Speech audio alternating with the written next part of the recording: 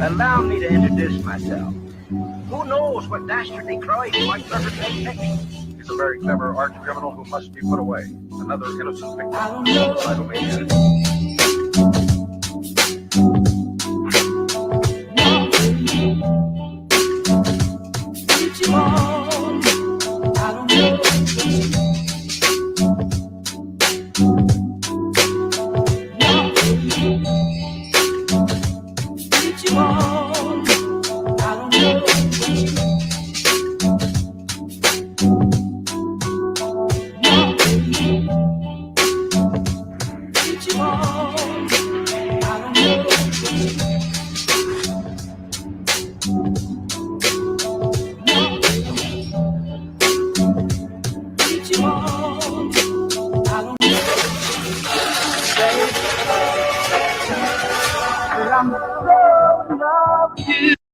Allow me to introduce myself. Who knows what dastardly crimes might perpetrate next? He's a very clever arch criminal who must be put away. Another innocent victim of suicidal maniac.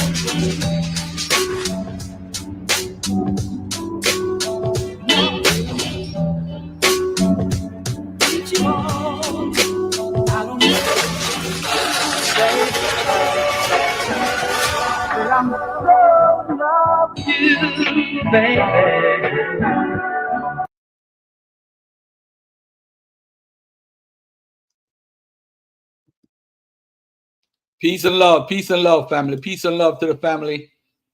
Peace and love. This is your brother Garfield, and today's gonna be a special show. By the way, to King's Monologue, the King's Monologue YouTube channel, 77,000 subscribers, says he wants to come on and have a debate with me.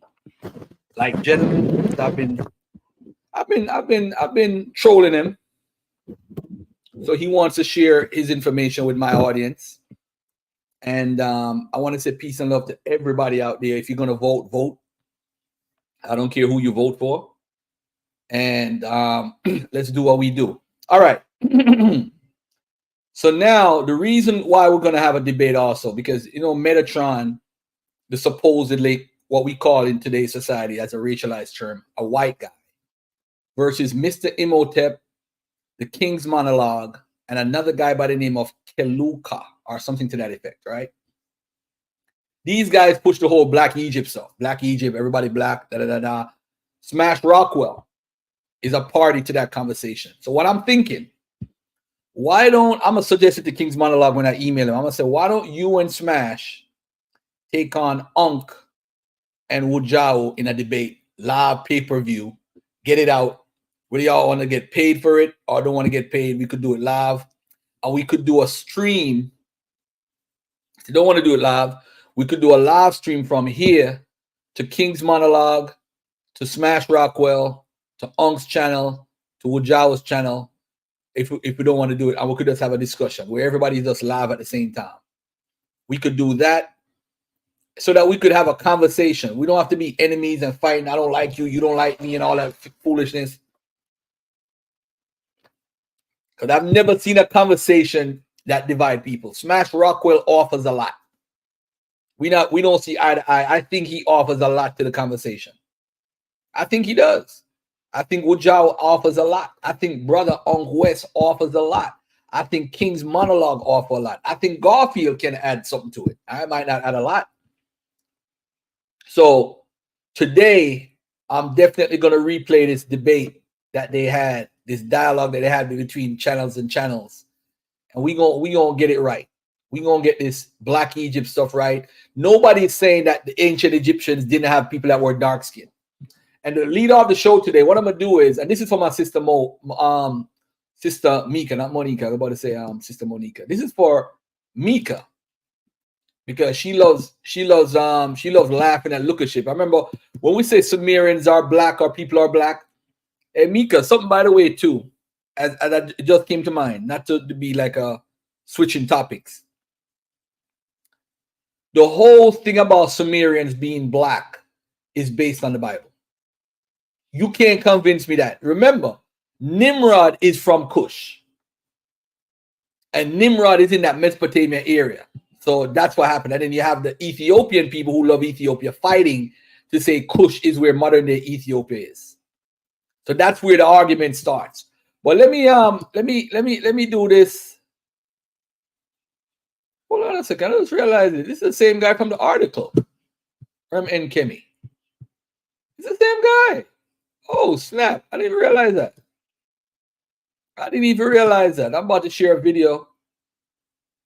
Hold on a second. Let me look at this real carefully here. Yeah, this is the people of Egypt. Modern day compared to modern day people. Let's take a look at this video for a little bit and let's have some commentary. Let me put the link in the chat if y'all want to come on, because I think this whole color thing got us messed up, man. Shout out to Priest Daniela too, man. We almost ready for that debate. And I'm studying Priest Daniel. I'm studying what the so-called Black Hebrew Israelites believe. And yo, it's a rabbit hole, man. I see why they believe King James is black, yo. I see why they believe it. I see why it is, but it's so crazy though. It's so crazy. But anyway, let's take a look at this. This is for my peeps in the audience, man. Let's take a look at some of these videos. And this is Egyptians all throughout and modern day Egyptians.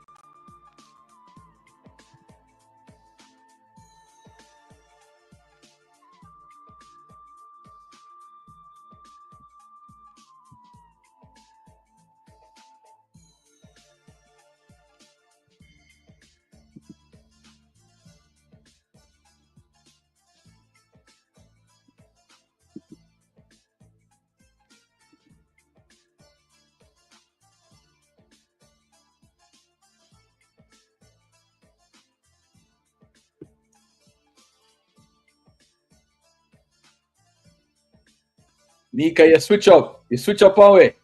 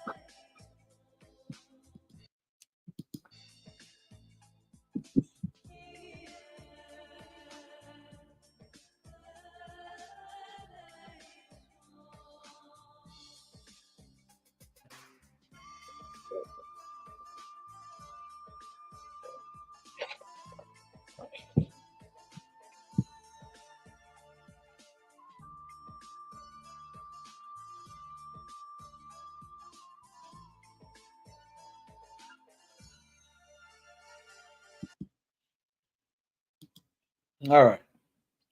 Yeah, that's what I was forgetting to do. I need to pin the link. So anybody want to come on, they could come on and we could talk about this stuff. You see this color game? I'm gonna give an example, right? Of how this color game is extremely dangerous. I'm gonna give an example. I'm gonna go to a Quora article while we're showing this. I'm gonna show this all throughout the show. I want y'all to look at this right here. And let me pin this right here. So anybody who wants to come on And Jeremiah Judah, if you're listening, you don't need to sneak on. If you're coming on, you're coming on, bro. All right. Hit the link, family. This is what I want to show you guys. I want to show you guys something that's very interesting. And what we got to do, and we got to do it better. Shout out to Juju in the building, man. Much love, much respect. Look at this is Quora, right? You know, when people write Quora articles and they ask a question and all that stuff. So they said, is it true that Aristotle said those who are too black are cowards? Like, for instance, the Egyptians and the Ethiopians. Why did he think that? This is a very good question. And what happened is, if you are like a black guy that anything you see black, you're like, oh, they're talking about black people. You jump out the window. Right? So what happened is you didn't even read three paragraphs or 3 sentences before, 3 sentences after to try to get a context. You just thought black and Ethiopians and Egyptians, and you're just ready to jump out the window. And even after I read this, I still don't know what they mean. I'm gonna be honest. I still don't know 100% because we're not there. You know what I'm saying? But we have an idea of what it might mean because based off of Aristotle and his record. So anyway, there is indeed such a phrase in the ancient Greek literature. It's from a treatise on physiognomy called Physiognomics, which attempts to draw connections between body parts and people's disposition. Let's break this down. Traditionally, the treatise was attributed to Aristotle. If anything, the philosopher was known for his interest in many fields of knowledge, including what we now call biology. Hold on, let me see how small it is. All right. And anybody want to jump on and add on and what? Stevie Rankins, peace and love to you, brother. Much love and respect. Share the show, like the show. Let's get it in. All right. So he goes on to say, however, modern researchers tend to disagree for a number of reasons which are beyond the scope of this question. It's believed the work was not written by Aristotle. It was composed in the late 3rd century by some Greek writer. And I think this is what's in Jonathan Owen's book that he used. He used a pseudo-Aristotle source. All right. But the race factor, the phrase can give birth to 2 basic questions. Does the writer say that the ancient Egyptians were black? Is the statement racist since it attributes a trait to an entire people? Before answering, I think it's necessary to see the sentence that follows immediately after the one the OP is asking about. Those who are too white/pale are cowards as well. Witness woman, the color that contributes to bravery must necessarily be in the middle of these two. As it's been explained over and over again, ancient Greeks.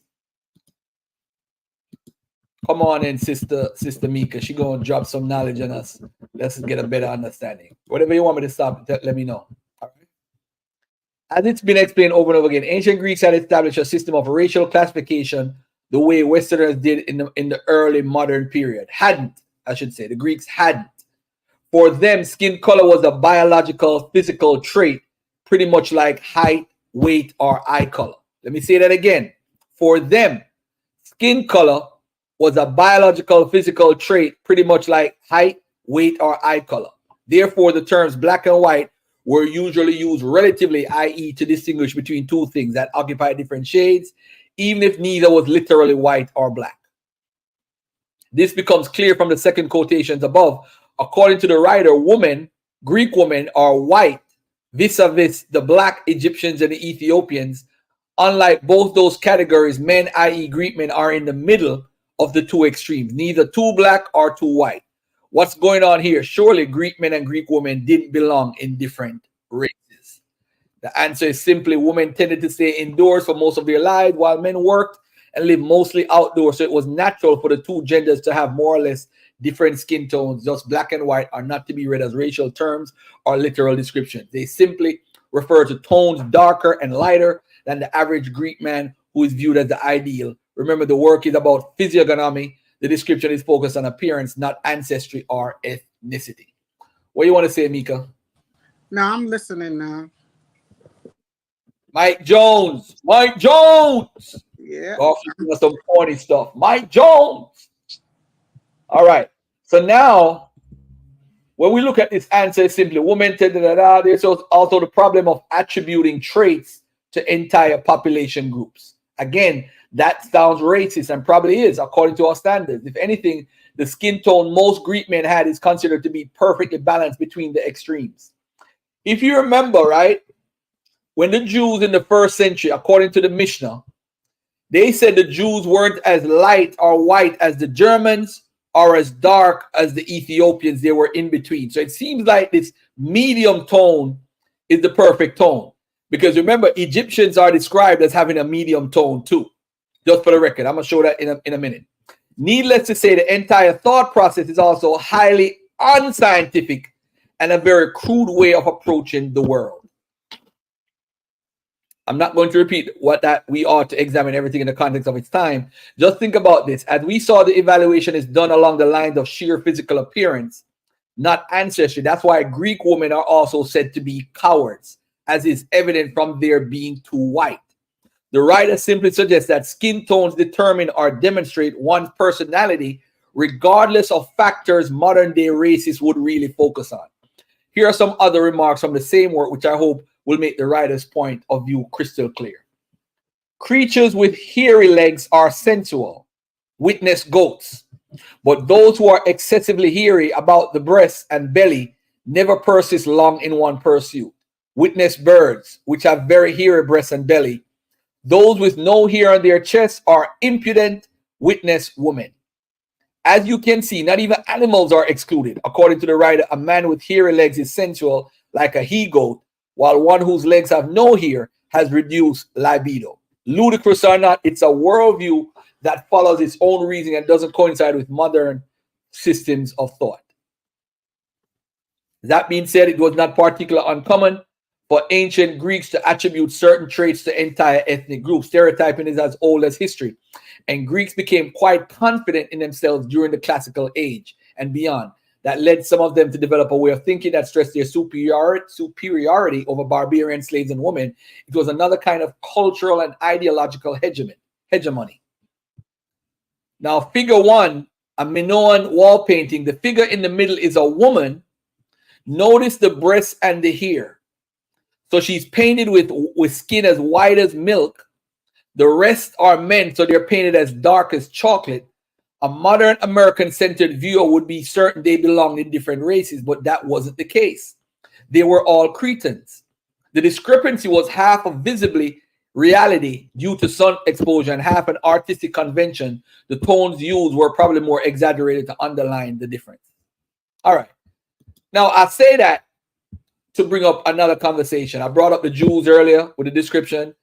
And if you read about the Anglo-Saxons and you grow up learning about the Normans and you learn about the British, the Britons, the people of Wales and people of Ireland, the people of Scotland, you start seeing this term black predominantly mentioned, and people are saying, hey, this person is a black person because I see the word black Irish. This person is black because I see the word black Dutch.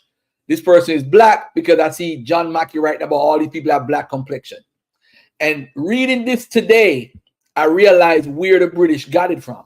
It's called a humoral process, Humoral process.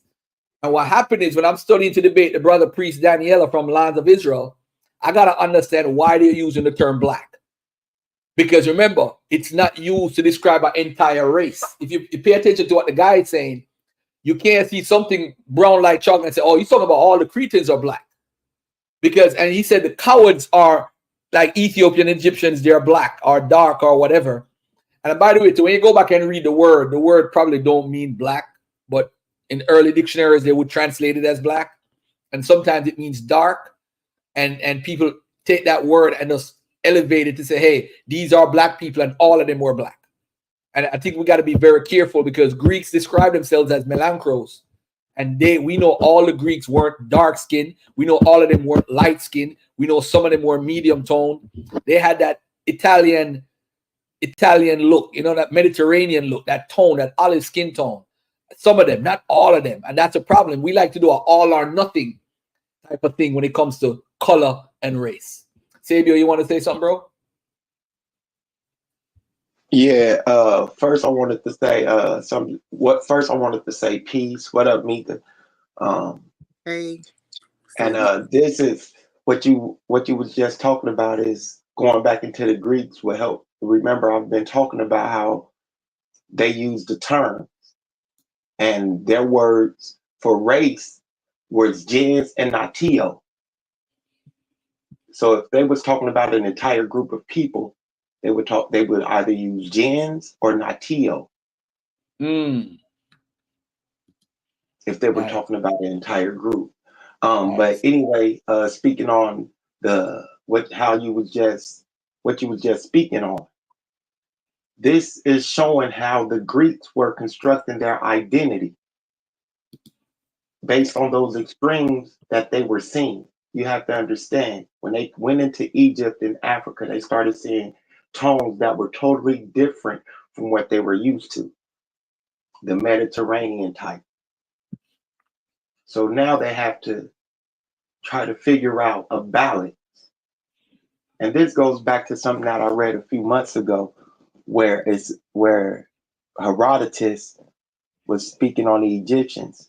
And in this it says the construction of race comes from the idea of the normative Greek man, how the Greek man looked at himself. So you know what? Let me share something with the family. King's Monologue. Well, he said he can't come on today, but I do want to point out something with King's Monologue, and we make too many mistakes. I think what he does is I don't know if him and Unc having a back and forth, because I think he knows me and Unc is cool, but I don't really stalk him. But look at this. Took a King Tut black. Was Egyptian mummies? Why Egyptian mummies are black? So these are the type of things that he discusses. This is his life. If Rome must fall, he has 160,000 videos. We're destroying them. So he did a response to Metatron months ago, right? Metatron. And they're fighting over. So this right here, who stripped the queen? I was trolling him in this. I was trolling him in when African literacy dominated Europe. And I think what we do is we have this stupid dichotomy of black versus white, Africans versus Europeans, and it fails, because if you're against the Europe side, you'd be surprised that Moors who look like the same skin tone as me and you would be on the Europe side at times, depending on what we're talking about. And in what context? There's certain things in Spain the Moors did in parts of Spain. I think it's in northern parts that you have to give them props for. Would that be on the European side, or would that be on the African side? So we get this dichotomy of skin tone is just ridiculous at times, because people come in all different type of shades, and it's just a reality that we live in. So now he wants to come on and dialogue and have a decent dialogue, which I'm going to give him the right to. Of course, I'm going to bring my brother Unc on, because Unc is more versed in this than I am. But I do want.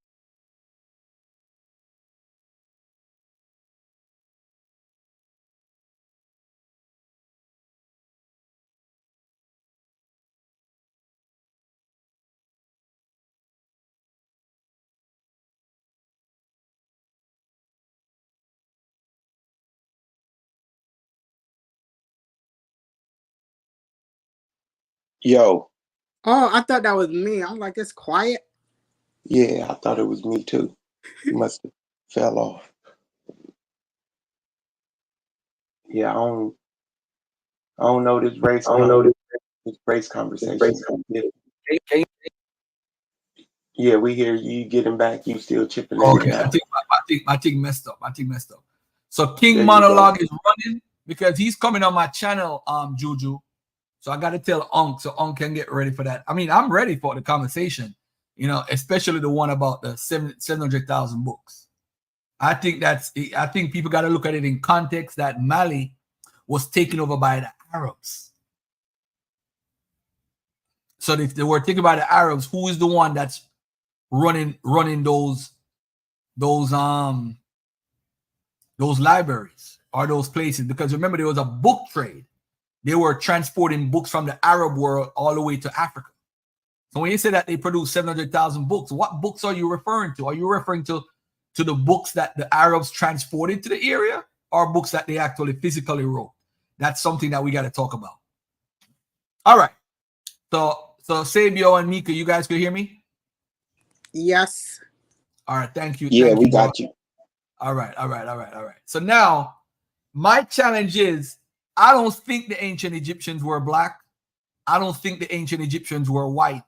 I don't think that we could use that type of determination as far as racialized terms how we use it today to back then. But if you're saying if they look like myself or Mika or even Albie Shore or whatever, I'm sure they had different skin tones. So in his video, Who Stripped the Queen, I said basically I tell him he's having crayons and phenotype wars. That's what I said to him. And I said, what would you say about the reserve heads? And for those who are not familiar with the reserve heads, I'm going to put something on the screen so you could take a look at the reserve heads yourself and make your determination. And then I'm going to give you guys an article. I'm going to put it in the chat. And I want Mika to read this too because reserve heads. Hold on. Let me just put this in real quick. This is about the Sumerian? Not the Sumerians yet. I'm going to do okay. Yeah, me and Chuck Morgan had a little conversation. I send you something to your messenger. Like, you don't agree with my research? What do you say about them? The Sumerians? Yeah. You didn't see my little picture? I mean, I don't think I'm staying away from this. I'm trying my best to see that people look a certain way. They look one set way. And you know what I'm saying? I'm trying to get away from that because it puts us in a position where you have somebody who is extra dark. Like, for example, look at the picture of Khafre on the screen. Khafre in the stone that he's built, it shows that doesn't mean he's that skin tone. And I don't think people get that. Just because somebody is drawn on. You know what, Garfield? Don't let me get out the map, the color map now. No. The color map is fine. I'm saying that it doesn't mean that he's directly this skin tone. Because the skin tone is more of, if you're going by the skin map, the people, they see this picture that they have that he thinks is fake of Nefertari, you would see the skin map would be like that tone. That's what the skin map says. I don't think it's pseudo, but what happened is because of where the so-called Nubians were, a lot of them were darker and like a reddish brownish color too. Is like you find people saying, hey, everybody is that one skin tone. I don't think everybody in Jamaica is one skin tone. I don't think everybody in America is one skin tone. I think the ancient Egypt is like New York. I think it's like New York. A little bit of this, a little bit of that. A little bit of this, a little bit of that. And I think we're overcome by race that it puts us in a position where we can't make a proper judgment and look at it logically. But let me find this right here quickly. Yeah, go ahead, brother. Go ahead. Yeah, I think this will help balance the conversation because I think we tend to have an idea that the ancients didn't see race or know what color was. And I've been doing a lot of studying on this. I've been reading Benjamin Isaac and a whole lot of other people, Kim Hall, Snowden, a lot of people. And I've actually put together a breakdown of some quotes of some scholars and some of the things that they've said that they've been able to pull out. And one of the quotes is, as the range of ancient vocabulary for skin color pigmentation suggests, the Greeks and Romans were in no way colorblind. They patently perceived differences in skin color, and that's key. And not only demarcated those differences in language, but also portrayed them as you're showing, but also portrayed them in a wide array of visual arts as you are showing. And this is coming from Benjamin Isaac's book, The Invention of Race, or Race and Antiquity, I think. One of those books. I got you, brother. Hey, let me do this real quickly, right? And I want everybody to pay attention, right? Because what happened is we deal with race and skin tone and phenotypes, and then what we do is we argue one another and fight one another over race and different skin tones and different things. and it makes us look stupid. Like everybody wants to be right. I don't want to be 100% right, although we want to be. I think what we got to do is look at all the information and look at it carefully. Now, when I brought this up on Sarnetta, I remember the brother Black Lion Supreme. I mean, he wasn't a part of the Dagger Squad anymore at the point. Said, "Oh, I don't believe that." Da, da, da, da, da, da. So I pulled out the reserve heads. Now, basically, these are reserve heads created in the 4th dynasty. This is everyday Egyptians that they're portraying, not leadership. Everyday Egyptians. This is in the Egyptian Museum in Cairo. All right. Now, I'm not a lookership guy, but if you're using lookership, this don't look like your average. Look at the nose. I mean, of course, black folks have nose like this, but this doesn't look like your average Western Central African. It doesn't. And we just got to be honest. But these are people from when? What time period? Some people say, oh, they made them up. This is what some of the Afrocentrics say. Oh, this is made up. The white people made this up. These are in the museums. What are you talking about? What made up what? What did they make up? Now, this guy looks like a stereotypical Western Central African, in a sense. In a sense. But these people they don't look like me and Mika. Well, not too much me, but not too much me, but maybe like me. I'm trying to figure out how you putting it together, because we all don't have just one look. So Western Central Africa got one look. Yeah, no, well, you got me. You got me. I said that's why I said stereotypical.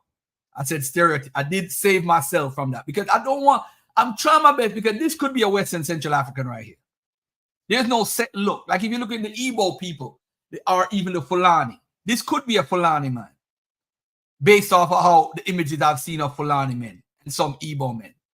I'm just saying, what we do is we do this thing about how a European look, and that means that African can't look that way. It can't be an African. But yet still, as Mika had in her timeline, we're the most diverse people in the world. Every form of genetic marker or whatever comes from us.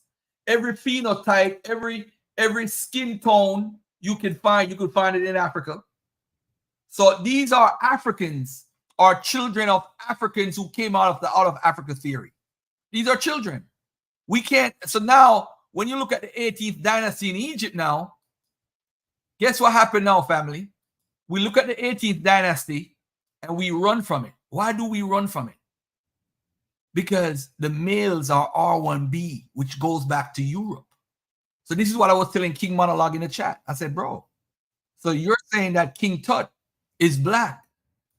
I don't care if he's black. I really don't care if he's black.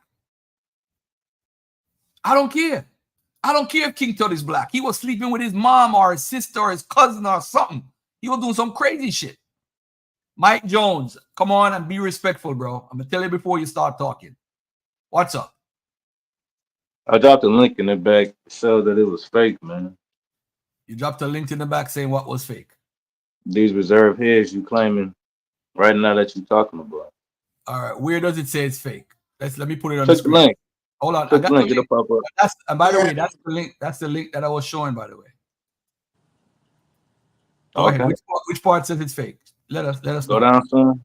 I think it's right there in the description. There it goes. It's highlighted. There we go. An example at the Oriental Institute was brought from Cairo Art Dealer in 1929. Hold on a second though. Before we even read that, it says modern forgeries of reserve heads are known to exist. It's not saying that these are fake. Keep reading the pink. All right. An example at the Oriental Institute in Chicago was bought from a Cairo art dealer in 1929 is now thought to be a fake, based in part on the fact that it is made of brown quartzite, a material common to none of the other reserve heads found in situ. How does that say that they're all fake? What's that one that you got displayed right now? What year is that from? The one, these right here, these two reserve heads, these are the ones that are in the Egyptian museum. These are in the Egyptian museum, but they're saying that one, read it in context, beloved. An example, modern forgeries of reserve heads are known to exist. Okay, full stop.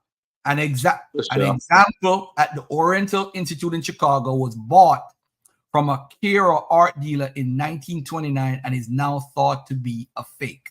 Now it says an example based in part on the fact that it is made of brown quartzite, a material common to none of the other reserve heads found in situ. So you see, that doesn't include the ones that I'm showing. This is just pointing out that one of them. I mean, if you say so. No. I want you as a man to man up and say that you are incorrect. If you can't do that, I'm incorrect.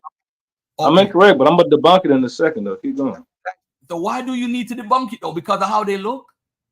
You see, this is my point though. You're feeding into this whole color and phenotype how people look. I got family members that look like this. So because you got white people in your family, that's why. So what? That's white people are not Egyptian. All of us are mixed, my brother. Every human being. No, not my brother. You got to get that out your head. Go ahead. Yeah, yes, we are. Most of us are mixed. No, it's really just African Americans. I'm cracking on my family. I don't know what you're talking about. If you believe that you come from one human being and that human being never mixed with anybody else, you are sadly mistaken. All right. I believe I come from real Americans. I don't come from Africans. I don't come from white people. Hold on. Let's not create a creative. Let's not create a narrative on my channel where people are talking over each other so people can't learn. I want to learn. If they're fake, I want to learn that they're fake. So you brought out something, you never read it properly in context, and you jumped out the window. And I'm glad you admitted as a man. I respect you even more now. Now, Joel, it's your turn to speak, brother. Hey, peace to the panel. What's up, everybody? Hey, look, you and Mika, Garfield, you and Mika said two things that everybody tends to overlook a reality that's right in front of them. They can look at their own family and see a wide range of skin tones. Mm-hmm. They can see a wide range of facial phenotypes, right within their own family. Yet for all, we will sit back and listen to people, and I'm not trying to down folks who wrote that somebody was dark or black years ago, and they just didn't have the tools that we have today. So of course they would use skin color in order to identify somebody. I get that because they don't have the tools. They don't have the Genome Project. We got that now. The fact that we're messing it up in 2024 is a problem. It shows that you are dedicated to pseudoisms. You're not dedicated to science. To call somebody black right now, you are dedicated to get it wrong. Because we have the tools today. No biologist is going to call somebody who does biology. It's not going to say, "Oh, this person's black." They're going to say somebody's an African. They're going to say somebody's an Asian. So black don't exist for white too. Is that what you're saying? I'm almost done. They might so white people go even further to actually tell making no damn where they come from. They might even tell you exactly where they come from because of the science we have today. And so people mix, just like they said, everybody mixes all the time. That's how humans, Homo sapiens, survive, because we mix. It makes us stronger. So anytime anybody says use a color in order to identify the people, you should automatically disregard them right off the break. All right, I'm done. Yeah, I like what you just said, Joe. That was right on. And when you overlook all the phenotypes, all the different skin tones in your family, you are actually buying into the modern construction of scientific racism. And it's weird because when you hear people say things like, "Are white people pure?" they don't realize that that's how this whole system was built. This whole system that we're stuck under now was built based off of white superiority, white people being peers, and everybody else being monsters and inhuman. And once you understand that, you will start understanding how that whole idea of purity is false. Yeah, we know purity is false. We know that's false. But the thing is that we don't have like a clear definition of what black is, because you ask the next person, black is going to be different. Hold on. I'm sorry, James. I'm sorry. 1 second. We got Mika on, Sabio, Mike. That's my brother, fourth family, I think. Joel and James. All right. So this is what we're gonna do. We're gonna make sure when James speak, we're gonna go to if Mika. I just want to keep it in order. All right. Go ahead, my brother James. Go ahead. You were saying that black is not defined properly. Go ahead. Continue. Yeah, we are not. So black, of course, we are called black by our enslaver. So obviously, black really can mean anything because there's different ideas of what black is.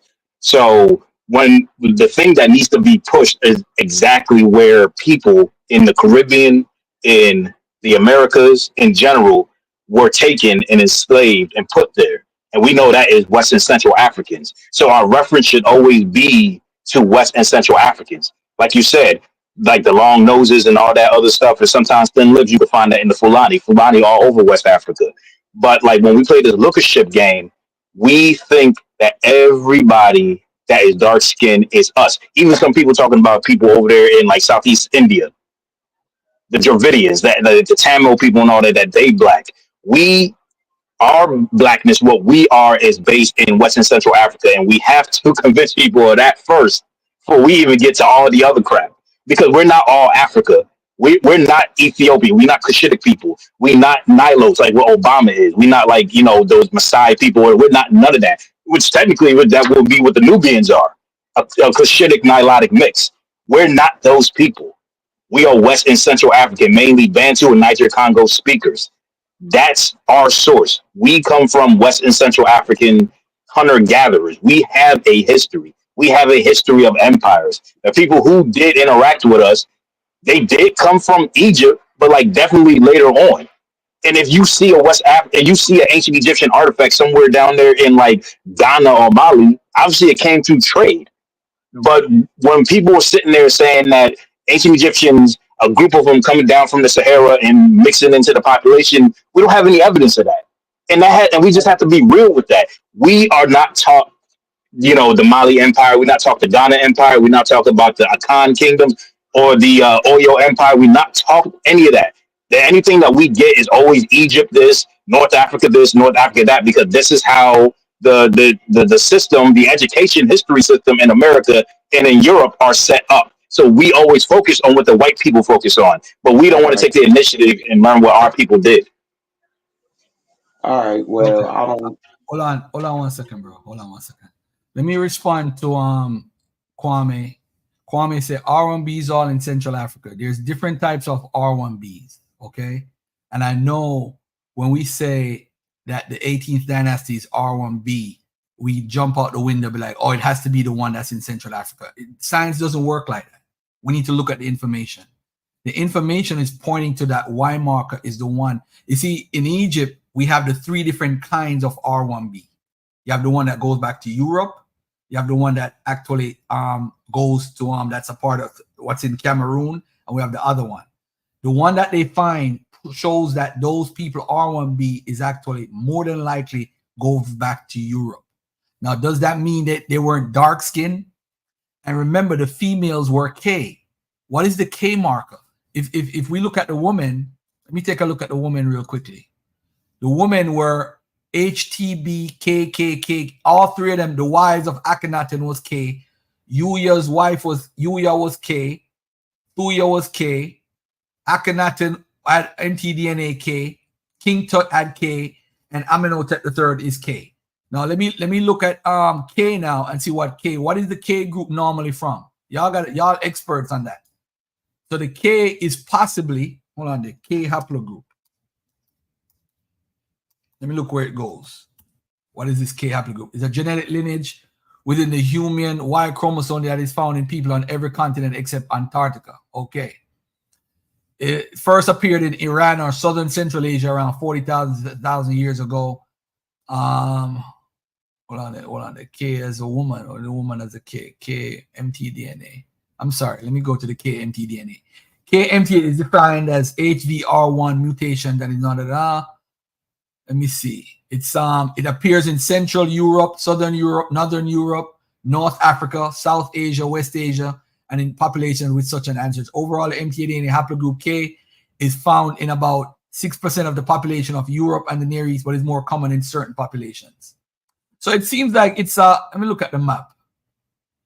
The map, it's all over the damn place. But North Africa, West Asia, Bulgaria, Georgia, Austria, Belgium, France, Norway, Finland.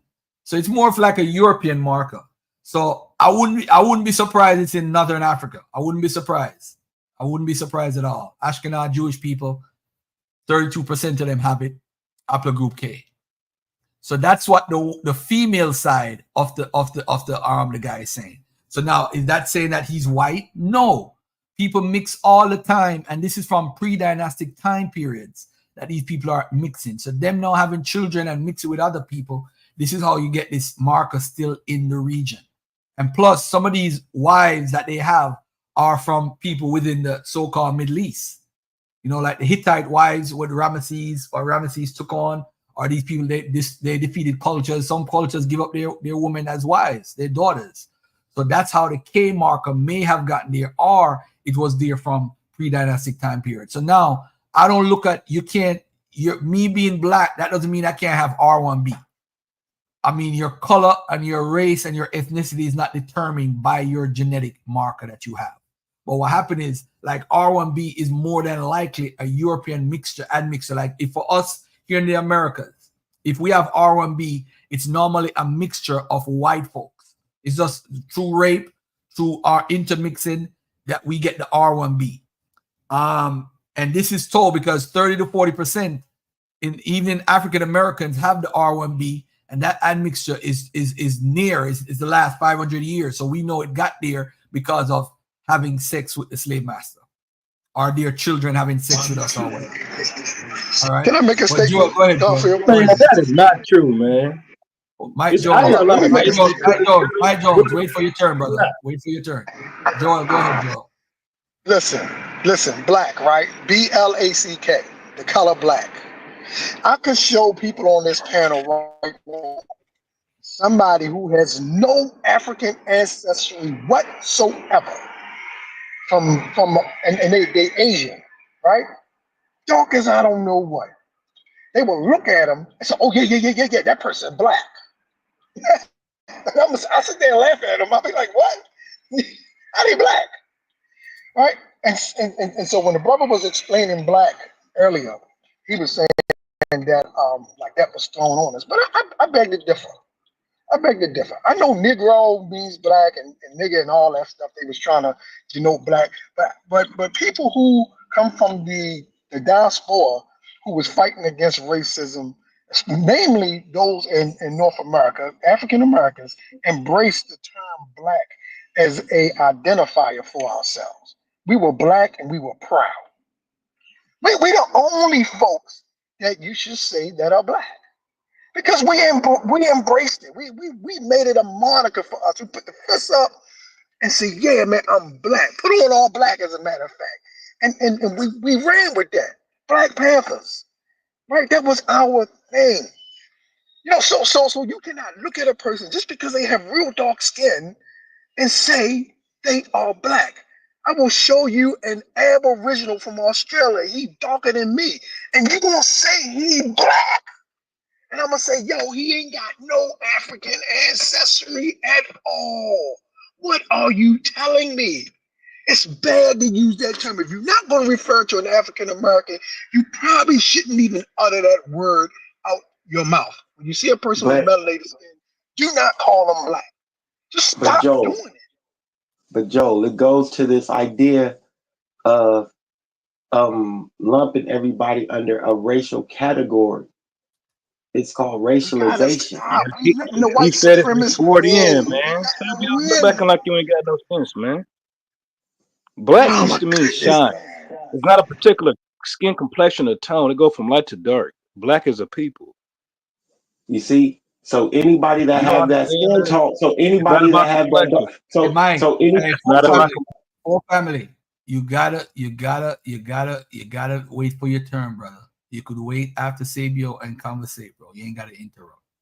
Because remember, people are listening to the replays.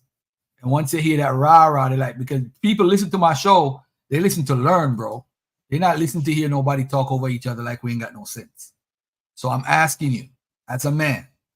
Wait for your turn. I got you. I thought Sabio jumped out of turn though. Go ahead.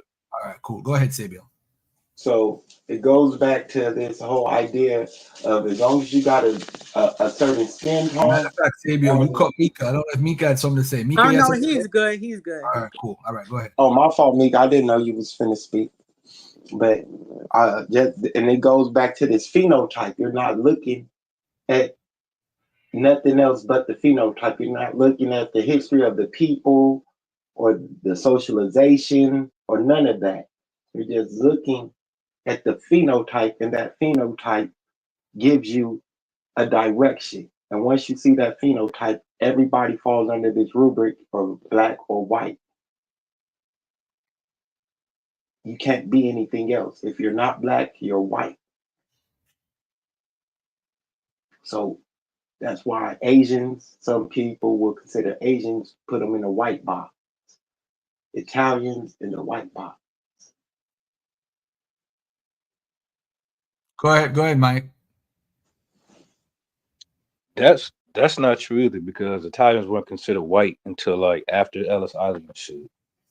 So, and even Asian, these people fought to be white. They weren't just labeled white, man. You just irking me, man. And according to y'all logic, right? According to your logic too, Garfield, you can be a white West African and have them damn genes, right? There's no such thing. What do you mean by a white West African? I mean, why not? It's not about skin complexion, is it? You can have a cracker-looking West African, right? With them same genes, right?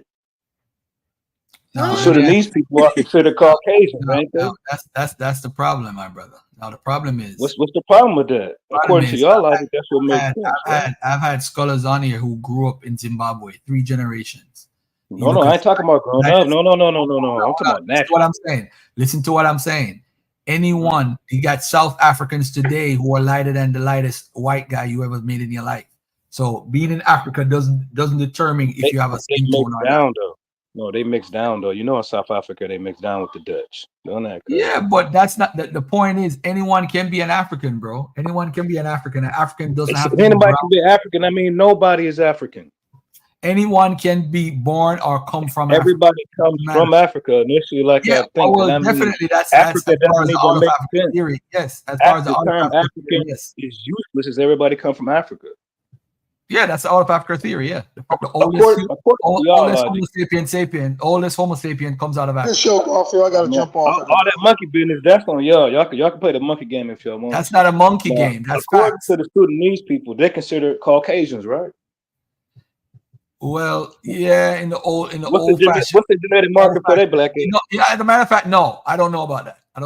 It's true, and they even check it when they bring their black asses here. Yeah, when they call Egyptians white. Check that Caucasian box when they come here. All right. So what is your point, though?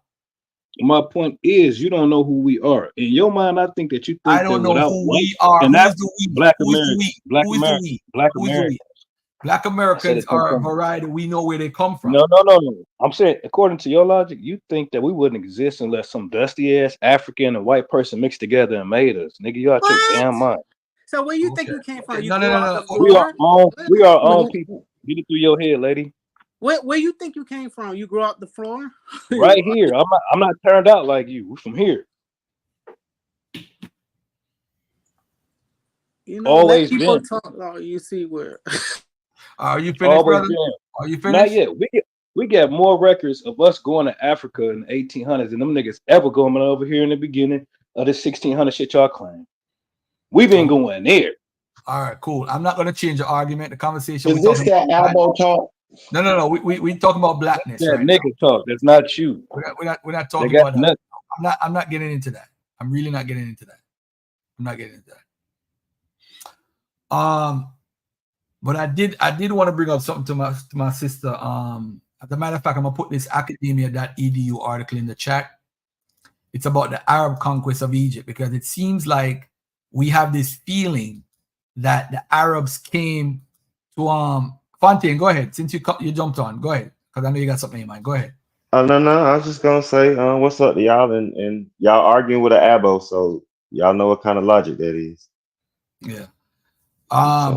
This article, right, is called "The Conquest of Egypt and the Beginning of Muslim Rule." And what happened is a lot of us have this conversation about that the population overturned because of the Arabs that came in. But it really and truly, there was no really overturning of the population. It was basically the rulership was more Arab now, or Arab controlled, than the actual people who were in. So it's not like a bunch of Arab people ran in there and said, hey, we're going to take over Egypt and all that stuff. There's no overturning of population. So this is something that Kwame and a couple other people are trying to insinuate, that they were overturned during the Arab invasion and all that stuff. No, it's not true. In fact, the Greek folks who were ruling from the Hellenistic time period, that family, they were escorted out after the Byzantine rulers were kicked out. They were escorted out because they were the ruling class at that time in the 7th century, the Greeks. So now the Egyptians were always there. They ain't going nowhere. And based off the sources, that article that was put in the chat, it has all the primary sources. It talks about from the Christian side of you, the Muslim side, the Roman version. It gives you every version of the story that you could find. And you're not going to find a group of Egyptians dismissing or leaving. And it got to the point where the Egyptians felt comfortable. They joined the Muslim armies. They joined the Muslim armies and helped the Muslims to capture Nubians and enslave the Nubians for these Arabs. So if you're saying that they were overthrown and the Arabs took over, no, the Egyptians, they remained there. But anyway, but continue. You guys want to get into something? Go ahead. I just want to say that DNA kind of killed a lot of these pseudo arguments, and the only thing they can do is deny what DNA says. Because the fact that he said something like the Asians fought to be white, or this other group fought to be white, that shows you it's a social construct. If I can fight to be inside of this grouping called white or black, then it's not real. It's make believe. But DNA is not make believe. That's real. So we can group people based on. Say it again. I'm sorry, my brother. Finish up. I'm going to share something real quickly. Go ahead. Finish up, brother. No, that was the end of what I'm saying. I'm just DNA kind of kills all of their arguments. That's all. Okay. I want to read something from the article real carefully. After subduing, Amir, bring my phone. After subduing the country, the Muslim troops settled in the garrison city of Fustat, founded near the city of the Roman fortress Babylon. There was a Babylon also in Egypt, right? Where they remained a minority separated from the majority native population. Caliph Umar allegedly made the decision that the conquered lands were not to be divided among the conquerors, but were to be left in the hands of the what? The indigenous population. While the fruits of their labor were used to provide for the troops in both cash and kind, actively discouraged from making a living in agriculture, the soldiery was supposed to be readying itself for the onward march to conquest of the world. The famous story of Amir's soldiers taking possession of the beautiful houses of Alexandria and then being recalled by the Caliph Umar to more modest living quarters in the garrison city of Fustat is exemplary of the Muslim desire to prevent troops becoming too comfortable in their new home and forgetting their duty to conquer. Thus, while Egypt provided the fuel for the Muslim war engine, it also supplied the Hijaz, the Muslim heartland, with wheat, lentils, onions, vinegar, and textiles, as well as tax payments. The point was to control Egypt and take advantage of its resources more than to bask in the trappings of imperial splendor. Hence, the Muslims were not overly interested in carrying home triumphal symbols of victory, whether these be captured enemy leaders, slaves, or religious trophies.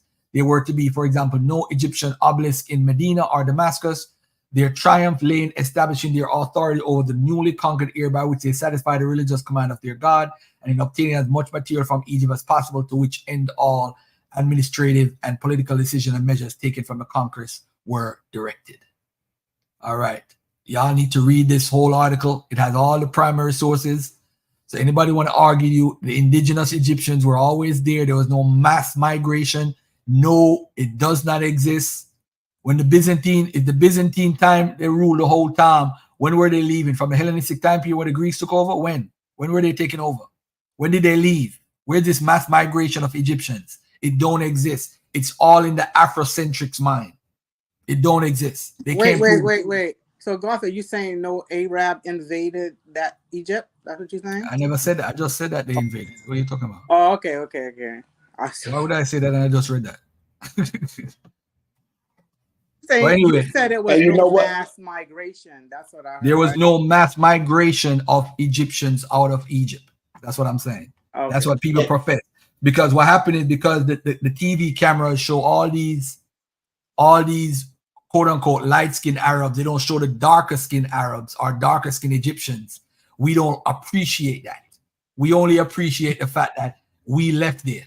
We want to run around and say we left. All right, And you know what? Garfield? When I went over the Ottoman Empire, I went over the Arab conquest of Egypt. From the beginning of it, and then even the reconquest in the 1500s, back in 1517 when they went back up there. I went through both of them.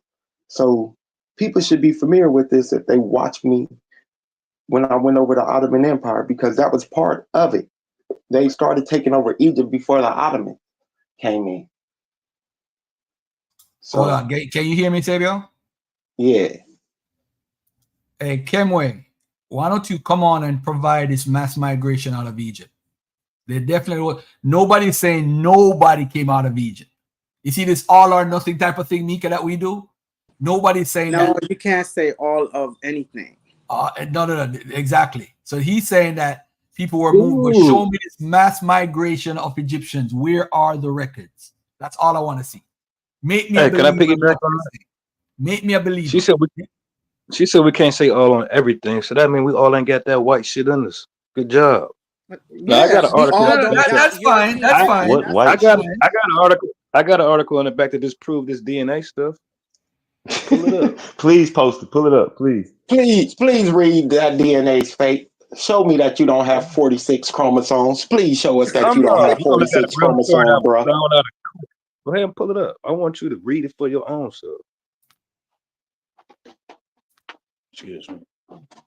DNA is fake, y'all. We don't have 46 chromosomes.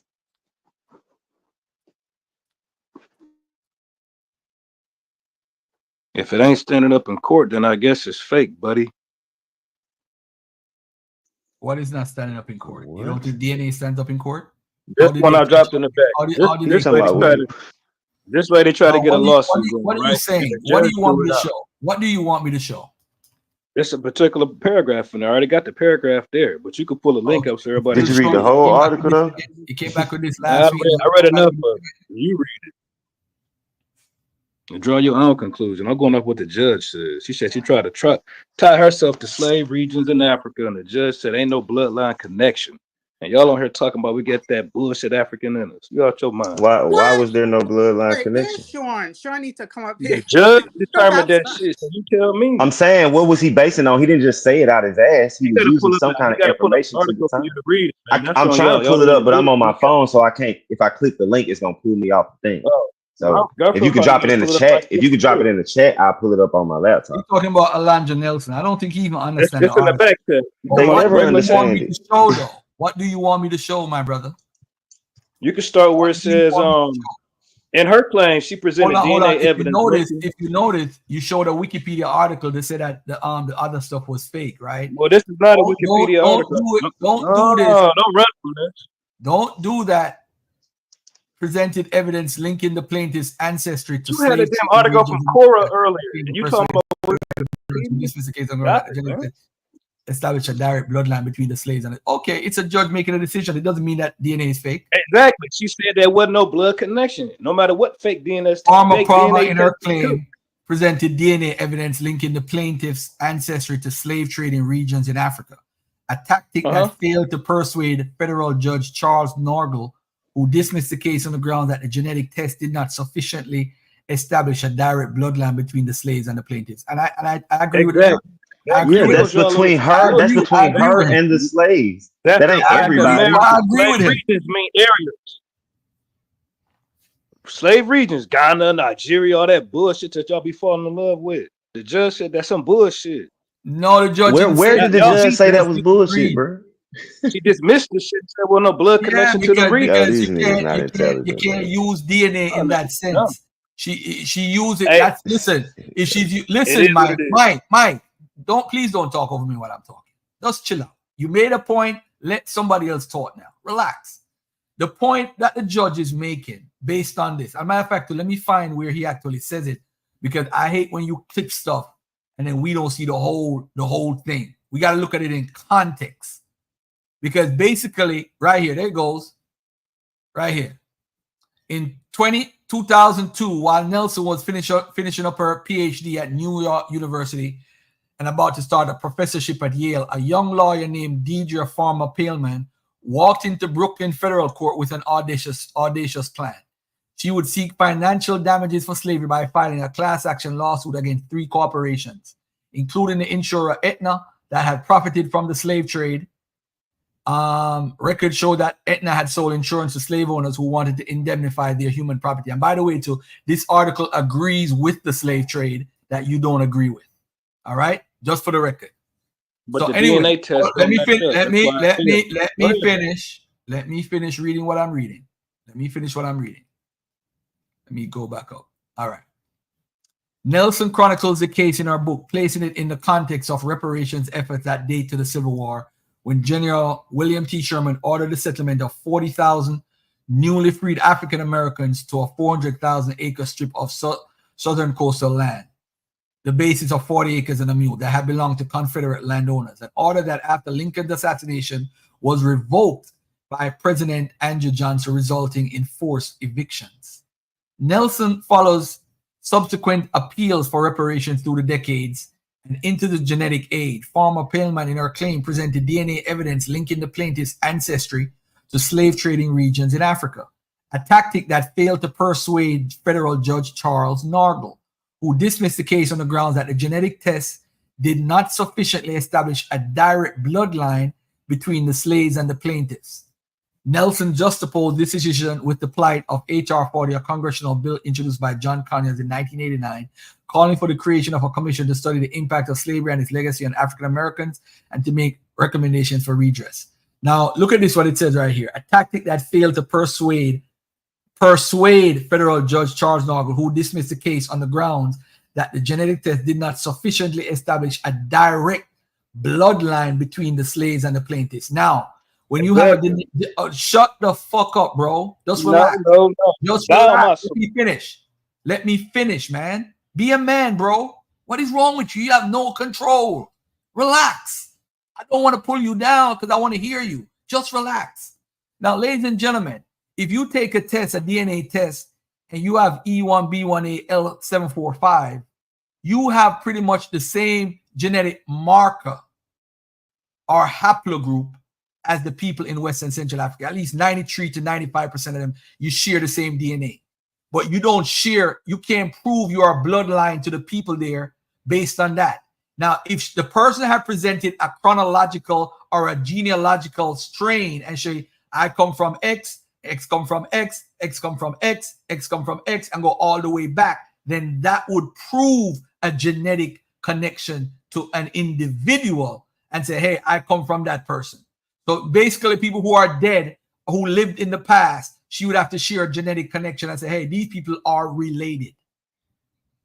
So that's the point. So that's why the judge said, nah, you ain't established a bloodline. A bloodline is different from a genetic line. It's different. That's all it is, brother. Nothing else. Now you could go. He's gonna. It says slave trading regions, obviously. Trying to tie her ass to some damn land over there where them funky niggas live at, and it didn't work. Do you understand what he just said, though? Do you understand what the shit say? Yes or no? Yes. Fuck And Garfield just explained it. What it said? Read it for yourself again. And Garfield just explained it.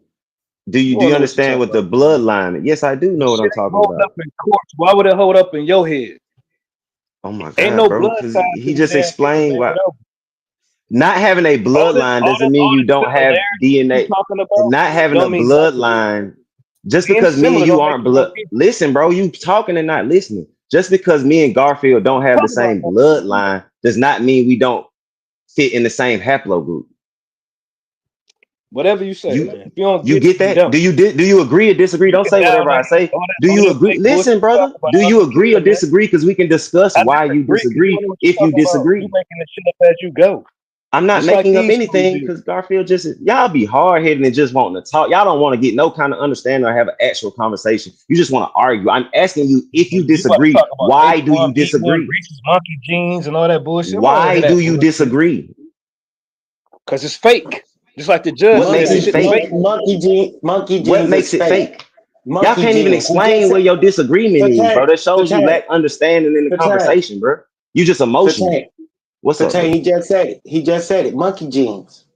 Yeah, That's they it. don't want to understand the conversation. We really just be talking out our ass He talking to think we these come people, from bro. monkeys.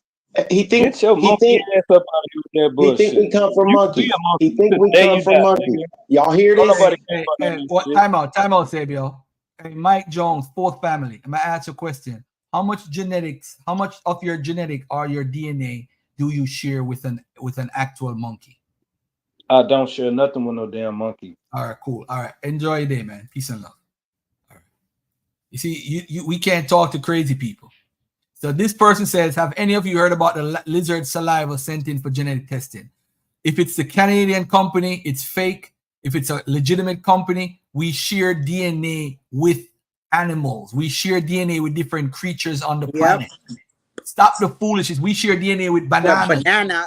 What the hell? These people don't, I mean, Garfield, I failed that biology and chemistry, and I know a little something.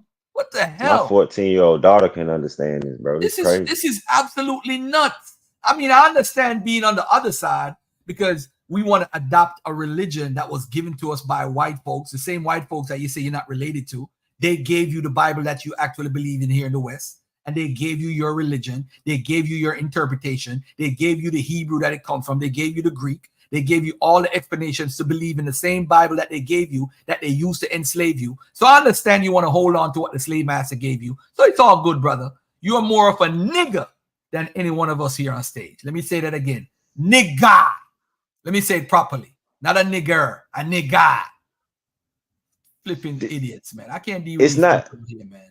Crazy. Yeah. That's why they love Egypt. That's the other thing too. Yeah. Go ahead. Yo, let me tell you something, family. If you show me one person right now, let me get out of this all or nothing mode. Let me show me a group of folks who believe in the Bible that did not get it root wise from white folks. Think about it for a second. If you're talking about you're a Protestant, the only two people, Mike Holloway and Pastor Bennett, they don't have a denomination. They don't fall under that. But if you have a denomination that you fall under, you got it from white folks. And stop being ashamed of it. Non-denominational come from white folks too, though, Garfield. Yes, it does. Non-denominational, that ideology came from white people too. Come from white folks also, Garfield. And it comes from the Protestant movement. And it comes from the Protestant movement. Hey, Garfield. Hey, Garfield, this Gullah, yo. I want to say I had to correct you on something, bro. A bloodline and a genetic line is the same, bro. And matter of fact, humans have an unbroken bloodline that goes all the way back to the common human ancestor. Yeah, but in that case, Gullah, what the judge is saying is that although they have a genetic connection to the people from that region, there's not a bloodline connection. So a bloodline cannot be a genetic line in that situation. It can't be. The judge is right.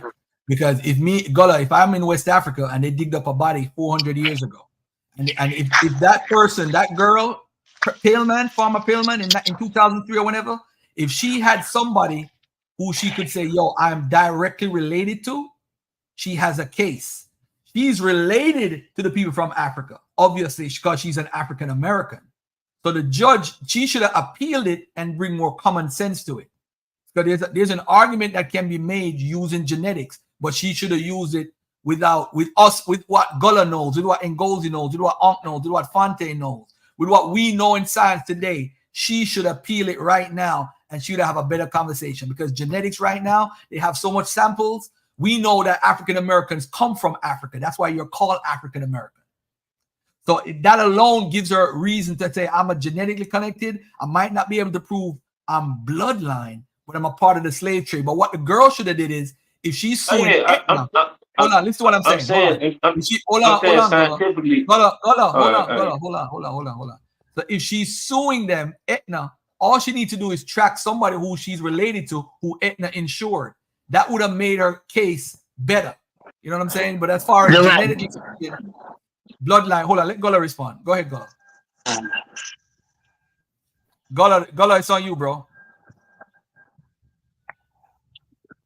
He's not here. You know, And what? it's still what we consider a bloodline, but she just not that's not her immediate family. That's what it is. You know what I'm saying? It's still a bloodline though, because it's Right, connection right, right. of us being connected to West Africa is a bloodline. Like it's a genetic gene pool. I'm sorry, it's my mistake. Yeah, they were just saying like that ain't a That is so direct true. family Yeah, connection, right?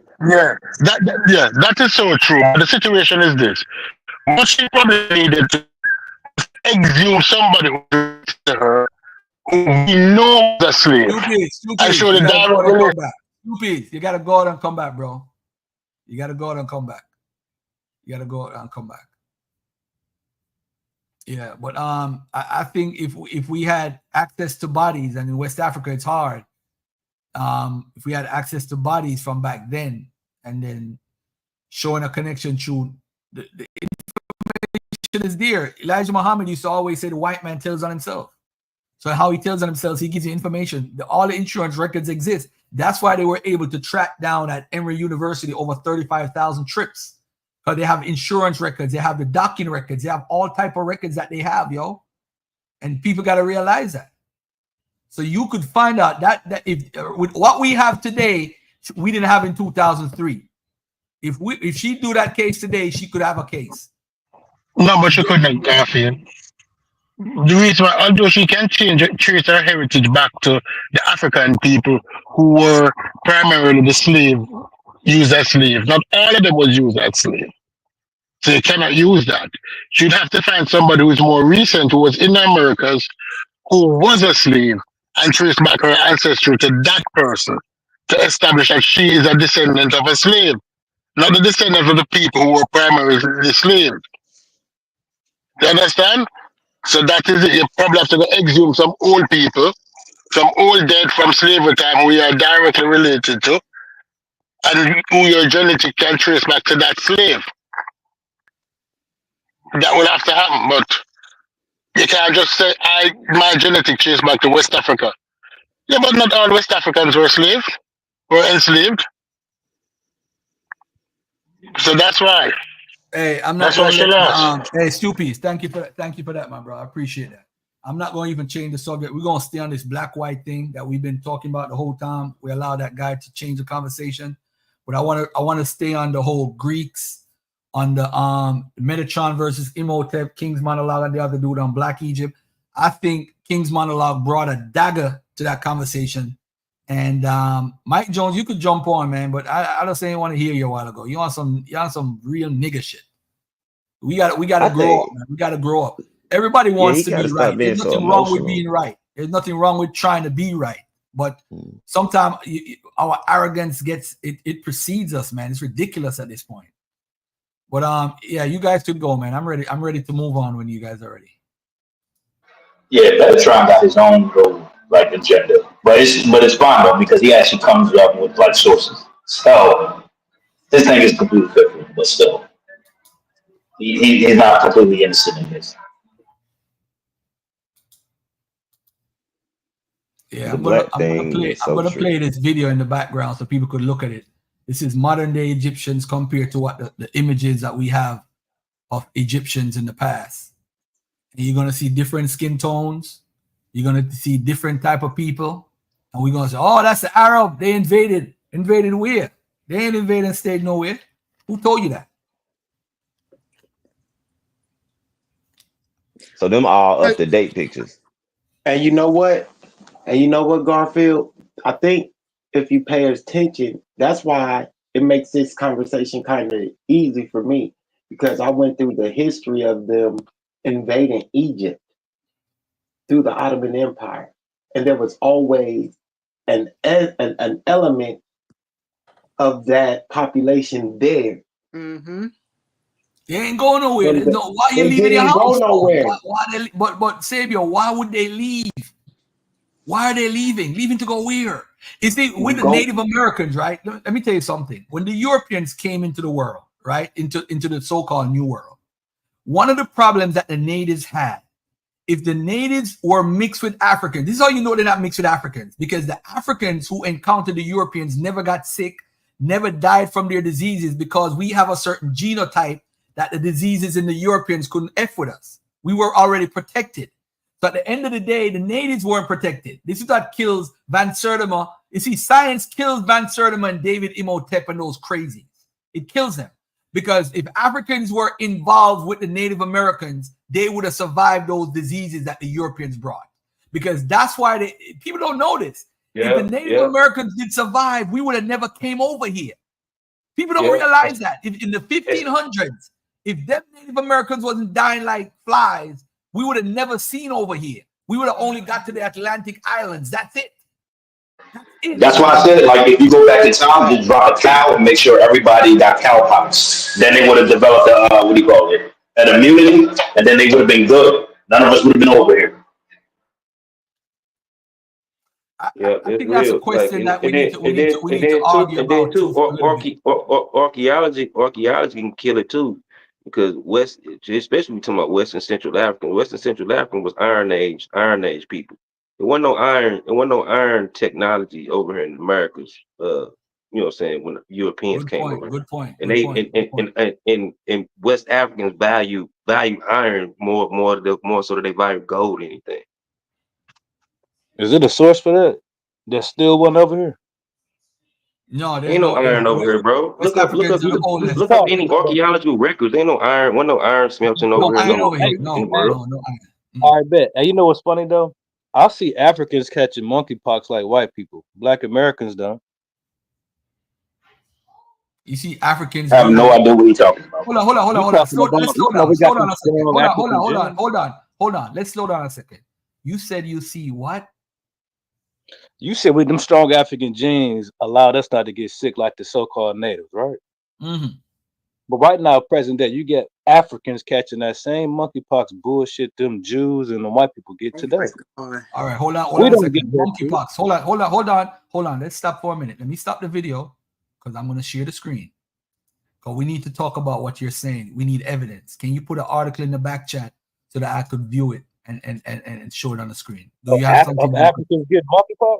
Yeah, Africans getting monkeypox. Let me Google monkeypox right now. Hold on, white disease. Bro, I'm gonna do exactly as you say, bro. I'm not changing nothing. Monkeypox. Who catches monkeypox? In Africa. Everybody's susceptible to monkeypox. Everybody. That's what I'm trying to figure out. But is everybody susceptible to smallpox? Hold on. We got to slow it down. Now, monkeypox. Let me start sharing the screen because we're gonna slow down. You wrong on two things already. You're going for the triple double now. Let's go. Monkeypox. You said that the Native Americans don't have monkeypox. Is that what you're saying? I didn't say that. I said Black Americans don't.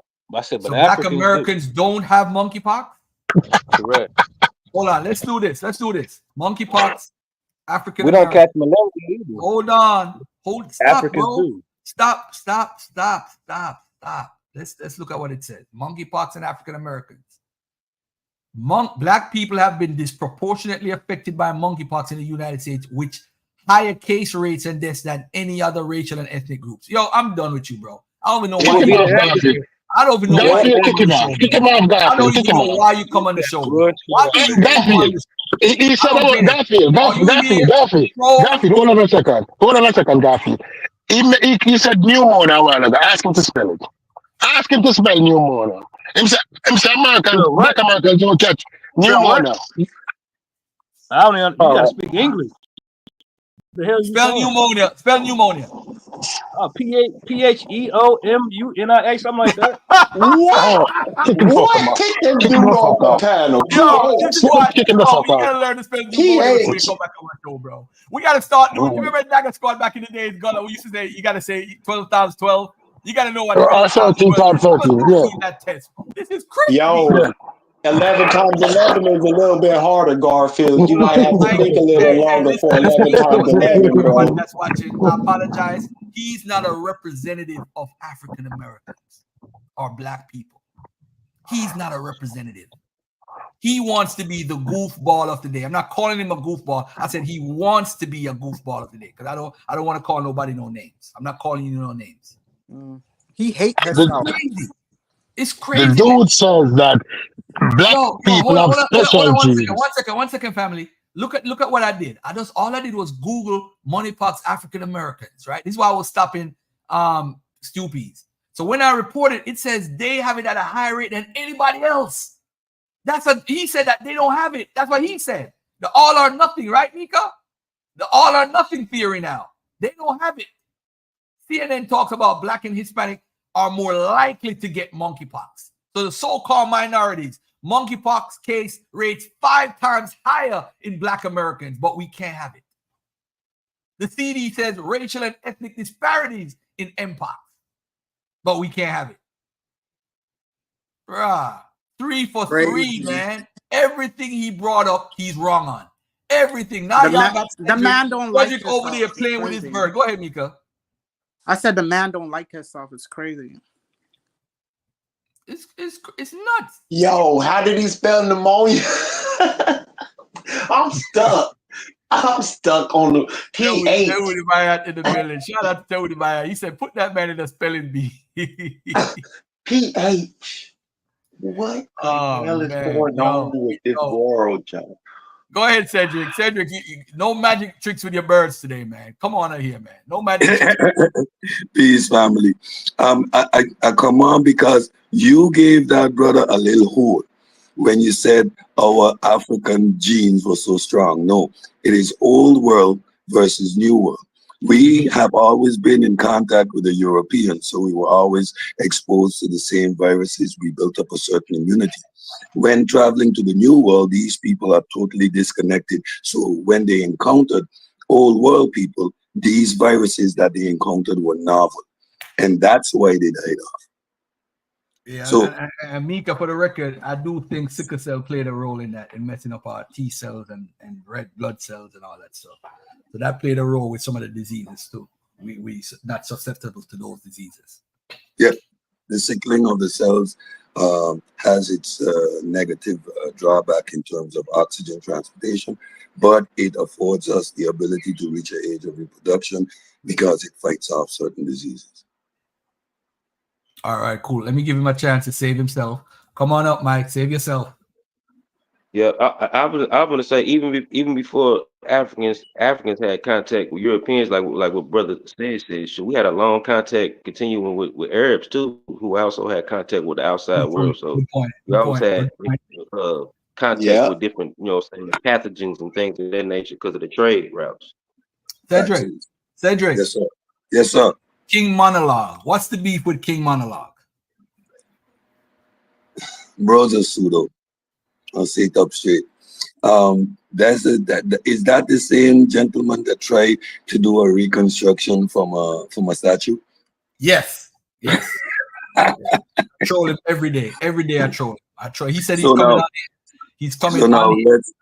Let's dead that whole thing from jump against Ngozi and Gullah also ended that argument before. When you're doing a reconstruction, a forensic reconstruction, you need a skeleton. You cannot do a reconstruction from an image in a museum or a bust, right? You simply can't. What you're doing is rendering your artistic interpretation, but you're not doing a reconstruction. So the mere fact that he uses the terminology like that is an indication of his pseudoness, and he does a whole lot of lookership from a flawed premise. Most of these individuals cannot imagine that phenotype on the screen right now is inherent, indigenous, comes from, never been nowhere else other than North Africa before it went anywhere else. So this region, right, they share this phenotype. We have to understand that there is no singular way to be an African. The Khoisan, for example, they have they carry the genes that produce the slanted eyes. Now, we don't have that. Does that make them not African? So all these arguments are based in an ignorance or lack of understanding of the ranges of phenotypes that are inherent to the African continent. We look at the Aboriginals, for example, right? We know that's a very old set of genes, and look at their hair. So we know, for example, that hair is indigenous to the continent. Now look at this crazy question by Chad. How's everything go back to Africa? Hold on, Mike. Look at this crazy question. AI can do it. What about reconstruction from eyewitnesses? Which eyewitnesses? Eyewitnesses from 4,000 years ago? Who you got? Who you got? Who you got? A forensic reconstruction from eyewitnesses. Look up forensic reconstruction. You need a skeleton. They did that here, and she looked like a black woman. After they said a black American, that's what she looked like. A nigga. Who looked like a black woman? Hold on. Slow down. Reconstruction of one of the first people. What are you talking about? The indigenous Americans. Okay, so she looks like what you call a black woman today. Okay, Yahoo. So what's your point? Meaning that we was already here, just like the Australians. Australians ain't from no damn Africa. Who is the we? My people, black Americans, right, not these sick ass African Americans. So if all right, let me ask you a question, right? This is how genetics play a role now. So if you keep talking about genes, we just talking about looking shit. Hold on a second, brother. Hold on a second, because everybody in America, genetics, the government got it when you were born. Everybody has it. Every state determine if they're gonna throw it away immediately. Listen. Or if they're going to keep it for whatever purpose. It's just facts. If you're born here in America, they have your DNA. Since 1964, they've been doing it. All right? So if you're born after 64, the government has your DNA. All right? So now, your DNA... Hey, look, that's funny, right? That's when the Africans started coming. Let me finish talking, brother. Let me finish talking.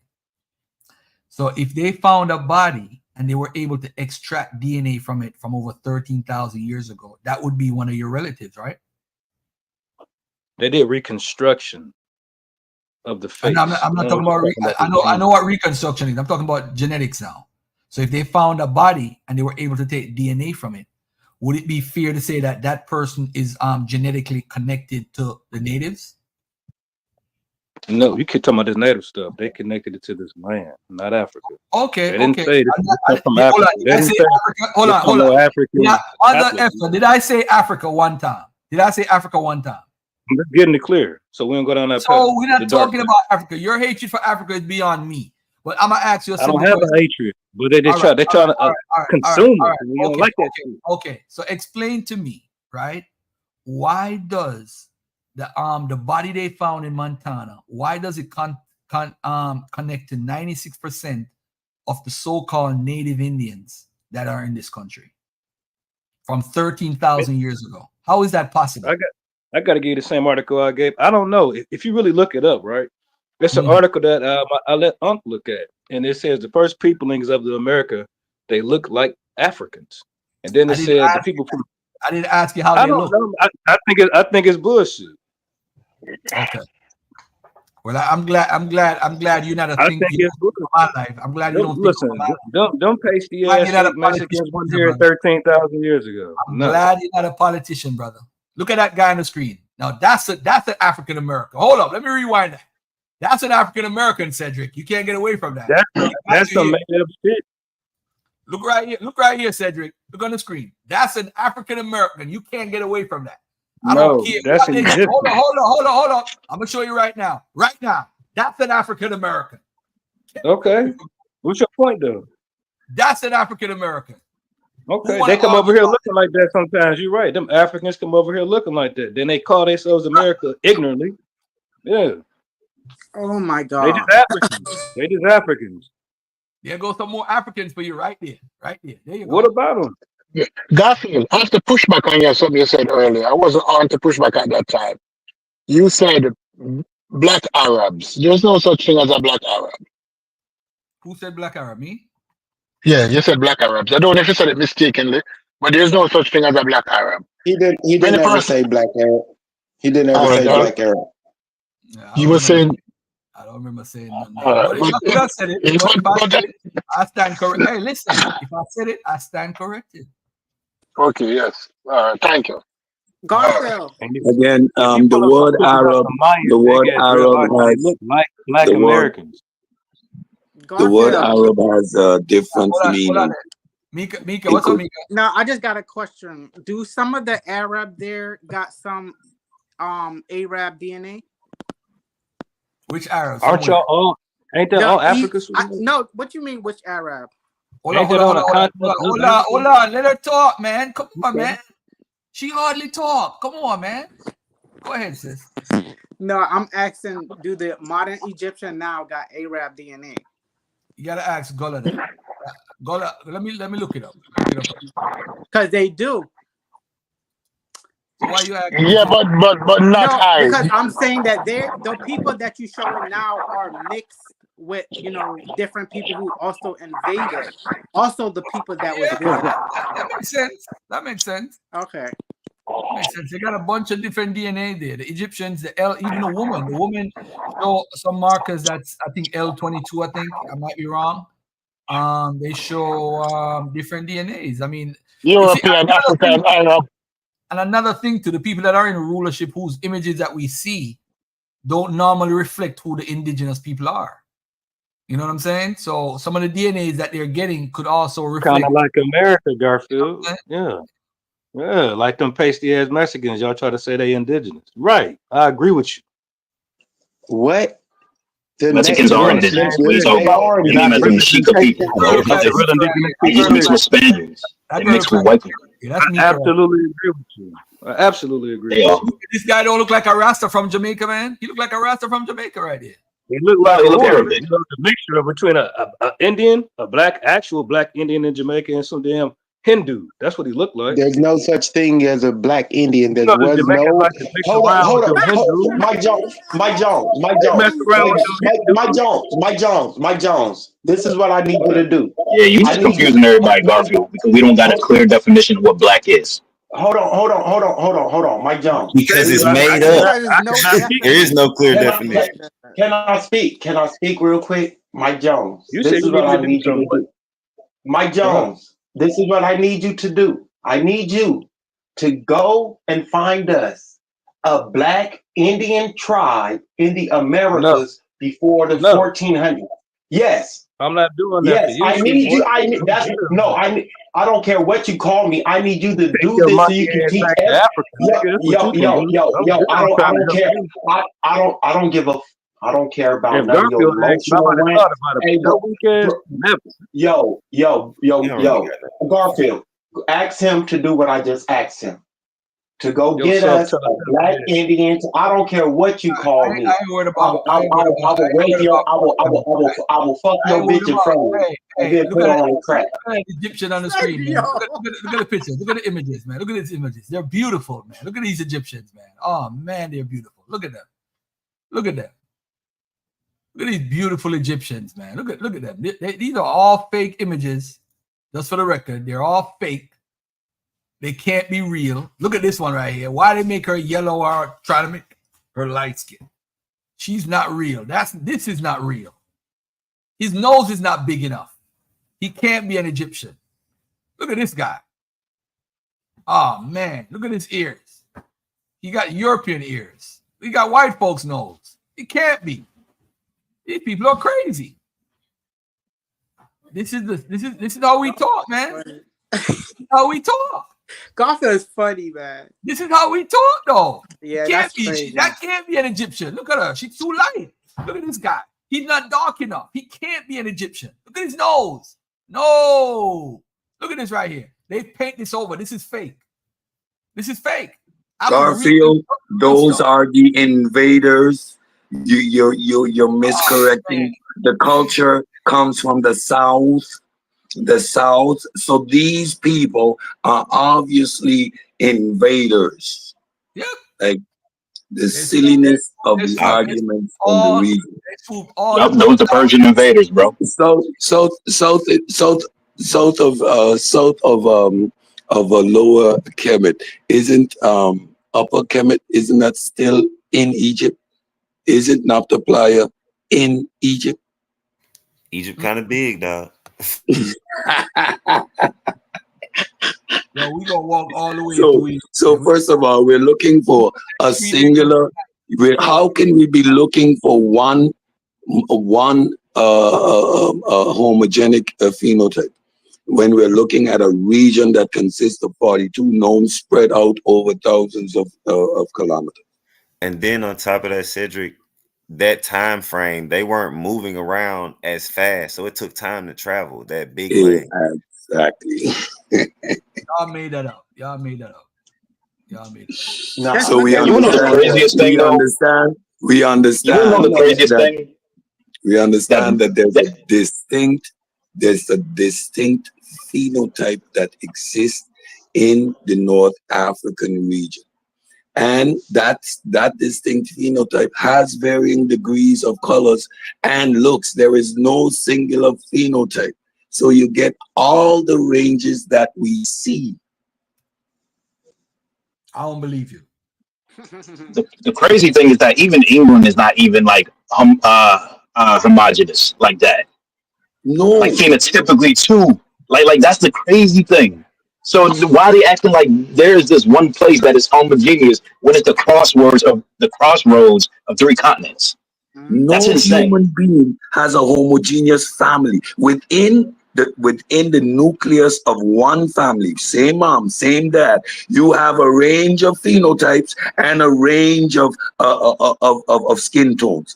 That is to be human. We are admixed as human beings. There is no there is no single. Look at that picture. There's a range of phenotypes within that singular picture. This is a North African look. Right, Cedric. And Cedric, can we use America as an example? As a state, as a nation, yes. New York. Yes, New York. Yep. No, you can't say. Well, yes, New York is a metropolis, and it represents all the different phenotypes. Like anywhere you have a confluence of people, a major metropolis, you are going to get a range of phenotypes. What is an American phenotype? Define that. From New York, from Alaska, straight down to Baja California.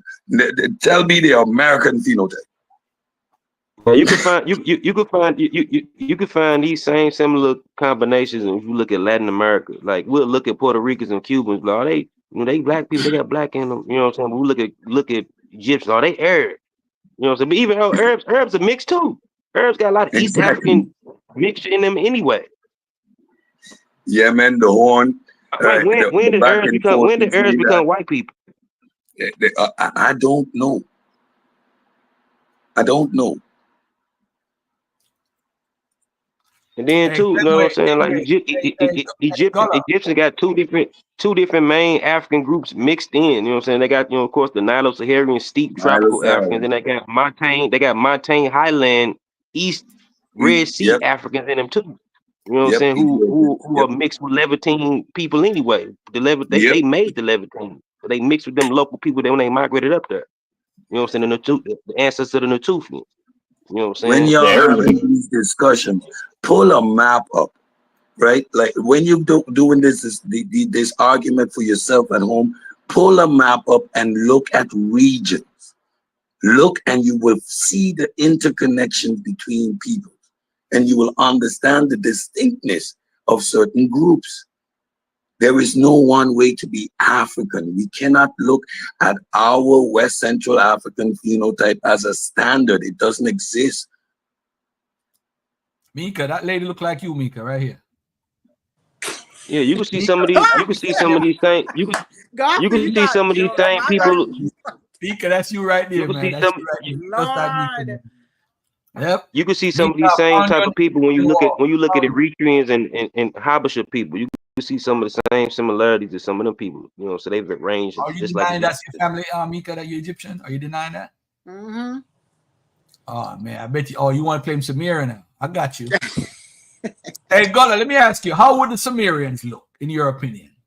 Because I'm saying they could look different ways to different phenotypes. I mean, some of them might have a certain look, but what do you see? How do you see the?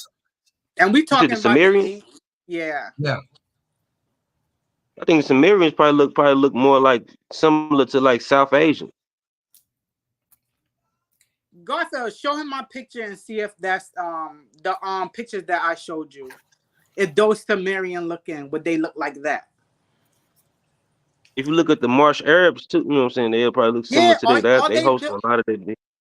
Yeah, all they do if you shave their hair, I mean, you know, Yo, that's this guy is funny. like, Look at this guy wrote. He said, "Much love, Garfield. Stop trying to save Esau." He's referring to the white man, right? He's joking, but look at him compared to the other white men supposedly look. I'm messing with you, Joshua. Don't shoot me now. Don't shoot me. I'll kill me, man. That dude you just showed look like a Somalian. Somalians look like that too. Mm-hmm. But Somalians are not us. That's the problem. They're trying to say that these people, these ancient Egyptians, are us. Somalians are not us. Nilotes are not us. I know that. My bad. I know that, bro.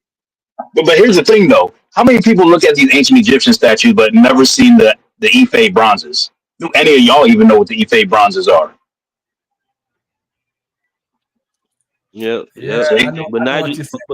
But I just did a show. I just did a show last night on the people in West Africa. You know what I'm saying? Nigel, like a long time ago, you know what I'm saying, around 22 or like around I say before 30,000 years ago, you know what I'm saying, the ancestors like the motor type, you know what I'm saying, of the proto-Afroasiatic, the proto-Nilo-Saharan, proto-Niger-Cadothian, you know what I'm saying, they split off from, you know what I'm saying, somewhere with them E markers at one point in time. They split into different groups, different gene pools. But they represent them ancient East Africans, you know what I'm saying, who split off from ancient East African hunter-gatherers.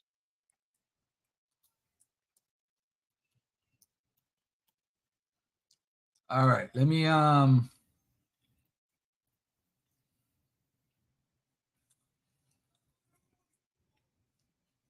So we're trying to find ourselves within the white man's world. Because this is what the white man, he loves Egypt. So we have to love Egypt because that's all he talks about.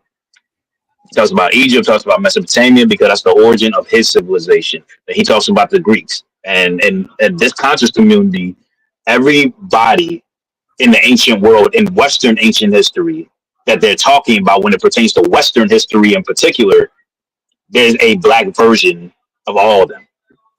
I don't hear many people saying that the Chinese are black or the Japanese are black. You hear it. But when we talk about Western history, everybody in Western history, there's a black version of it. No, just random people. Who is because that? You'll hear ancient Egyptians are black. You'll hear the ancient Arabs are black, or this and that. It's always within Western history. Because we don't have a clear definition of what our history specifically is. Yeah, ain't no You're right. Ain't nobody. We get that. We get that. We get that. But they're trying to say like this is African Americans because we really don't know our history like that. And we need to really just start with African American history before we even go back that far. We do know our history. You don't know your history. I don't appreciate. I'm not going to accept that whole statement. I know our history. I know my history very well. Yeah, there is one there. Say Savior. That wasn't directed at you, bro. That's not like, hey, Savior, you don't know your history. Nobody said that. Hey, Savior, you can't take that personal, bro, because some of us don't, bro. You really took that real personal, bro. No. It wasn't even towards you. Savior, you tripping, bro. Hey, can I finish my statement? Let the white folks reign on my channel today. Look at those white images. I love them. Let them reign today. No, I'm saying he got a point. He got a point, Savior, because that's the reason we got Hebrews. That's the reason we got Hebrews. Savior, that's the reason why we got Hebrews and people that think they Egyptians and all that. Can I finish my statement, bro? Y'all didn't even let me finish it. Y'all just jumped out the window.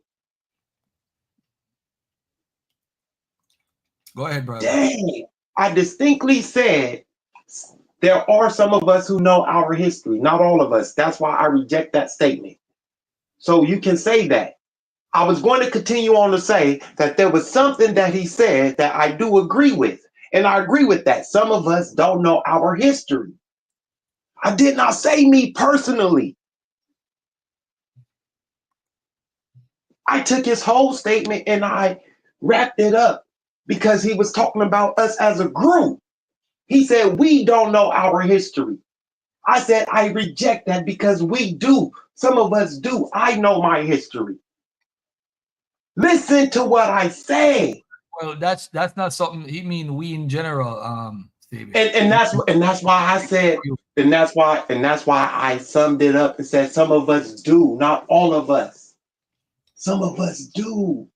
Did you learn your history from your family or white people? Yes, I learned it from my family and through schooling. So the things that my family taught me, I was able to trace through the history. It doesn't matter if it came from white folk, black folk, Did it no matter. contradict what you learned in school? No, it lined up perfectly. What my family told me about my ancestors coming from Nigeria, having African ancestry lined up with DNA and history, sir. You sound like a liar, but if you say so. Okay. So in my family in particular, right? Only real defense is denial. I took two DNA tests. I took 2 DNA tests, and both of them showing me that I have 94. One showing 94% African ancestry, 33% from the East Side tribe. Another one shows 84% African ancestry. So you tell the DNA it's lying, dummy. If you like it, I love it. Hey, brother don't Mike, you find look. like Arab and the Mexican, they ambiguous looking people. They all look the same. Kind of weird. Because humans, we come from the same source, so it'll pop up again. Yeah, most Mexicans are mestizo. They mix that mixture of Native Americans. They mix the Native Americans and Spanish. Palestinians, they look all alike. Yeah, the Spaniards got Arab blood. Some of them got more Spaniard. Some of them got a little bit Arab ancestry. Some of them got French. Some of them got mostly native. You know what I'm saying? Like Aztec. They ambiguous looking people. Have you talked to everybody in your family, Mike? So if you got a Yoruba in your family, you don't know, or you just ignore that fact. African in my shit, man. I listen. How do you know? Have you talked to everybody in your family, all your grandparents? I'm about to tell you. All 4 of your grandparents. I've been very diligent. Right? I was trying to find this white and African nigga, and I could not find him. That nigga don't exist in my family. Did you talk to all 4 of your grandparents? No, I mean shit. They older than me. My grandma lived till she was 90 something. She told me who I was. Right, my grandma. But she don't know. But whatever side she on, she don't know the other side, right?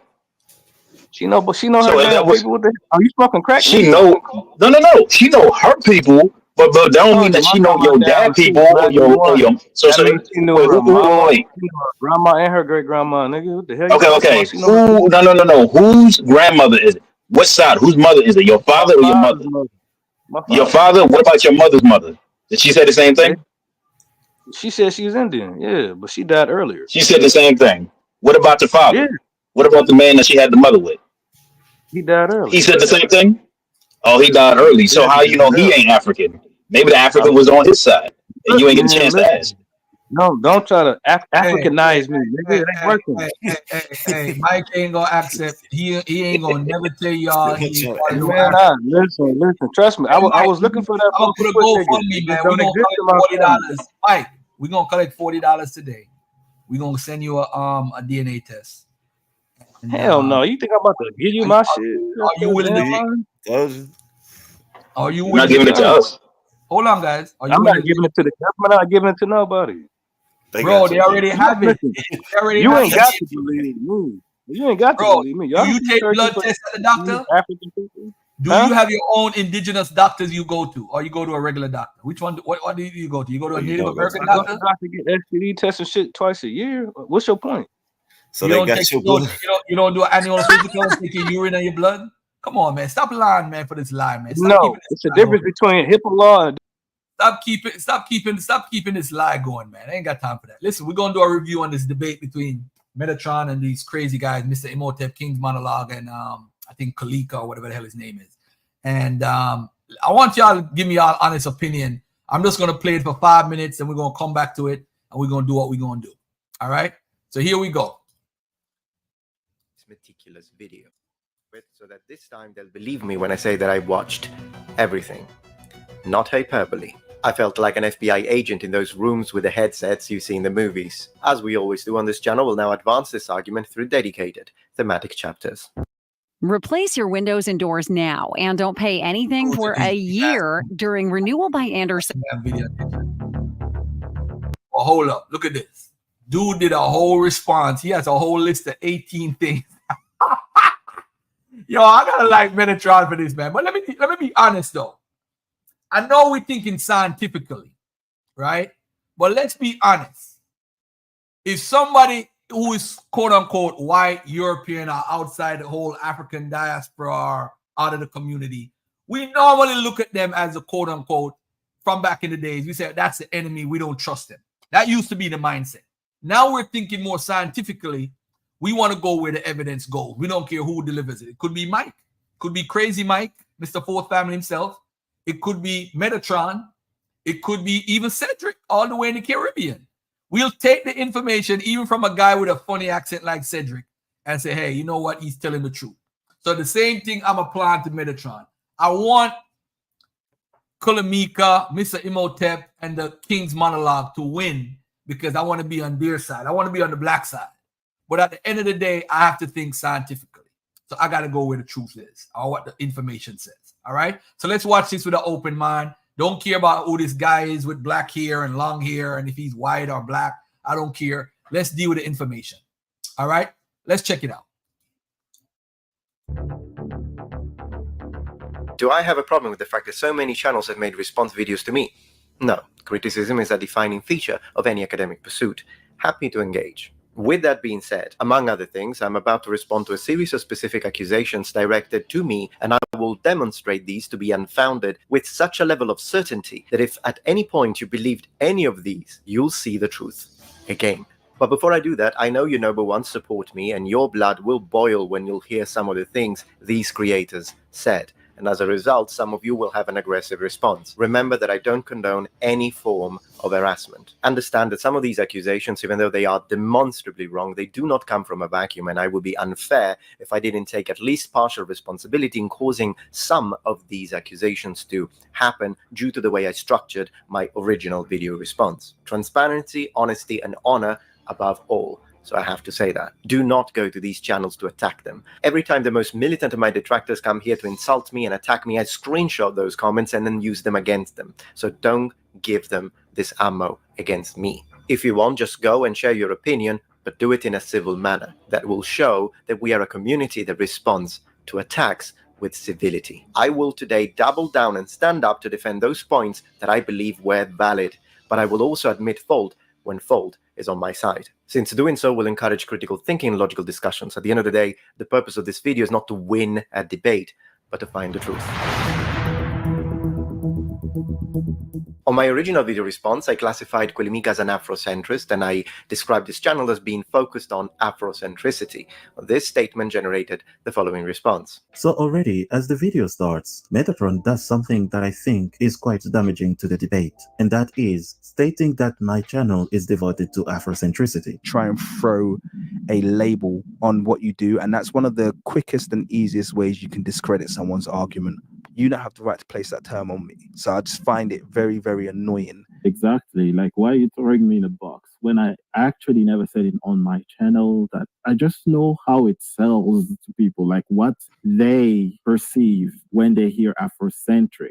It discredits you, but I know what it means, but it doesn't mean that others... I honestly use the term Afrocentricity and Afrocentric because I believed it was the correct nomenclature and that it was describing your channels correctly. And considering this sort of titles used by, for instance, the King's Monologue, I'm not sure I can be 100% blamed for this. However, I'll have to admit that the King's Monologue brought up a very good point when he said this. But at the same time, I also know what you're trying to do. You're trying to undermine me. So I'm like, yeah, don't call me that, because you're just using it as a way of undermining my arguments. That was not my intention, but I do understand where they are coming from. We need to give them that. How people will have a preconceived negative idea of whatever point they'll make just based on the term alone, without even dignifying the points they raise with a mindset-free analytical approach. So, as a gesture, I've updated the title of my previous response from this to this, and I've also edited out the part where I said that his channel was focused on Afrocentricity. The change is now current. To show you that I'm acting in good faith, on this video we'll refrain from collectively addressing you as Afrocentrists. I would of course appreciate if you could avoid using the term Eurocentric in a way to try and make me look bad, since I never use that term to classify myself. If anything, if I get a choice, I'm truth-centric.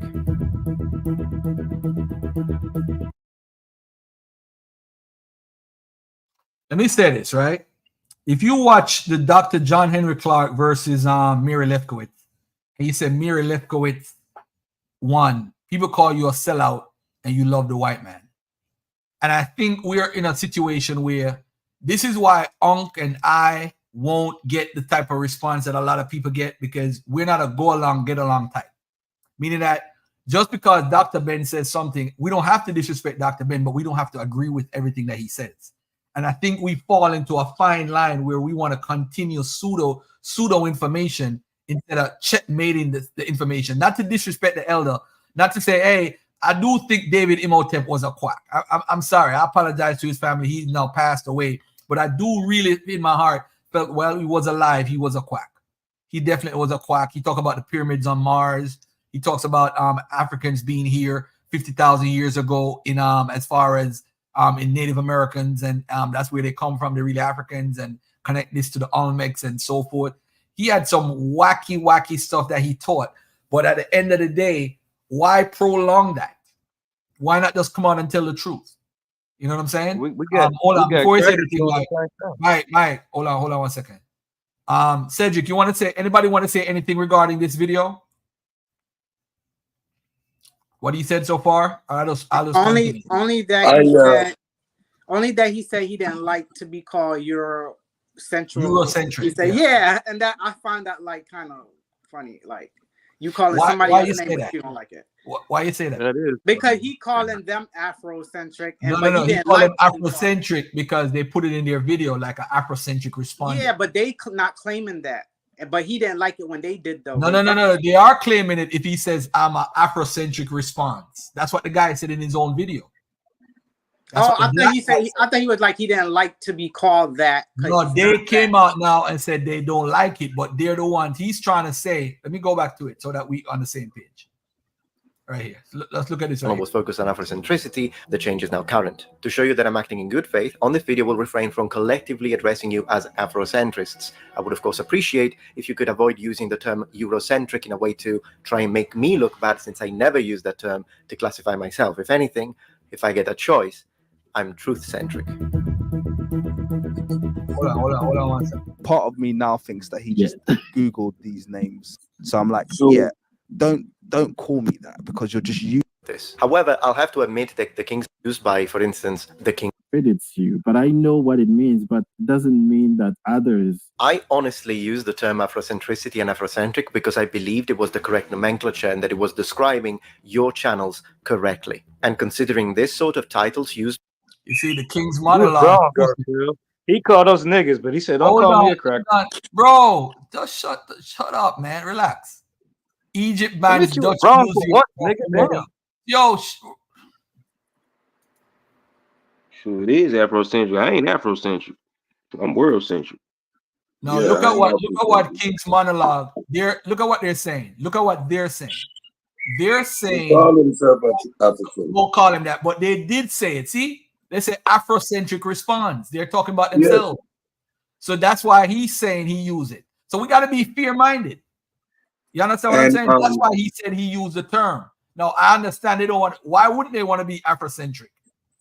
But King's Monologue attests to being an Afrocentric.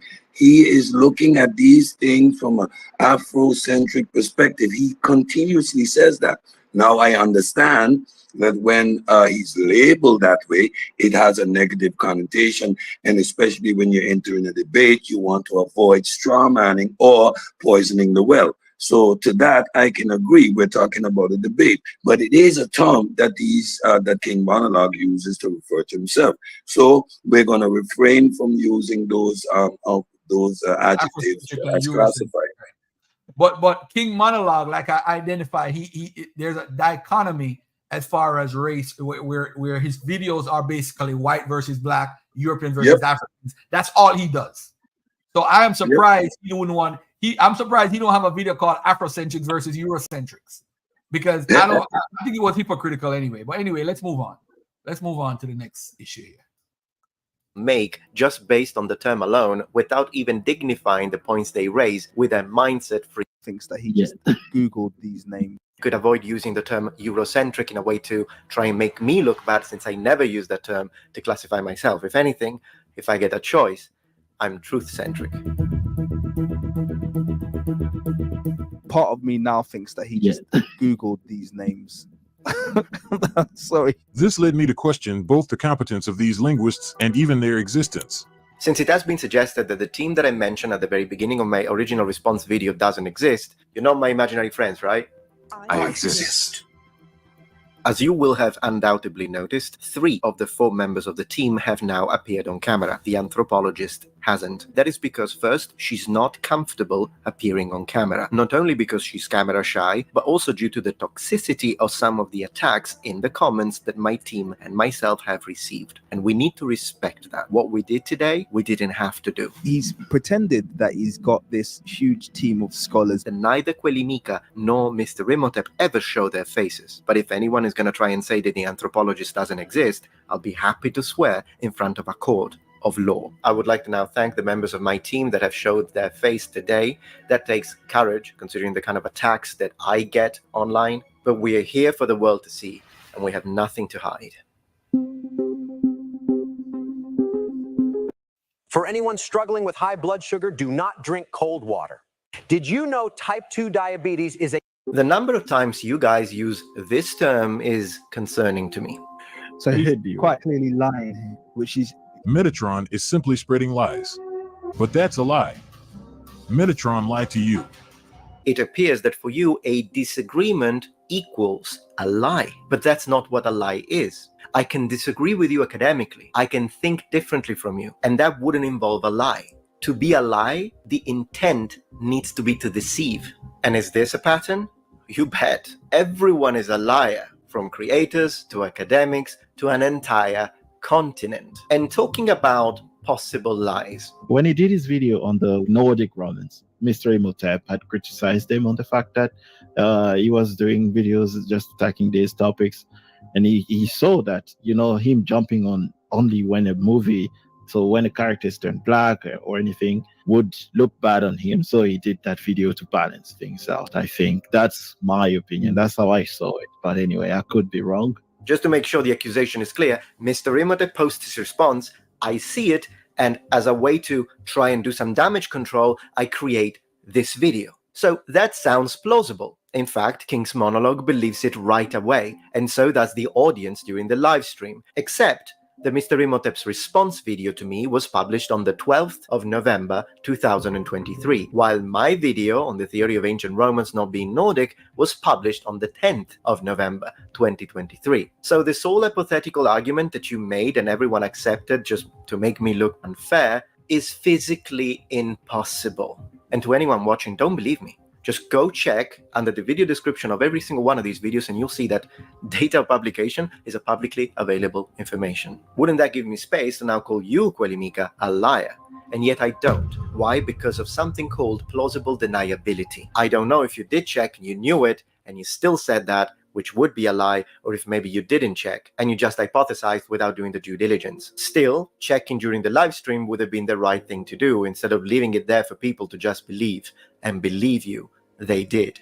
He delves deeply into specific topics when it aligns with his agenda, but when faced with information that contradicts his viewpoint, he remains superficial and avoids the truth. See, the problem with this, Mr. Imhotep, is that you're incorrect. I do have an entirely dedicated video to the idea of white marble in ancient Rome and how the statues were painted, and I thoroughly debunk this idea that the all white marble were a representation of the fact that all the Romans were white. I do have a video about that. Once again, to the audience, don't believe me, link to this video in the description. Check it for yourselves. Should I call you a liar now? Plausible deniability. I still give you the benefit of the doubt. But maybe next time, before you state something like this, specifically designed to make me look bad, double check. And for fairness, I have to tell myself that too, because when I mentioned the idea that I thought perhaps the fact that Quelimika created his symbol just to put Africa on top of Europe, I was wrong. I read anti-European sentiment in that action, whereas what he was doing was just to represent the ancient worldview, whereby from the position of the Egyptians, the north was south and the south was north. So I was wrong about that, and I admit it. Will you? This part that I'm going to discuss now, even though it may seem marginal, in reality is critical for us to be able to continue this discussion. And at the end of this section, you will see that in fact, even though we disagree on a few fundamental things, when it comes to this word and what it means, my position has been misrepresented. This is a great moment to introduce another point of contention, which is the idea of olive skin and the massive misunderstanding that we have here. Because it seems like we're using and interpreting this word in completely different ways. And I think we need to clear this one up before we can jump into evidence, iconography, passages, and research. And I won't use the Photoshop color picker this time. You are right. That was not scientific of me. A valid point of critique. A majority of the ancient Egyptians would have had olive skin. Now, this is pretty loaded, isn't it? What you're doing is you're making an assumption about skin color. Most of them would have been olive skinned. And then he pointed to his own skin. Yeah. Olives are black and brown, yeah? Mr. Imhotep also said that I believe that the ancient Egyptians were olive-skinned and tanned like me. While Metatron says that Asiatics were the majority of the population and that they were olive-skinned and tanned like him, olive-skinned and tanned like him. Yeah, they would have been colored like him and modern Egyptians. Guys, I'm white. I don't consider myself to be tanned. I don't consider myself to be olive-skinned. Most of them would have been olive skinned, and then he pointed to his own skin. Yeah. Also, let's go to the video frame by frame and see if I really do point at my skin when I say the word olive, like the King's Monologue stated. The majority of ancient Egyptians would have had an olive skin. And then he pointed to his own skin. Yeah. I never do.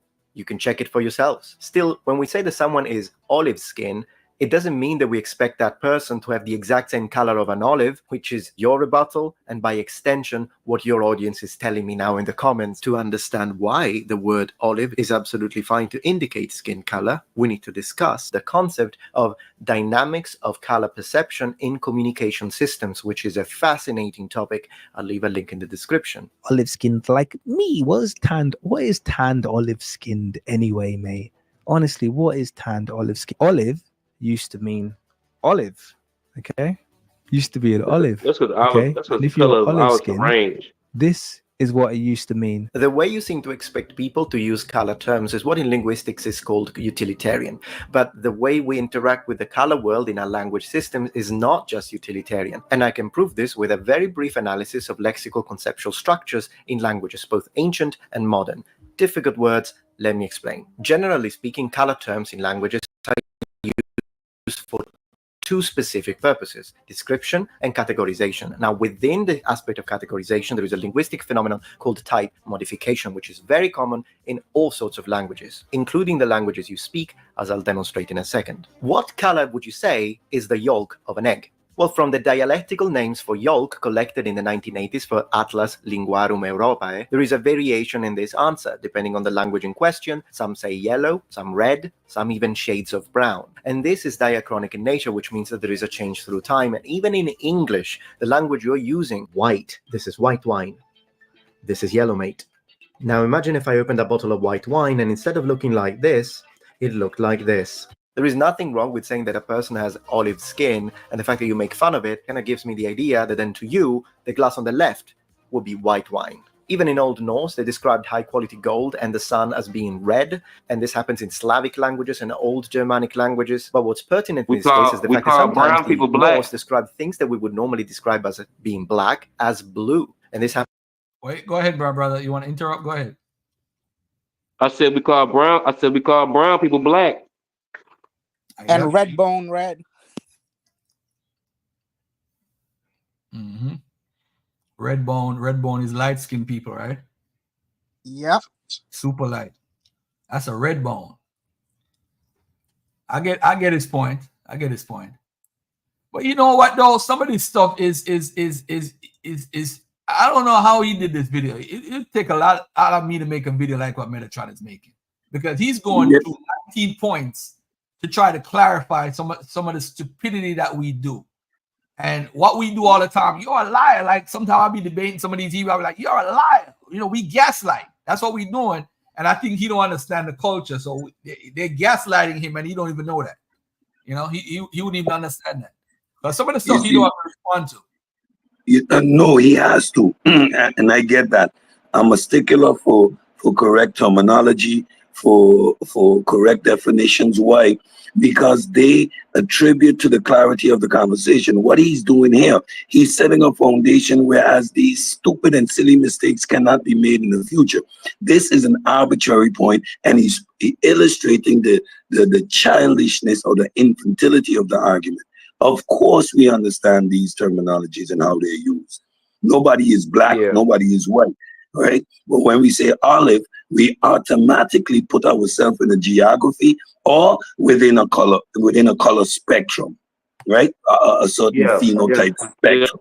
So to take that out of context is silly. Go ahead. Yeah, because olive, when people say olive, we're talking about nothing green. I mean, that's because olive, when we say olive, is a comparison to how actual olives can range in color. Itself, it could be brown, brown olives, black olives, you know what I'm saying, to light green olives. But in that spectrum, you comparing it to people groups, it means people that can range from you know, tan brown to light brown. You know what I'm saying? Okay.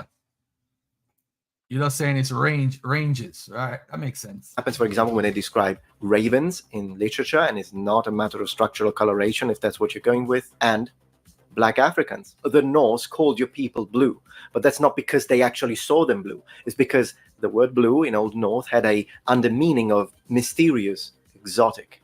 Having responded to all of these comments, I'd like to underline now what I mean precisely when I say that to me, the ancient Egyptians were olive skin when it comes to the majority. If we look at the Fitzpatrick scale, which was created to estimate the response of different types of skin to ultraviolet light, you can see that when I say olive, I'm talking about a range of colors. So when you show me a dark brown Egyptian, it fits. And you're not debunking my statement in doing so. A dark brown skin is still included in what we describe as olive. Let's compare it to the older von Luschan's chromatic scale for more examples. I think it's apt because it's a spectrum and therefore allows for readjusting based on the evidence. Now, of course, the same can be said about the word black. It's also a spectrum and many different varieties of skin tone. But the reason why I tend to prefer the word olive is because it includes both people from the Near East and people of African descent. They can both have an olive skin. So I'm not limiting ethnicities. And since I believe in a multi-ethnic Egypt, to me it fits. But whether you agree with that statement or not, what's key about all of this is that by saying olive, I do not mean white. And let's go back to this. He's saying the same thing that you said, Cedric. But let's take a look at this scale right here. Does everybody agree with this? Between 21 and 27, or 14 to 20, or 28 to 34? That this range. And again, this is a level of subjectivity that we have here. But we have the skin map and the theory that identifies and supports color ranges based on UVB exposure. But that is only one component that will give you a general idea of the hue that would be experienced within a certain range. Again, even there, you have a range again. There is no singular point, and the level of fluidity makes these conversations convoluted. That's why we use statement like olive, because it identifies a range. But again, there's a level of subjectivity therein. Yeah, I think if he's saying exactly what you said before I even played the video. It has to do with the range, and I think the brother Gullah was trying to say the same thing too. Same thing. And that's what they said in the 2023 book that I gave that came out in the summer. They said that they range from a light tone to a dark skin tone, which is what this is. So indigenous. Olive is actually a good term. What you say, Mika? Mika, you there? Yeah. I agree. What do you think about what he's saying? The range is from 3 to 5, where the ranges go look like this. Yeah, I agree. I think that fits everybody. Right. So if you go from number 14 here, which would be what we see on the wall, the light images, and you go to 34, you have dark images, reddish brown, which is also another word for Ethiopia. We're gonna get to that in a second. We'll look at the definition. But let's move on. Let's listen to some more of this. This is very interesting. I think this is very interesting. Based on the evidence. Now, of course, the same can be said about the word black. It's also a spectrum and many different varieties of skin tone. But the reason why I tend to prefer the word olive is because it includes both people from the Near East and people of African descent. They can both have an olive skin. So I'm not limiting ethnicities. And since I believe in a multi-ethnic Egypt, to me it fits. But whether you agree with that statement or not, what's key about all of this is that by saying olive, I do not mean white. And I certainly do not mean that the ancient Egyptians looked like me. If anything, I'm probably type 2, so number 7 on this scale. What do you think? He implies that ancient Egyptians looked like him and other Mediterranean groups, which is false. So, you still want to attack and reject this nomenclature? That's fine. But don't attach to me the idea that the ancient Egyptians looked like me, because I never did say that. I only said it about Cleopatra VII because she was Greek, so it was plausible. They have pale skin, basically. You're making the argument they have pale, creamy colored skin. Does it mean that I believe the ancient Egyptians were white? No. Can you see it? Garfield. The blatant misalignment between the speaker of the strawman and the... What's up, Mika? Yeah, but when we saying white, are we saying European only? Yeah, I think from a perspective of our community on a large, not everybody. When you say white, you know what though, a minority, because the conscious community is not that large. So white really, like the original white people is really Anglo-Saxon Protestants. The Wasp. That's where the white come from. You know what I'm saying? Because really Italians, like Mediterraneans and Jews, they wouldn't consider white at first. You know what I'm saying? Even Irish, they wouldn't consider white. Yep. Great point. Okay. Spaniards were considered tawny. They weren't really considered white either. White, you start to really talk about North Europeans going up into Scandinavia, right? There's where you actually get I gotta cut you, Cedric. In general, I gotta lean more to what Brother Gullah said, because really and truly, there's a writing that I've studied called the King James and His Whiteness. It's really a British thing, if you really boil down to it. They thought they were the ultimate quote-unquote white folks. Whiteness, yes, I mean, in aristocracy in old Europe, we look at some of the old movies and we see that they actually painted themselves white, right? They were white as snow. That was part of aristocracy. The aristocracy were considered white in Europe. And it's when they came over to the Americas that the average European incorporated that identity, especially the early aristocrats over here. It started from the feudalism in Europe, because even before Germanic tribes, took over Europe, during the Dark Ages, Romans ruled. They didn't consider themselves really white. They would consider themselves as olive or swarth, or bronze or whatever. They looked at Germanic tribes as like pale white people. You know what I'm saying? And by the way, the Hebrew Israelite groups, the one where say that those Germanic tribes were black people, in the sense of blackness, like what we have. Yes, so that's how the King James's black stuff come about, and that's why. And then remember, King James thought he was the king of Israel. He thought he was Solomon reincarnated. So that played a role in the sense of, King James and we are the best, and that's why the whole thing King James is black. All that stuff coming from the Anglo-Saxons who are black, and the Germanic tribes are black because J.A. Rogers pointed out that they were black people in Europe. And that's why they say Europe, they ruled for 800 years, and that's really the Dark Ages, because they're hiding the truth that black people rule Europe. All right. But anyway. It's like in Europe perspective, they'll call somebody black from they probably, or somebody that's evil or vile or something. But also, they'll call somebody like they call somebody the black because they have dark hair color, or you might have a more swarthier skin European that might be called dark or black. You know what I'm saying? It is still a term to identify Europeans based on hair color. For example, in the Netherlands, when they are talking about Europeans amongst themselves, they identify based on hair color. Die donkere jongen. When they say donker, that means dark. They're referring to his hair. And Georgians, for example, are considered black within the Russian context, right? But these are Georgians. These are Russians. Russians. They call Caucasians black. Okay, don't get me started. Cause what about the blackhead? The blackheads, what blackheads? The Sumerians. Oh no, don't start there. Don't go. There, no, Mika, no. You said Sumerians? Yeah. Oh boy, Yeah, they boy, call she it did just it. a Oh blackhead, boy. so I'm just putting that in. Yeah, No, that's another one of those that's a mysterious different arguments. perspective, yo. When they saying that, they talking about that's like a perspective. Like even in you could Aboriginal Australian New culture, they dictionaries said don't say they blackheads, come by from the way. people. New dictionaries don't say Yeah, they blackheads. come from people from black, but that could mean there's people that black. That mean go as far as memory. People to go far as back in their history where they don't know what them people look like. So it just means they black-headed people. We don't know. That's part of our memory. We don't even know. Don't get Chuck started. Actually, they're changing the dictionary. It has a whole different meaning now. Yeah, Chuck Listen, Morgan. I'm Shout trying out to to Chuck. get Chuck started so he could hit this link. Don't get Chuck started now. Shout out to All right. Chuck Morgan. He takes that stuff apart. The Akkadians call him that, right? The Sumerians never call themselves that. Hey, by the way, too, did you guys know that the Black Irish, the people in Ireland never call themselves Black Irish until African descendants got approved to call themselves on the census that in around 2016. So there's no Irish person calling themselves Black Irish. That don't exist.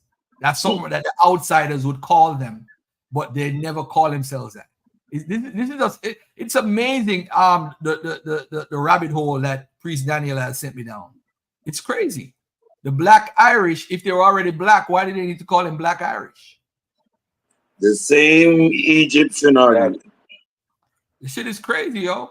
And when you look at it, when Gulliver's talked about the Black Prince in Europe or the Black this or the Black that, is usually like, for example, Black Douglas, who Priest Daniel says is a black man. He's called Black Douglas by outsiders, England, because he's killing off and the way how he kills people. His people call him in his own homeland Sir Good James Douglas. They don't call him Black Douglas. Only outsiders call him that. It's like when we adopted the term black in the West.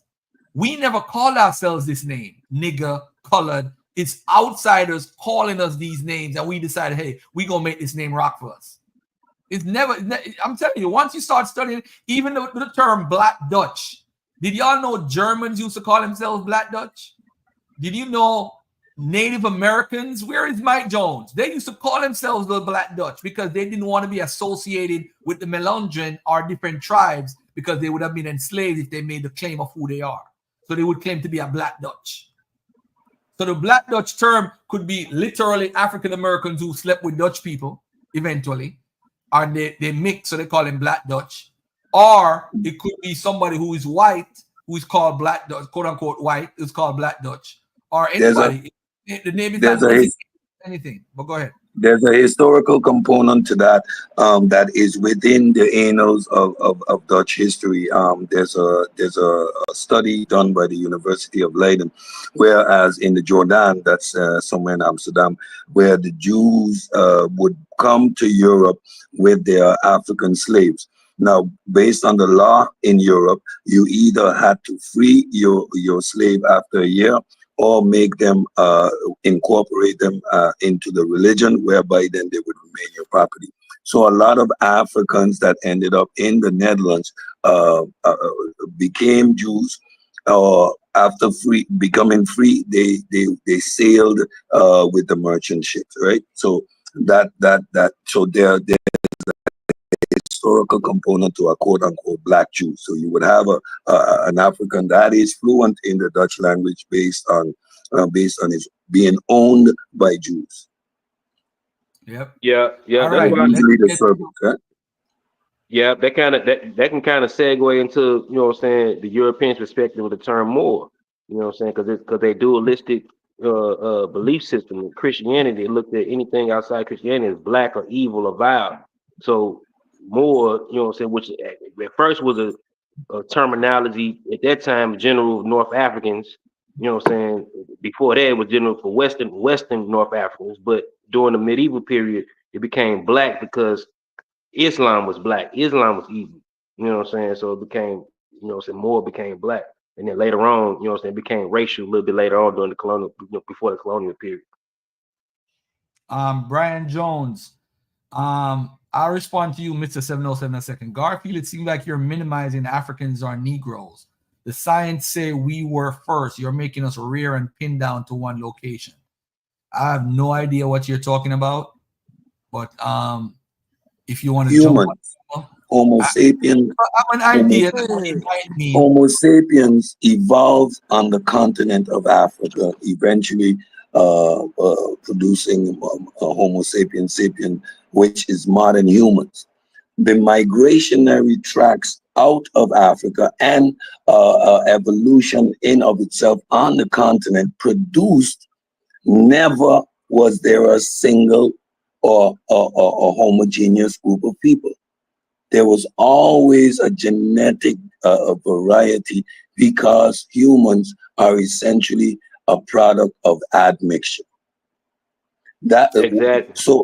So moving out of Africa to environmental pressures, sexual and natural selection produced different population groups. Bottlenecking produced distinct phenotypes in certain regions.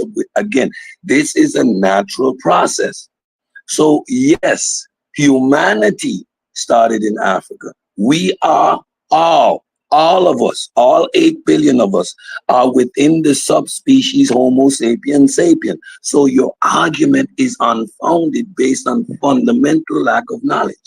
Hey, Sid, you know what? You just said something that made me think. When you said about, when you was talking about bottlenecks, population bottlenecks, and how environmental pressures and things like that made humans evolve certain phenotypes. It's the same way with animals.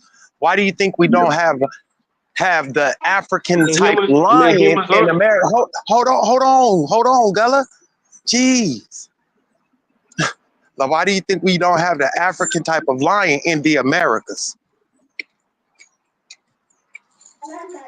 Because of what? Humans are animals, though. I know. Come on, man. Stop dumbing down the conversation. Just let me finish my point. Listen, though. Hold on, listen. It's not actually dumbing down the conversation. It's actually enhancing it. But anyway, this shit gets annoying, the lion in America, is not even a panthera. Hold on, listen, bro. Come on, bro. Hey, come on. Hold on. What are you cursing, bro? I can never finish my point without getting interrupted. I'm just trying to advance the conversation on somebody that actually study biology, bro. You know what I'm saying? Look, the lion in America don't have nothing to do with the lions in Africa at all. Like, it's not even related. You know what I'm saying? Like the puma or the mistakenly called a mountain lion is not even. That was my point. That was my point. Thank you for making my point. I'm just saying, he's talking about, no, Cedric's talking about a single species.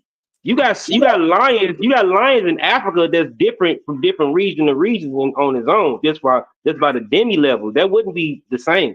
You know what I'm saying? Comparing that is like you basically comparing Neanderthal to modern humans when you're talking about two different species. Cedric is talking about a single species that have different diversions in different regions based on that. You know what I'm saying? That wouldn't be the same. You know what I'm saying? If we talking about just lions in Africa that have different morphologies based on their regions, we're talking about the same thing. For example, the killer whale, right? The killer whale, depending on its environment, they develop distinct characteristics, although Bingo. they are. I could have used the killer whale as an example too. Yeah, so there are 20 different. He's using a single species. Different killer whales have different morphology based on their regional. Sometimes you need to sit back and let people finish their points, Gullah. Sometimes you need to sit back and let people finish their point. I know exactly what he's saying, y'all.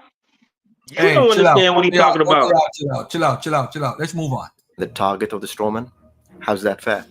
And due to this misrepresentation of my original point, I keep getting comments from his subscribers that tell me the ancient Egyptians were not white. Stop lying. And this idea that I somehow believe that ancient Egypt was white is also pushed by the King's Monologue. When I say they are mixed or multi-ethnic, I mean that they are a mix of olive and black. And the white inclusions came later, see Ptolemy and Rome. So I consider valid all your attacks against a multi-ethnic Egypt. I'll address them, of course, because that is my point. And since you disagree with that take, it is your right to attack it. But I do not consider pertinent your attacks against a white ancient Egypt aimed at me, since that was never my point to begin with.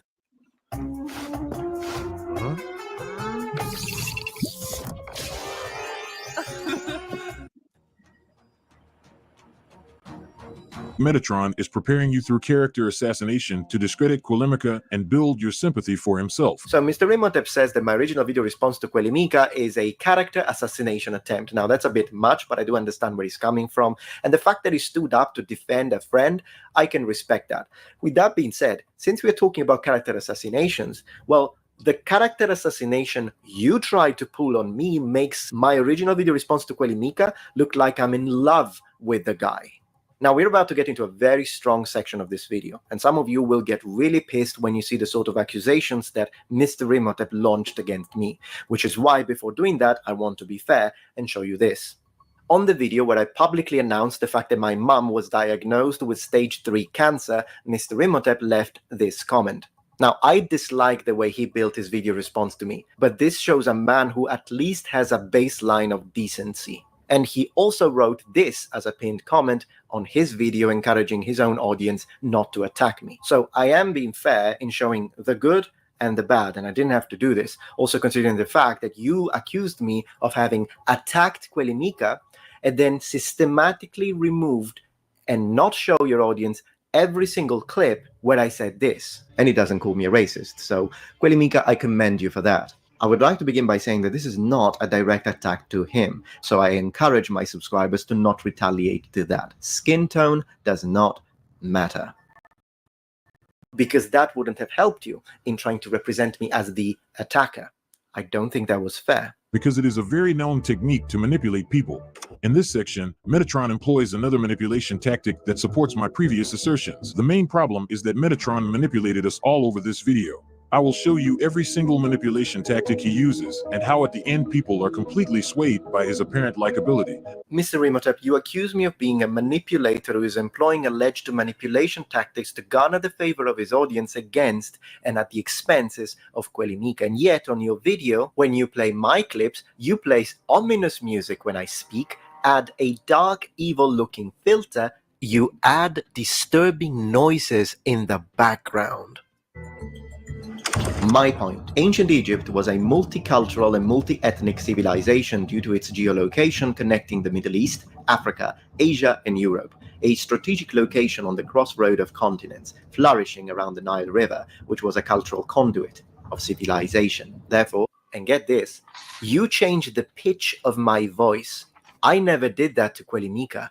Beginning with the systematic analysis of lexical resources and lexicosyntactic features of text, we move through a systemic function data analysis of genre and text metafunction. Beginning with the systematic analysis of lexical resources and lexicosyntactic features of text, we move through a systemic function data analysis of genre and text metafunction. Concurrently, when dealing with or using ancient Greek or even classical Latin vocabulary, you do not deal with absolutes. This is an absolute here. Concurrently, when dealing with or using ancient Greek or even classical Latin vocabulary, you do not deal with absolutes. This is an absolute here. What this looks to me is a psychological operation designed to target and cause unconscious responses in the audience to control them against me, so that even my valid points would look dishonest and untrustworthy. And what do I base this on? Well, there are several empirical studies on sensory integration and pitch manipulation techniques and their influence on social judgments. Link in the description. It has been studied and demonstrated that changes in pitch, specifically raising one's pitch, produce negative results in the perception of speakers by the audience specifically. I don't agree with him. I think they're doing it because sometimes when you play people's videos, you don't want to get a strike. That's what I don't know why. And it sounds like he speeded it up a little bit too.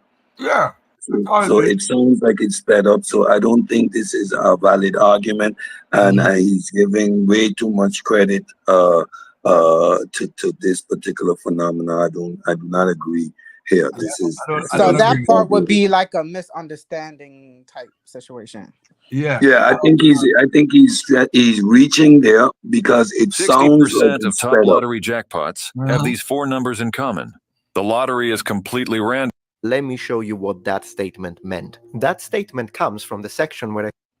Yeah, go ahead, guys. Finish up. No, that's all I was saying. I think it's he reaching a bit here because it sounds just like what you see on other videos. They alter the sound a little bit so that it won't get a strike. Yeah, and in this case, it sound like it was sped up a bit. Let me see what we got here. To make his claims sound more important than they actually are.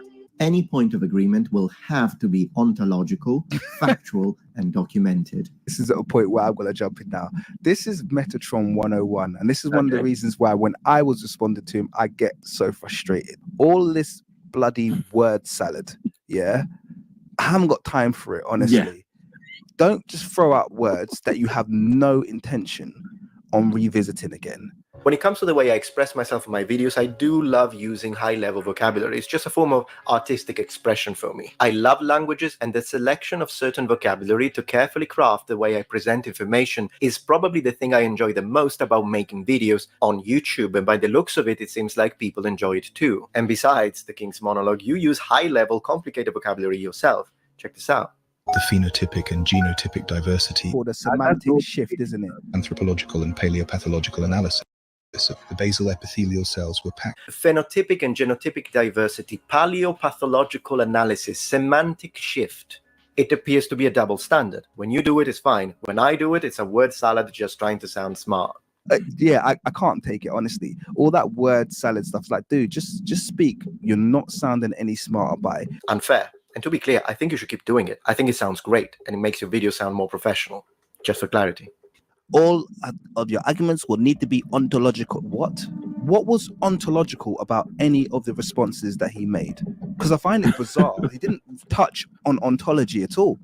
As far as I saw, there's no aspects of ontology brought into it. But yeah, I think he knows the meaning of the words. This problem you have with my usage of the word ontological surprises me, also because I think you gave an incorrect definition, which is probably the reason why you don't think there is anything ontological in my original response, even though there absolutely is. Ontology is just basically the study of... I think a lot of my people on my channel don't know that you found something out recently that actually was like, whoa, but where he got all of his info from. Oh, that one is interesting. Someone hit me up with a link for some blog post about ancient Egypt not being black, and the blog post he's talking about is a blog called Matilda's blog. It's been around for a long time, and she presented a list of quotes. The same sequence on her blog post is the same sequence you find in Metatron's post. As you will see, it's crazy. So he basically, word for word, copied his arguments for you from Matilda's blog. So his research, where he allegedly formed a team of skilled scholars and astronauts and metaphysicists with a doctorate level response, was going online to Reddit, finding Matilda's blog, and then it's basically rehashing all of her arguments word for word. That's hilarious. Sorry. So this is the part where we enter the accusation of plagiarism. What they are stating is that when we say that we did research and examined passages and translated ancient Greek, in reality that never happened. And what they say we did is that we found this Matilda's blog and copied word by word. Remember this. And they say this as if it's a fact, even though they have no evidence. How do I know they have no evidence? Because there can be no evidence. Because we didn't. We as a team were not even aware of the existence of this blog until they mentioned it. I didn't. One good way that you can help build urgency in the sale is asking what are called consequence questions. Okay, so straight away he's gone for this very, very poor reproduction of Tomb of Seti I. The total mockery. If you look at the original, it looks nothing like that. Okay, nothing like that. So this is just a myth, all right? This myth of kind of like Tomb of Seti. This is people going in and basically trying to back apply European presence into ancient Egypt, even if it doesn't show them as the ancient Egyptians. This is not real.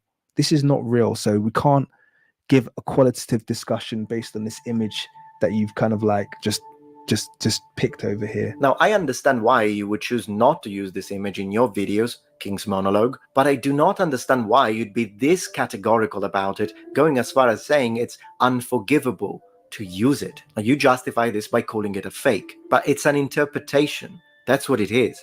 A drawing based on a real ancient Egyptian wall art found on the tomb of Seti I. Just like this, and this are all interpretations, and we all use them on videos to show what, for example, the ancient Roman statues and temples actually looked like in period. It is an approximate reconstruction based on pigment examination and literary evidence. Reproductions of all kind are constantly used within any given educational framework. Now, of course, you are more than free to say on your channel that you do not believe this reconstruction is Greek.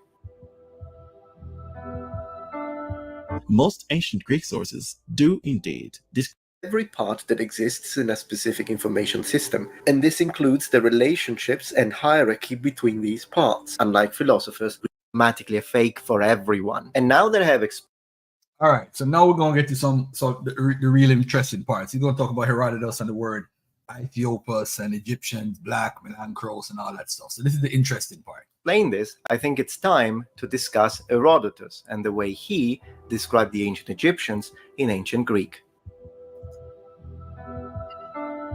Most ancient Greek sources do indeed describe the ancient Egyptians as black on multiple occasions. The people dwelling there along the Nile are black because of the heat. So, did Herodotus say in his Historia that the ancient Egyptians were black? Or how about we jump into Greek interlinear and see for ourselves? I will now proceed to give you a full contextual analysis of his words. In period. Let's begin with Book 2, verse 12.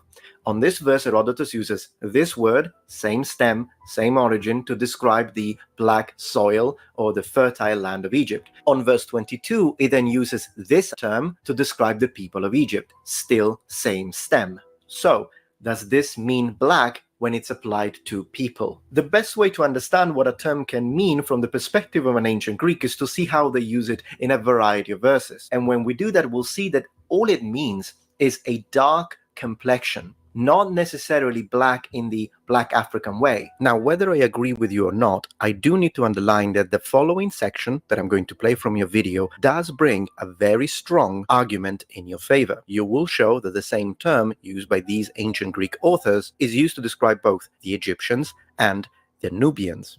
Let's watch it and then I'll respond to that. And Theodorus said this about the people he saw. But there are also a great many other tribes of the Ethiopians, some of them dwelling in the land lying on both banks of the Nile and on the islands in the river, others inhabiting the neighboring country of Arabia, and still others residing in the interior of Libya. The majority of them, and especially those who dwell along the river, are black in color and have flat noses and woolly hair. So, the Ethiopians are described with this term in ancient Greek, so are the Egyptians, and since we know that the Ethiopians are black Africans, by extension, so are the Egyptians. It means black. Now, I can respect this point, but I disagree with it strongly. Here is why. I will demonstrate now how this term is used in a huge variety of situations, describing loads of different people. These words are used to describe people from Syria, people from Cyprus, the Colchians from modern-day Georgia. It is later on also used to describe Othello, and it is used also to describe the skin tone of Ulysses. Even though you rejected that, I still think is very valid. It does not matter that it's mythology. It's a term used within a language. I'll get back to that in a minute. Plutarch describes a Syrian mercenary, Diodes, with this term. Syrians are not black Africans. Diogenes uses this term to describe the philosopher Zenon, a native of Cyprus, whom, because of his darker complexion, was nicknamed the Egyptian, from Cyprus.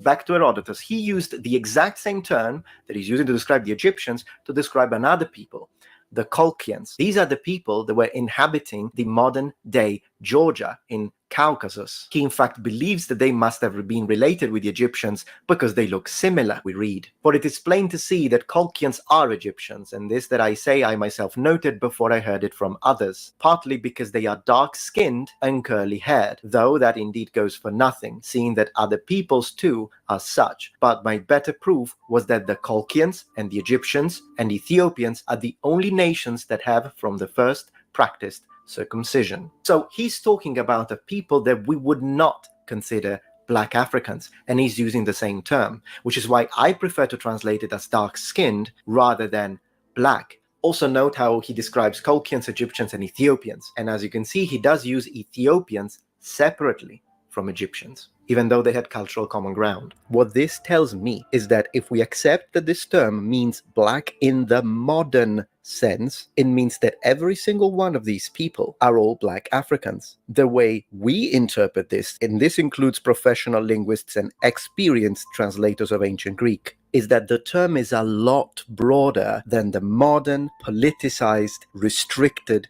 word black, and it includes all sorts of people with all sorts of different degrees of dark skin, which includes black Africans, but also Middle Eastern people, Semitic people, and some Mediterraneans when they tan.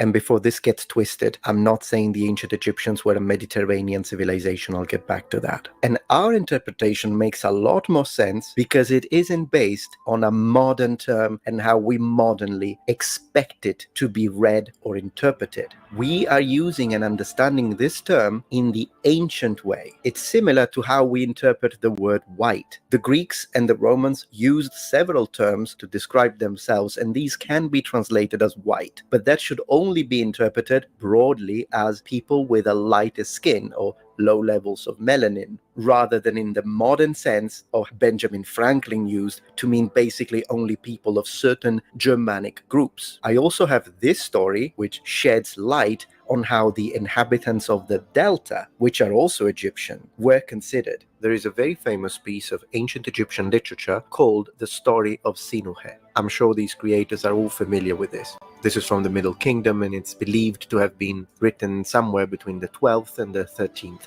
dynasties, as it is widely considered one of the greatest of all Middle Kingdom literary compositions. Of course, this is literature, it's a story, but there is a passage that I think is relevant. So the protagonist is an Egyptian who's gone into exile due to a false accusation and then returns into Egypt. As he's trying to convey the absurdity of this entire ordeal he had to go through, he says, "It was the manner of a dream, as when a Delta man sees himself in Elephantine, a man of the marshes in Tasseti." Let's examine this very quickly because I think it can be revealing. What this passage seems to convey is the fact that it would be absolutely absurd to think that a man from the Delta area of Egypt would be seen in Elephantine. For context, Elephantine is in Upper Egypt. What this suggests to me is that a man from Delta in Egypt looks differently from a man from Elephantine Egypt. So it does seem to indicate that there is a clear difference between people, Egyptians from Delta and Egyptians from Elephantine. And this would sit well with my interpretation because I do believe that the Egyptians in Upper Egypt had a much higher percentage of black individuals, so would be closer to Ethiopians than the Egyptians in the Delta region. This, however, would not sit well with your interpretation because if an Ethiopian and an Egyptian are the same, both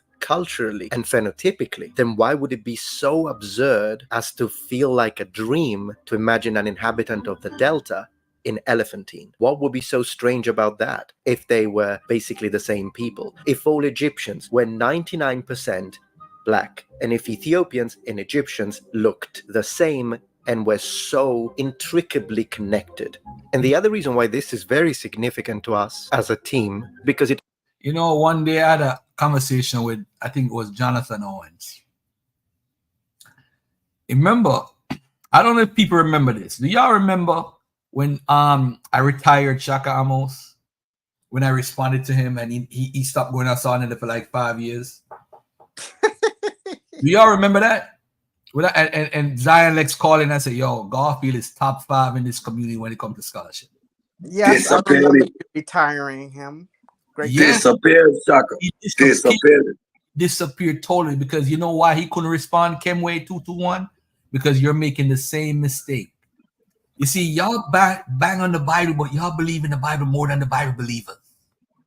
Nobody believes Cushites or Ethiopians or Nubians went to Sumer, except people who believe the Bible. Nobody believes that. Nobody, there's no such thing as a Cushite kingdom. It don't exist. The only thing existed was a Cushite empire, which was under Taharka, that time period. My question would be when though, and what culture was he talking about? There were Cushites that made it that far north in antiquity. It seemed like he was just making note on their ancestry. My brother, you believe Cushites went up there. That's not the question. The first thing was, my question would be when though? Because you're trying to imply that Cushites went up to the Colchians. The whole thing, this is all about Black Athena and that white boy that tricked y'all. This is all it's about. Cushite, by the way, does anybody know where the Colchians are? We're talking about going decide where Russia is.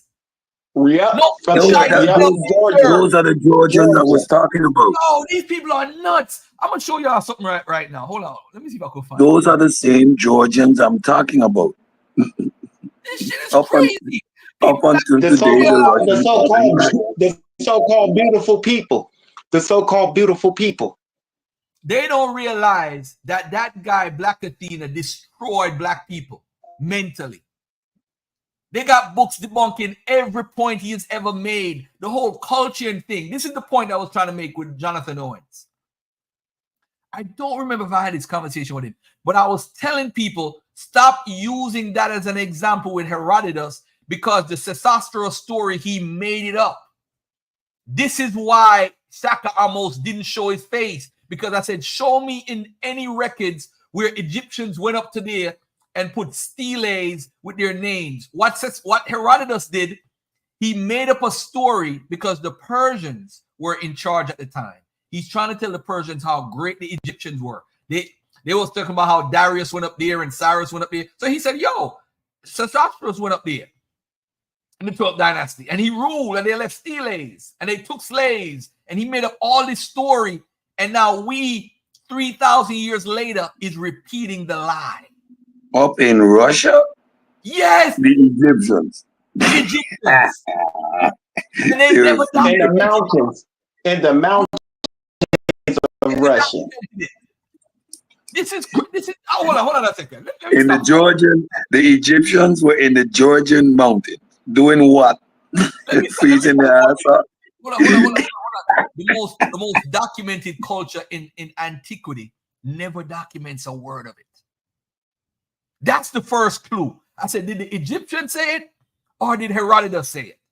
So in that same sentence, he's talking about some dark-skinned people, which we now translate as black people, which got retranslated as dark-skinned people or swarthy or olive skin. You see what the problem is? Blackology is killing us, yo. This is why Metatron could beat them up with ease. He's beating them up. I mean, a lot of the stuff he's talking about is foolishness. I really don't care about who said he said, she said, and all that foolishness. And he talking in this voice. He's speeding up videos. I don't care about that. We're talking about Herodotus and Melanchros and Ethiopia. Now, look at this. I want y'all to look at this right here. Colchian. I'm going to Google Colchian map. I want people to really take a look at where culture is. The Egyptians were in the Georgian mountains up in Russia. In Russia. I don't think people realize Belarus. what he was saying. In the Belarus. In the Belarus region. The Egyptians. Crazy, yo. The Egyptians, the one from the pyramids. Yeah, they walked up there, said. I need a big map so people could see what we're talking about. I don't want to get a regular. I know what you're talking about. It's crazy. Because they went up there. They went up there with the chariots after the Hyksos. These are all places that the Ottomans conquered eventually. Nobody block him. This shit crazy. So the Georgians are, and you know what's crazy? We have to really start taking the Ottomans into history, because a lot of the places that we're talking about, they conquered. So wait a minute, Samuel. I'm upset I never really heard or understood this argument, because now I'm a troll. Wait a minute, the Egyptians.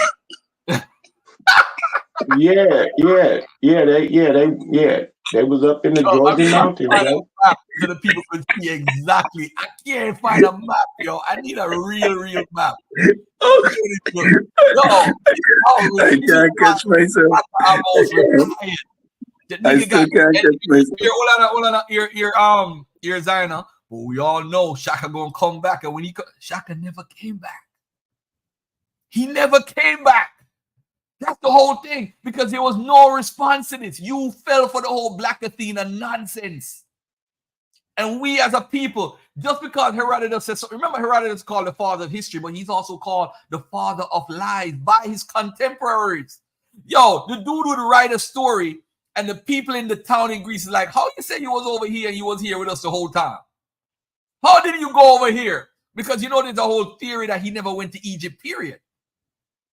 I'm not saying that's true, but that's put out there because he would lie about certain things. And they're like, no, you was with us here. You got this story from Hectaeus Miletus. He was there. Yo, y'all don't understand this whole thing with Herodotus, man. That's why anything Herodotus said, when he talked about how he saw them having sex with goats, as much as the story sounds disgusting, I don't believe nothing Herodotus says. So he saw people having sex with goats in Egypt, the Egyptians.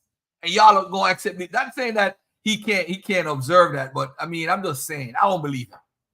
I don't believe nothing that dude says. I need a map. Please pull up a map of Georgia. Please, Belarus. Exactly. Belarus region. Please, Caspian Sea. Pull it up, please. I know what I need to do. I know what I need to do. Egypt. Hold on, Egypt to Russia map. Let me Google that, so people could see exactly where it is. I think I found. Let me see.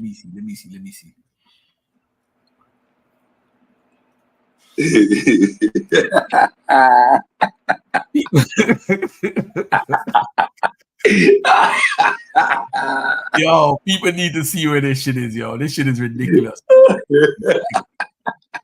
This shit is ridiculous. I think this map might be. Let me do this Russian map and facts.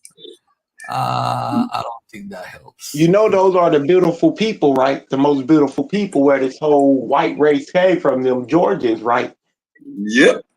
This is where they're exotic Europeans, because they're exotic. And you know, but what's crazy is they were slaves in the Ottoman Empire. Hold on one second, bro. Hold on 1 second. I want everybody to look at this, right? You see right here where it says Tropic of Cancer. This is where Egypt is, right? You have the Sinai area. You have Israel. You have Western Asia, West Asia areas here. You have the Black Sea. You have Turkey. You have the Caspian Sea, the Aral Sea. You have Asia, China, Japan, all these areas, Indonesia. Then you have up here where it says European Russia, Europe. This is where you find where it says Europe. That's where Chalcia is. So now you're telling me the Egyptians left from here and went up to where Greece is, right here where it says the Medium Sea, Mediterranean Sea. This is where Italy is, parts of Europe and all that stuff, Turkey, all these areas. So they went past here, here, here, and ended up here. How? How, sweet? Who does that? Teleportation devices. They use teleportation devices, you know. When all that's of y'all, what the pyramids were. That's Imhotep too, because that's how Imhotep love to use this quote. The issue and when and which time in history, and which is the period that they were established in the Caucasus Mountains, aka Georgia. When? Hold on a second. Let me deal with Kemwe a second. Why don't you come on the chat, bro? One, you need to show this mass migration out of Egypt that y'all said the population turnover. Because you know what? This is what the blackology does. And the so-called Afrocentrics, the so-called African-centered people. They don't believe anybody else in the world exists except black people. So I want you to show me, and the black people, by the way, Cedric, they have to be a dark-skinned black people. They can't be no black people that look brown, too brown. They gotta be black. The Khoisan and Africans. This is what they run from. This is what they run from, though. They run from. They can't believe that the Egyptians stayed there the whole time, because guess what? They don't look. But you see, the thing is, you have Egyptians there that you don't see regular on TV. So they always show the people that lived in Cairo, the rich people, and those people just happen to be, a lot of them are light skinned, some are dark skinned, but they don't look like how we look. So you don't like those Egyptians. They don't fit what you're trying to teach and build to the people. The issue here is this is just misinformation that needs to stop. When is it gonna stop? I'm trying to find out what the weed supposed to look like. What's the weed? Exactly. Kemwe, see, I'm making it up as I go. Go ahead, Kemwe. Go ahead, Kemwe. What's up? The floor is yours, brother. I hear you over here trying to paint a picture, making up your own argument. But you using my argument. I'm the one that says that that's a diverse area and that you're using West Africa as if it's a monolithic structure or something. There are plenty of people in West Africa who don't look like Wesley Snipes or goddamn Seal or something. I said that earlier. And I never talked about a mass migration. So now that y'all done had y'all little fun, you know, we could go ahead, brother. I was talking about. So you ain't talking about nothing then. You're good. Okay. So we're not talking about a mass migration. We're not talking about nothing. You have the floor, brother. So do he agree you have the or floor. not? Do he agree or not? Do you agree there was a mass? Do you agree there was a mass migration of Egyptians out of Egypt over the 1,000 years that you said they were conquered for? No, because I don't use the word mass migration. That sounds like some biblical kind of stuff. Okay. All right. So let me ask you a question. All right. So what percentage of Egyptians do you think left out of the country from the time of Taharqa all the way to the time of Islam? How many people? That's like probably what, 1,200 years? How many people you think left out of Egypt? I don't know. That's a hard question. What evidence do you have Egyptians, if we look at it, Egyptians, any people has a reason to leave where they're originally at if they're experiencing things like war, famine, plague, invasions, repeated invasions. That's anywhere in the world. I don't think Egyptians are where they run into? Where they run into, my brother? Let's look at a map of Egypt. Let's bring up a map. Whoever accepts you.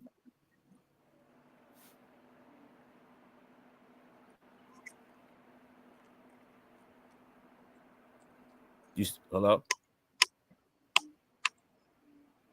Yeah, Garfield trying to find a map. Go ahead, my brother. I'm gonna get a map for you so that we could take a look and try to evaluate how they left out of Egypt and how they which direction did they go. I just need their clarity because all these folks that study this stuff, it seems to be a continuation of what the elders taught. And if the elders are wrong, they can't be wrong. And people carry them on like a trophy, like, hey, they can't be wrong. And the same misinformation get passed down to our children. When is it gonna stop? So I'm going to pull up a map of, hold on. I'm going to pull up a map of Egypt. This is what I'm going to do.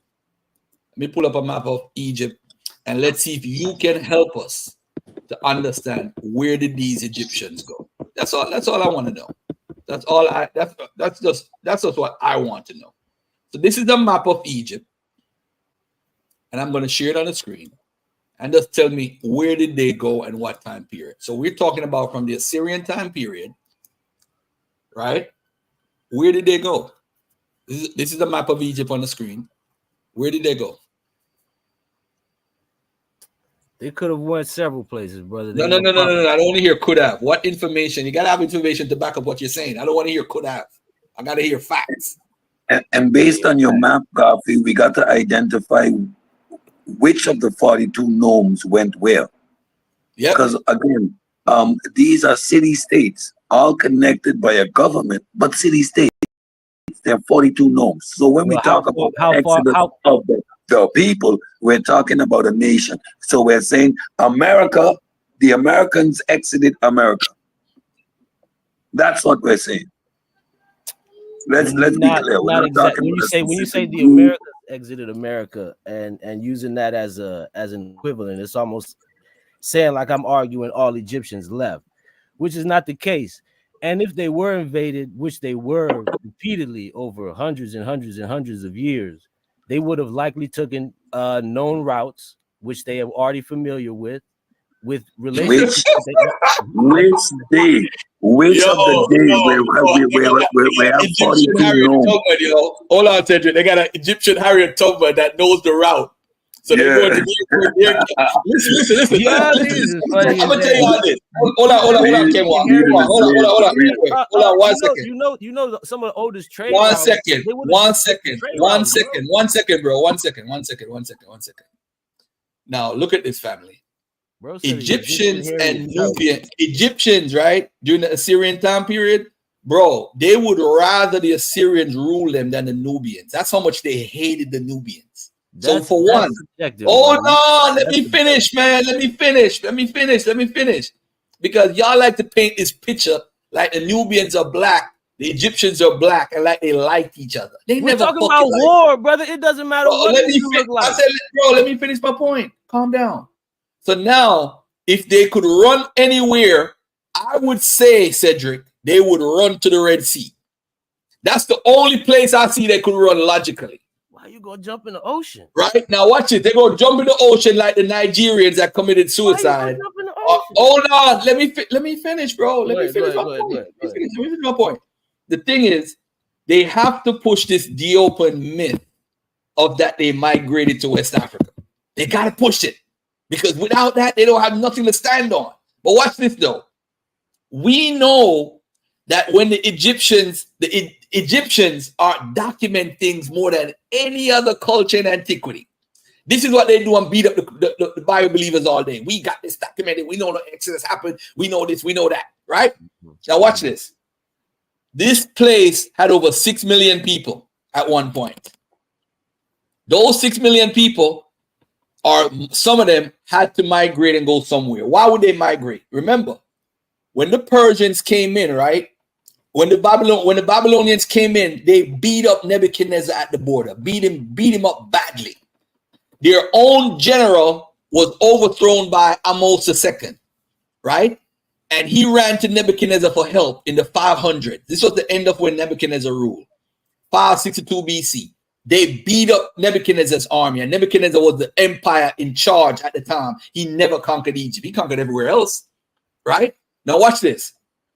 They never left at that time. When the Persians came in, the Egyptians are helping them to document records. They had a war with the Persians. Again, they never left again. While the Persians are ruling, the Greeks is helping them to defeat the Persians, and they defeated the Persians in around 400 BC. And they ruled until 430 something BC, and the Persians took over again. Again, Egyptians, we have no records of no migration. They're running away or nothing. Just another empire beat them up and took over. The Persians started documenting themselves as the pharaohs, and they said, let these people rule, and they did what they had to do. They were ruling themselves. The Greeks came in, they respected, they didn't trust the Egyptians because they have a record of trying to rebel. So they would hire Nubians to guard and be in their army more than the Egyptians. Egyptians are there living, they're practicing their culture. We have records of them practicing holy days and doing what they're doing with Mejanetta, and they're doing whatever. We have the documentation to prove that. The culture is still carried on. They have writings, the oracles, 3 different oracles. The guy that run with Jahi Isa, he has a book where he's documenting the oracle of the potter and all that stuff, how they have prophecy of a new pharaoh coming up to rise up like Jesus. They're looking like a Jesus to return. We have that again. The Egyptians are still there in the Delta, in Egypt, not moving. We have no records of no mass migration, no 200 people, no 500 people. There's no records of this. That's not. Even when the Arabs took over, right? Watch this now. I'm gonna let you prove me to be a liar. Watch this. When the Romans took over, when the Arabs came in, they joined the Arabs' army. The Arabs said, hey, we don't want y'all to turn over. We don't care. We just want y'all to help us to capture some Nubian slaves, which they did. So that slave trade with Nubia, the Egyptians played a role in it and helped the Arabs to enslave Nubians. Egyptians did. Now watch this. The Egyptians now never left. It was the Greeks who were the stronghold of the administration of Egypt. They're the ones that left from the Arabs. They were escorted out. They worked out a deal. Again, show me this mass let me get away from the mass migration. Show me the records of Egyptians leaving on all over the place, of leaving and leaving Egypt. They're not leaving, bro. They don't mass. The same people that's been there the whole time is there today. All right, we bro. don't like how they look. You say the same thing over and over again. Go ahead, continue, bro. Your turn. Your world. Before he continues, I never spoke of mass migrations, right?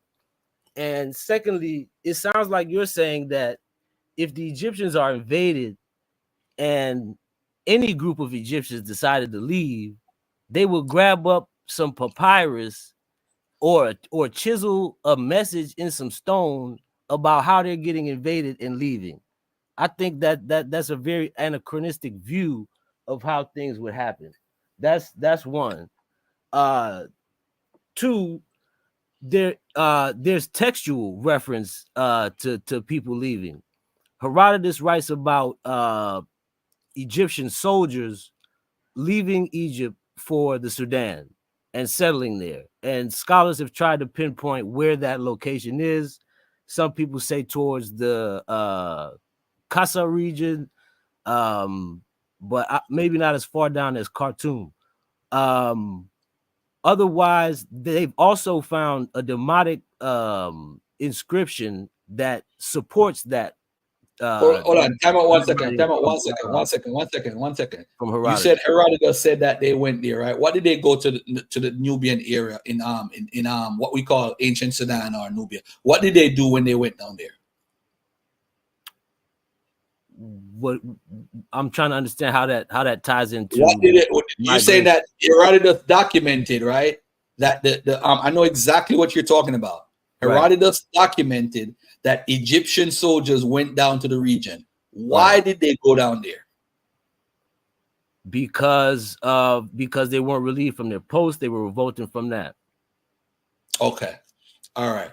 Now, if Egyptian soldiers, how many Egyptian soldiers went down there? I think he says a couple thousand, couple 100,000. Okay. All right. Now, do we have evidence of this in Egyptian records? We have a text that supports this. I don't have the text in itself that supports this, but I do have a scholar who comments on the text and talks about the text. Okay. Now, Egyptian soldiers is not the Egyptian population. But if Egyptian soldiers go down to an area, that's not necessarily true. But Egyptian soldiers going down there, what is the proof of this 200,000 or 100,000? You see, this is another thing. You see, you were jumping all over the place. You said, "Is there any records? Is there any Egyptian records? Is there archaeology?" You jumping all over the place.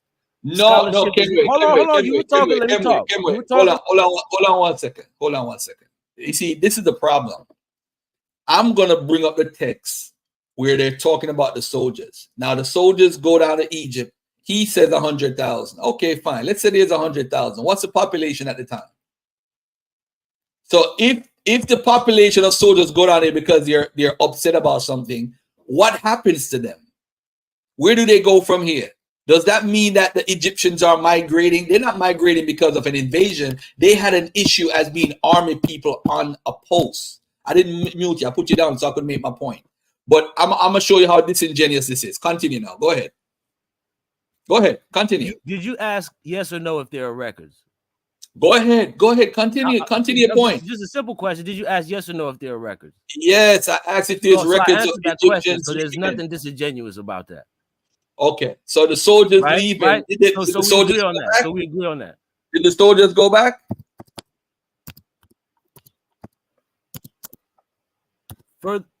Furthermore, what I was about to say is that we don't have all the evidence that we might need. We have some evidence. There's linguistic evidence. There's some archaeological evidence, right? And there's textual evidence, like I've just pointed out. And like I said before, I'm not up here telling you that there were mass migrations of Egyptians anywhere. But I do think that taking the position that Egyptians never left anywhere because they were so great and they loved Egypt so much, I think that's crazy.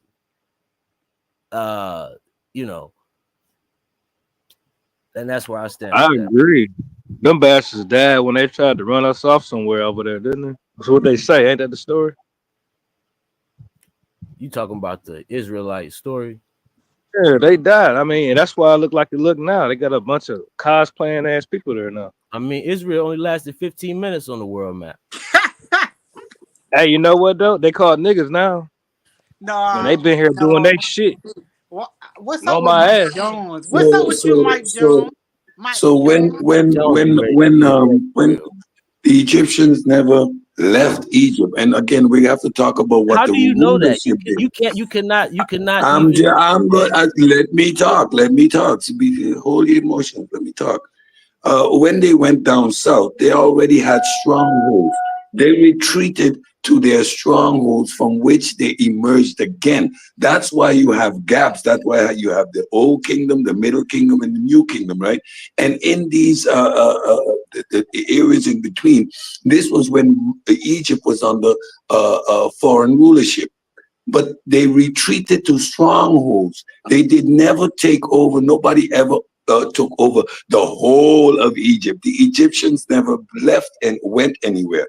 And that's why they were able to regroup and attack the invaders, right? They also colonized Nubia. You can't talk at the same time, where you can't talk at the same time. Let him finish, bro. That's like I had to shut up for a minute and let you talk. Shout out to Nixie One, man. Good evening from England. Peace and love, brother or sister, whoever you are. But continue. And by the way, I never said any Egyptian never left. I never said that. There was no all or nothing talk. What I'm saying is this mass migration that you guys are pushing based off of what Diop teaches. That's what y'all doing. That's the blackology I'm referring to. But finish Cedric and I bring Kimway back up. And again, you're looking at 42 nomes. You're looking at the capital being either in Memphis or in Thebes. And these are the cities that are attacked, right? The culture, right, stayed in place. The civilization stayed in place. When the Hyksos ruled, they were oppressors of the Egyptians.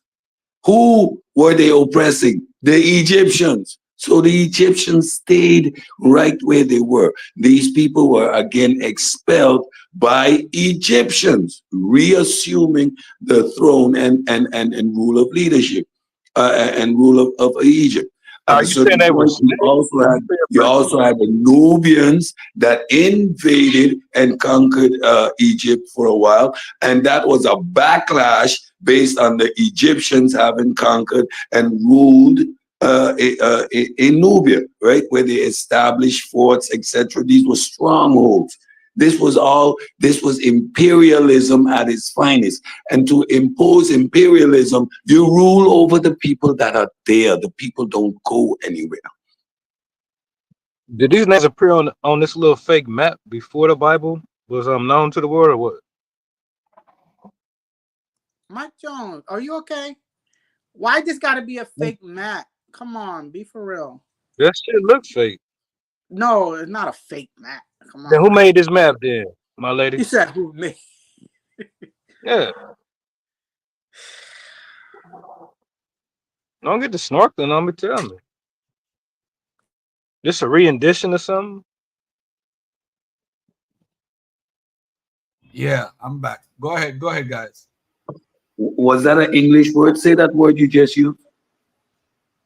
Re-edition. A re-edition. You know what that means? Hold on. You know what that means? Next one. It's an open panel. You could jump on. Yeah, you didn't answer my question. I don't really agree with a lot. When did these names appear on the map? A lot what Cedric was saying, but at the same time, you can't say that they left somewhere to what was the Sudan and then didn't leave nowhere. Even though they might have had strongholds, that doesn't stop the fact that that was a different polity. That was also around the same time as the Kushite takeover of Egypt, which they actually did take over the entire Egypt. I think we just have different opinions. You know what I'm saying? More evidence is gonna come. I know that y'all don't really honor anything coming from the African-centered community.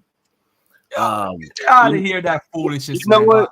It's not even that. I mean, is it Nigga, true? I've never seen we y'all read quote all any the sources, whether African-centered they come scholars. from black people or what. We looking for the truth. We don't give a fuck about no African-centered shit. We about the See, we don't give a fuck about no African. That's great, Garfield.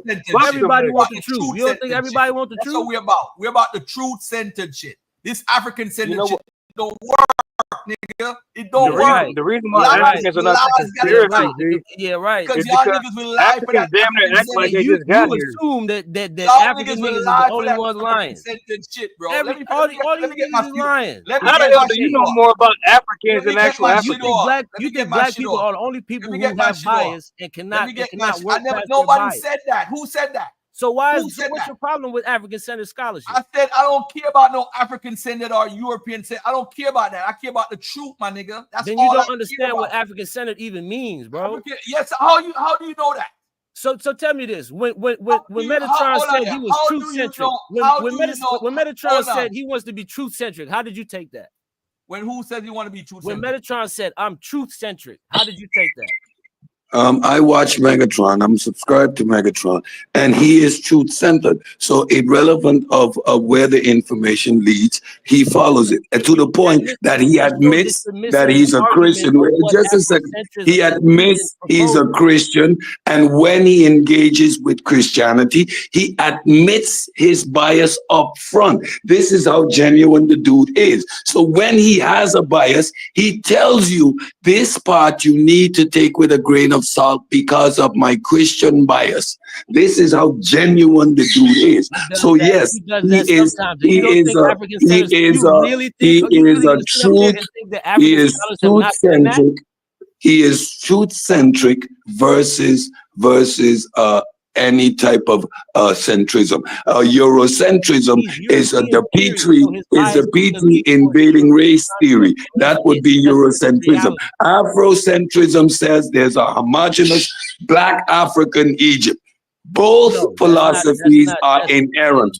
Both positions are inerrant. So archaeology, genetics, and the historical evidence supplied by the Egyptians themselves tell the story. So we do not need to reinvent or put things in a perspective that is flawed. Again, when you look at invasions, you have the rulership. They're engaging in a battle. They lose the battle. The king and his subjects retreat within the confinements of their own country, establish strongholds from which they engage with the invaders again. That's why you have successive. That's why you have successive ages within the Egyptian history. It's that simple. You just gonna keep talking? Well, you gotta wait until he's finished, though. You ain't gotta talk over him. He gonna let you talk. He did it to me. That's how he started talking. Go ahead. Speak your mind now, bro. It's all you. He didn't contradicted himself so many times. That's why he just kept talking. So I wouldn't say that. I done forgot half of what the fuck I wanted to say.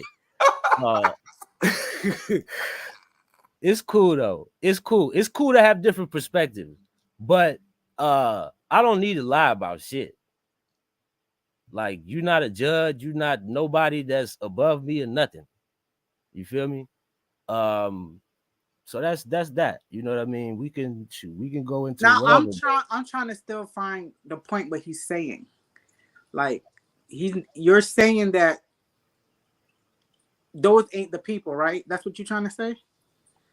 Trying to understand his point. No, Cedric is saying that since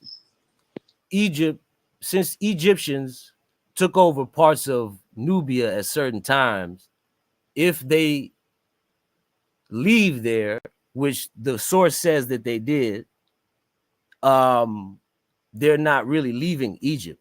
I feel like that's you're arguing semantics. You're arguing semantics because you're never going to jump up here, especially not with the rest of your Suda killer homies, and act like Sudanese or Egyptians. You're going to be fighting with them for the next 3 years. So, at which point in time did I make such a claim? your whole argument was that it's a stronghold, so they're not leaving anywhere. Am I wrong? First of all, I talked about 3 distinct periods, right? We have the old kingdom, the new, the middle kingdom, But we're talking and the about new kingdom. the period time right? of the source, though. So first of all, so second of all, in that specific period, you have the expansion of the Egyptian empire, where they conquered Nubia. They established strongholds. So if I'm conquering a place, there's obviously a distinction between the two. I'm imposing myself on the people. The Egyptians ruled with a hard hand. They established strongholds, forts, etc. At a certain time, yes. At a certain time, yes. The time period this is the expansion of their territory. Again, when we talk about being invaded, the capital, the central city, is being invaded because they want to take over the government of a particular area. Right? So what does the leadership do? They retreat to strongholds within their empire. And again, the leadership, the rulership, the pharaoh and his subjects, the citizens stay in place because it is governments that invaders take over. Cedric, I'm sorry, but you're making up your own source at this point. You're making up your own source. The source says that Egyptian soldiers in the hundreds of thousands went to Meroe, that region. All right. In an expansion. No, not an expansion, bro. Fucking Taharka and them already ran through Egypt. That's your chronology. Your chronology is all over the place. No, yours is. It's cool though. It's cool though, Cedric. I'm gonna let you have it. I got stuff to do for real. So y'all go ahead and have fun. All right, one more thing, Kenway. Outside of that, the 1,000 soldiers that Herodotus talk about, what other source do you have in the times of the Persians, the Greeks, the Romans, of Egyptians leaving? You said besides what? What Herodotus wrote about the soldiers going down into Nubia. I don't have the thing. I don't have the thing on me, but Kim Ryholt, I think that's how you pronounce his name, has an article where he talks about Herodotus's claims about what was going on in Egypt. Okay. But outside of that, what else do you have? Outside of that, what else do you have? There's a few things, and it depends how you look at it. I don't have my stuff with me, but there's a few things. There's trade routes. There's older accounts of scholarly articles about Egyptians moving towards the west, not necessarily again a mass migration. And there's linguistics, and there's some archaeological things. All right, so we understand the whole Diop thing. So this is based off of Diop in his book when he wrote about people migrating a certain direction and so forth. That's what really have people studying it. Let's be honest. And the second thing is, where is the evidence? I know we could do the linguistics. West of Egypt isn't Libya. What are you saying? West of Egypt isn't Libya. Okay. And isn't there a established relationship between the Egyptians and the Libyans? Okay, yeah. So how does that indicate a West African connection? This is westward movement. This is westward movement of people in the north. That I wouldn't. You have to understand the whole argument. So y'all be catching bits and then trying to run with it. And yes, Diop made the fundamental stuff to this in scholarship, and there's a whole slew of scholars behind him. But it's also in the oral tradition, whether people like it or not, these things can be weighed. And whose oral traditions is it in? In Senegambian oral traditions, amongst the Wolof, the Fulani have some. Let me ask you a question. In the oral traditions of the indigenous people, are the Arabs documented it? Are Europeans? in that of the indigenous people. There's several accounts. Okay, so when they say they're Jews or Israelites, you believe those too? No, because there are ways that we use methodology. But when they say from Egypt, it's true. Yo, enjoy your day, bro. Wow, these people crazy. Yo, I'm telling you, this is funny, bro. This is all fun and games, yo. I ain't even pay these people no mind, man. They don't want to be African. They don't want to be African. They want to tell them, oh, I don't want to be. I'm not Egyptian. Yes, you are, nigga. Yes, you are. No, I think we need to speak on like different times, because different times, different people. And you know what, Mika? Why you gonna ask me a question just to like boot me off the panel though? Take the debate, bro. Take the debate. Say what? Take the debate. It's a debate. Let's go. And I'm putting out a challenge to take the debate. Come on. Who challenging me to a debate? You, Sabio? No. Take the debate.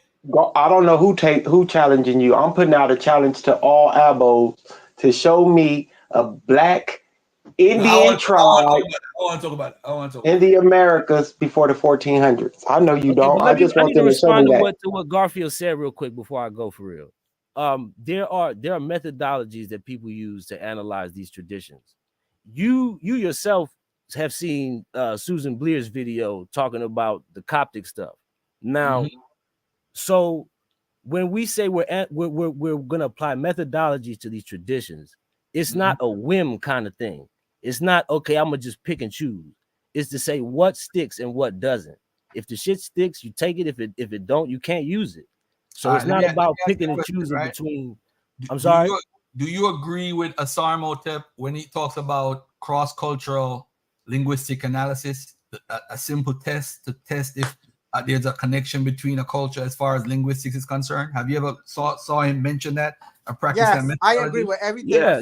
That's if it's historical comparative linguistics. That's all right. Cool. Now, let me ask you a question. Does the term mother, father, son, daughter, and the sun in the sky, is that in Wolof? Is it the same in Egyptian as in Wolof? Yes. All right. When you get a chance, come back on and show and prove that.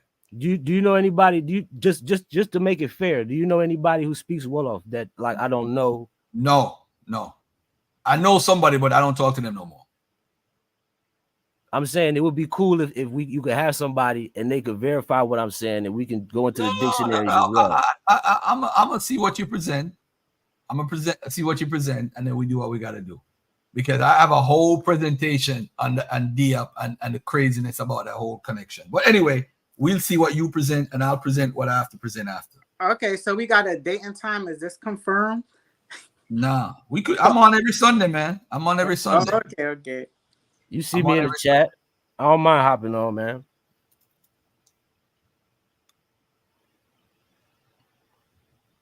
I definitely don't mind. But I definitely got a roll though. So peace to y'all. Thanks for having me on. Right, peace and love, brother. No doubt. Hey, Mika. Before I go back to that video, I gotta talk about what you sent me in my inbox so that we could get that out the way. The blackhead people. So what are you saying now? These blackhead people are these blackhead people? That's what you're saying? I'm saying, okay, Garfield. We got to think about the area they was in, right? Let's get scientifically. The area they was in, they will have a darker complexion, right? Am I right? Not necessarily. Okay, and now we're talking about shave-headed people. Oh, I gotta bring up my my presentation for this. Hold on. I gotta bring up my presentation for this. Hold on, just 1 second. Yeah, but you're saying, what are you basically saying though? I'm trying to figure out what you're saying. I'm saying that if that picture that you always showing, like, is this you? Is this you? And this is white people, this is European. I'm trying to show you that no, they're not. They would look more like these type people. Wow, says who? Based off of what though? But where you got European looking from, based off of what? But based off of what? European, they look like. No, I'm talking. You see that picture at the bottom that you always show your favorite picture, and you always say these are European. Well, I wouldn't say they're European, but I say that they look more European than how we look. I'm saying no, they would look more like Indian looking with just shaved hair. All right, cool. All right. You know what? You could be right. But let's take a look at how they looked and how they documented themselves. All right. And by the way, it doesn't mean blackheads anymore. They said it means something about humankind. That's what the dictionary says, the corpus says. All right. That's what it says.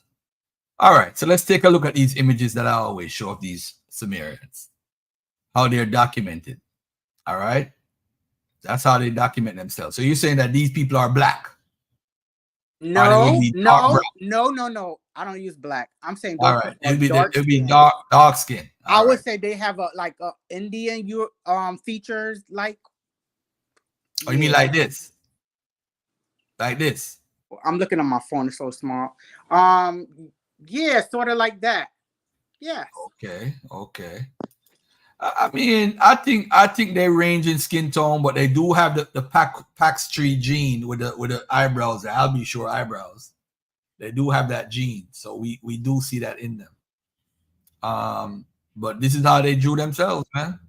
Yeah, but you just showing a certain type of this is who is Chuck? Chuck here. Y'all called Chuck with the blackheads. I knew it. Get him, Chuck. I don't know if it's him. What's up? Oh, okay. So quiet. What's up, bro? Maybe you hear me? Okay. Yeah, I could hear you. Yeah, well, let me turn down. It is him. All is good. All is well. Just got in. Hold on. Let me turn this off. I got to turn you.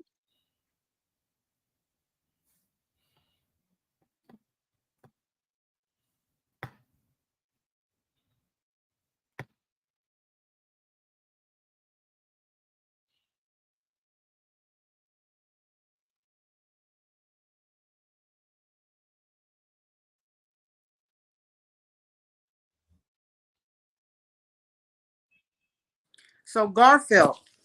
Yeah, baby girl. If we were to try to figure out who those people would be today, I mean, which area, what would you say they would be? We would have to go back to the same area. No, because you got to understand people migrate and add. Yeah, but what are you doing? What are you doing? Like all the people migrated? You want to do it now? You sound like Kimway right now. You sound like Garfield. According to history, everybody on Earth moved around. Yeah, but did everybody not leaving their country? Why? What you talking about? We left Africa. Bro, Sumer is one of the greatest agricultural. Hold on. Sumer is Sumeria or Mesopotamia is one of the greatest agricultural areas. As a matter of fact, over 10,000 BC, they've been pushing agriculture and all type of different things. So why should the people move though? But why you make it seem like people can't leave an area and go which to people? Area? But which people? Which people? Hold on. So everybody left. So everybody left. I'm not saying everybody left, but people leave areas and go different places. So if you're gonna find them today, you're gonna look where they were originally. Why wouldn't you look? No, because it don't work like is the same American? Are we the same American that was always here? No. So if you look in America now, that's you're not a good analogy because the slave trade. We come from the slave trade. I know, but you're not gonna say we are the people that always been here. You're not gonna say some crazy person would, but we're not gonna really say that. No, what I'm saying is this. If you're gonna look for where the Sumerians went, you're gonna have to show me something in their records that talk about them leaving. What is it? What is in the records that says that? You got to provide something. We can't just assume that, sis. No, but you did the same. You assume that those people that's there now are the people that always been there. You assume that. You just said that. Hold on, I have nothing to put forward to say that those people live. But look, you want me to rewind what you said? No. I'm standing on that. I have nothing to say that they didn't leave, that they left. I have nothing to say that. What do I have to say that? I have nothing. Yeah, but you said it though. I have nothing to say that the people left there. I have nothing to say that. So I have to say that. If you want to find the people, what you mean you have nothing to say that? You can look at history itself. Okay, so show me where in history. So show me in history where they left, where the people left. Show me. I can't show you like they went to one area. They went all over. Show they me. could go any area. Mika, all right, let's make it simple. All right. Mm-hmm.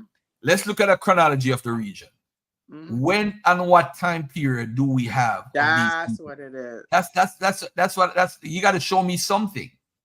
But you can't say the people that's there is the people that's always been there. That's all I'm saying. Why I can't say that? Because that don't make no about the sense. Egyptians. They said that about the Egyptians. No, we're talking about the Sumerian. Nah. And even the Chuck, Egyptian, Chuck, are you even there? if we spoke on the Egyptian, it's the same.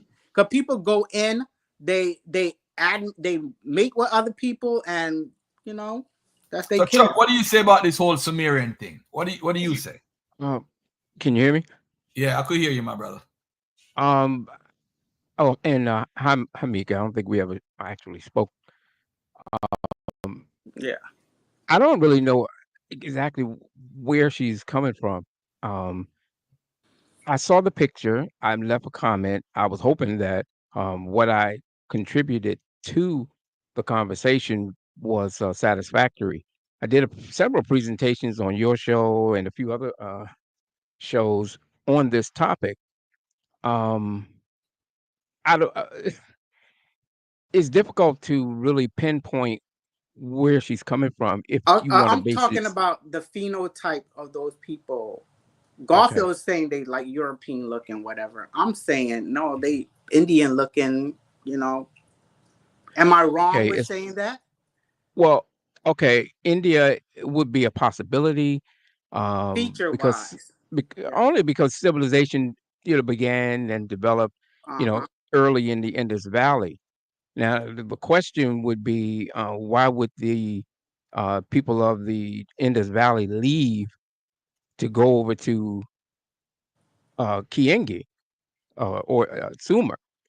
Because they had plenty of room. It wasn't like they had a, a, a problem with population that they needed to expand. Now we do have, and I mentioned this, we do have inscriptions that mentions the peoples of the Indus Valley. They congregated, they traded, they resided, but as far as a people, we don't have any documentation that supports that maybe the Sumerians were Indians. If that were the case, if we were to just take the language of the peoples, any one of the many languages of the Indus Valley, we would find a strong presence of it in the Sumerian language, and we don't. So that theory kind of loses altitude when you start to apply just basic common sense to it. I say that respectfully because I don't want it to come off as being arrogant. Unlike some of these men, I got tougher skin. Got you. I literally just got out of class on this not this topic, but dealing with this whole Sumerian thing. So yeah, that really doesn't hold weight because there was a book that was released in 1969 called The Sumerian Problem. And it kind of touched on that because literally everybody's trying to lay claim to the Sangiga people for whatever reason, nationalistic ideas. But to date, we just don't have any population that one can completely definitively say that these are the direct descendants of Sumerians. Now you do have DNA studies that were conducted with the oldest or some of the oldest peoples in what do you call it, in the marsh areas, marsh Arabs. But unfortunately, you don't have any Sumerian DNA samples that could be analyzed to make a picture, to point a picture as to who's the closest descendant. So the current study is just, from what I understand, the current study is just singling out the marsh Arabs and then their connections. But because of the high level of decomposition, the skull, you're not even able to put together a proper because I think you mentioned it earlier when you're trying to make a you take a skull and you make a I forget what you call it. A reconstruction. Yeah, to get a accurate reconstruction, that type of soil in that region, in places like Eridu, or they just don't have any of it. You can go some of the places that would have any of these remains. You go to the Penn basement. They had some parts of remains that they took from where what was his name? Woolney, when he did his little expedition there. But none of it's been used in any DNA extractions. So to date, we don't have it. So we have no everything DNA. at this point.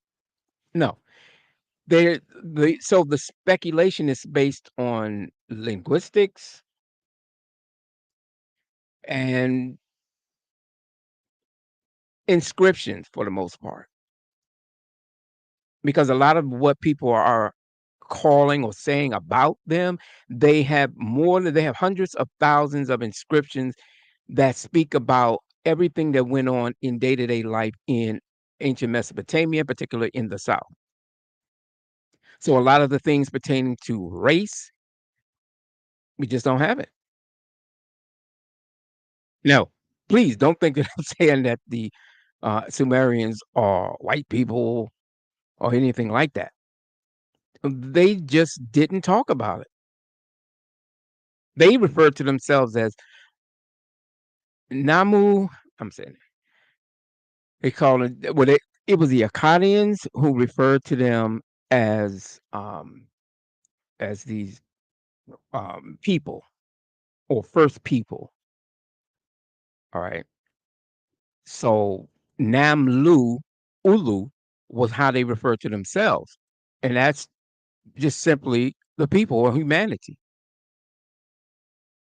And we have multiple inscriptions that talk about it. You can go to the king's list of Lagash, what's called rulers of Lagash, and it talks about it. Talking about after a flood has swept over and brought about the destruction of the countries, when mankind was made to endure and the seed of mankind was preserved, the people all rose. So when we hear black heads, it's not literally talking about the black-headed people. Some people even speculated that blackhead was talking about hair. But we already have a word for hair, Iggy. So we know that's not what it's talking about. So blackhead, because head had different meanings in Sumerian literature, specifically is talking about those who were or people or something that was in the leader role, or those who were subservient or worshipers of the gods, because the Sangiga were put in pastures and made to serve the gods. That was it. That was their whole role. Nothing more. They were just like little pets of the gods. So, to make a long story short, just to end my point, a lot of the talk about the ancient Sumerians, who they were, what they were, where they came from, is just a mystery. They don't talk about where they came from. Oh, so they didn't come from Egypt. I mean, Kemet or whatever they call it now, that area. No, they don't talk about that. Matter of fact, we don't even have any inscription of them even mentioning ancient Egypt or Kemet. You do have the Neo-Assyrian writings, but they were not Sumerian. And by the time, don't let me call Assar to get you, man. Don't let me get Assar to get you.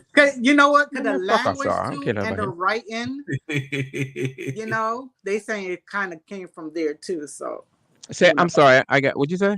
I said the writing. They said it kind of came from Egypt too. So you know, the writing. Who said that? Who said that? Wait a minute. I heard that. nothing. Okay, let's keep going. Never mind.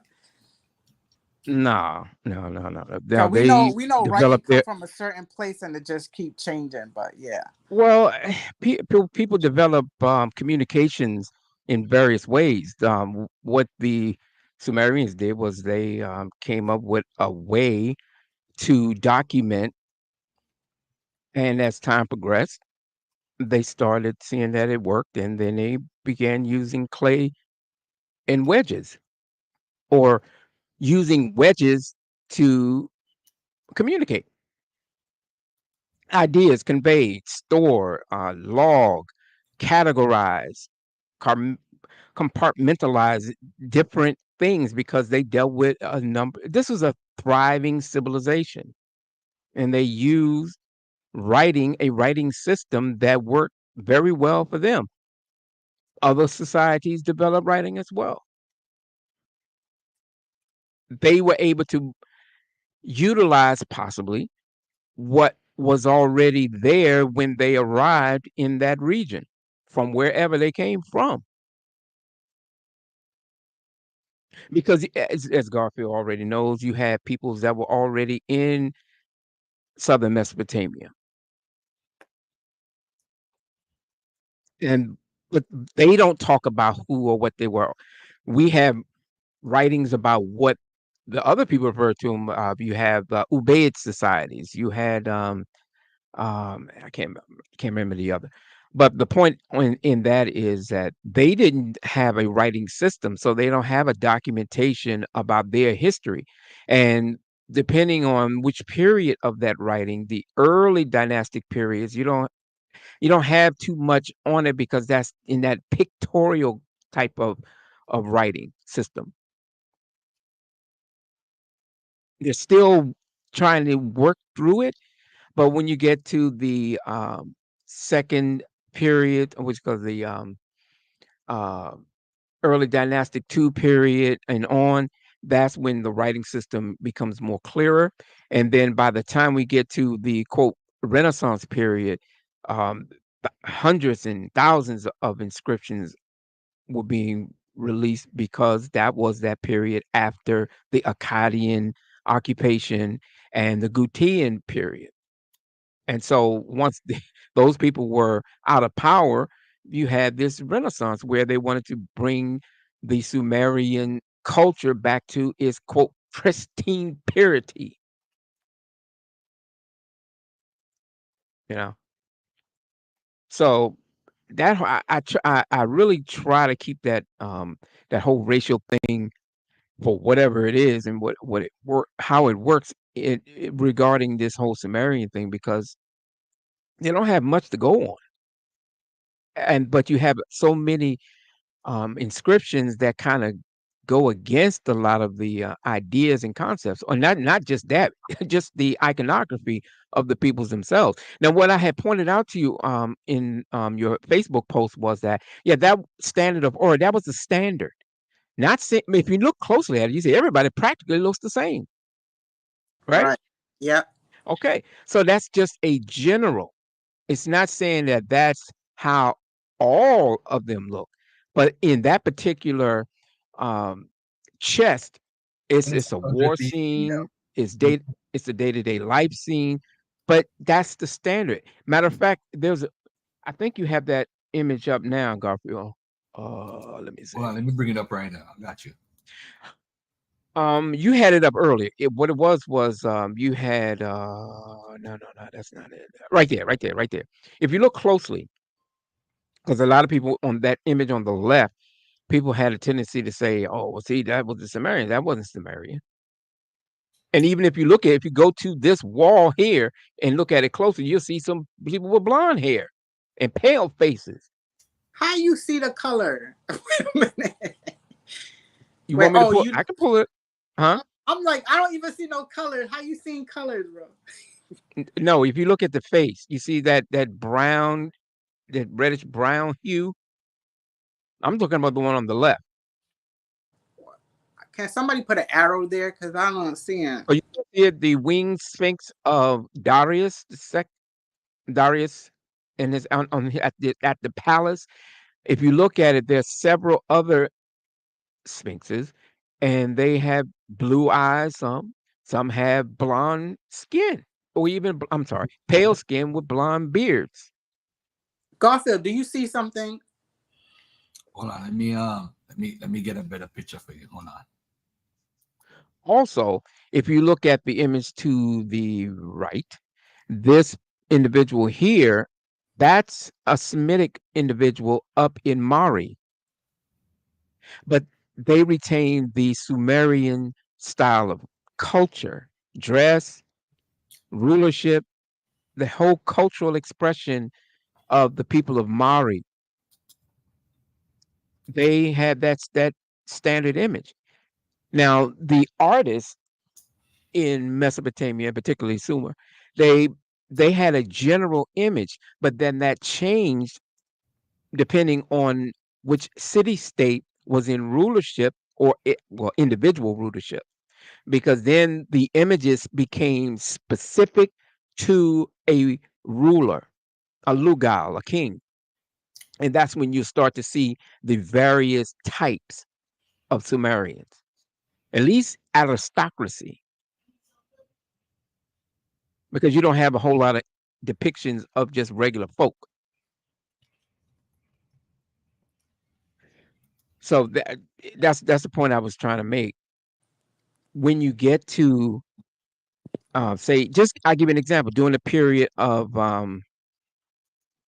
the Earth 3 period, this was after the Gutians were removed. Then you start looking at images of Urnamu. You see images of Shulgi, Gudea.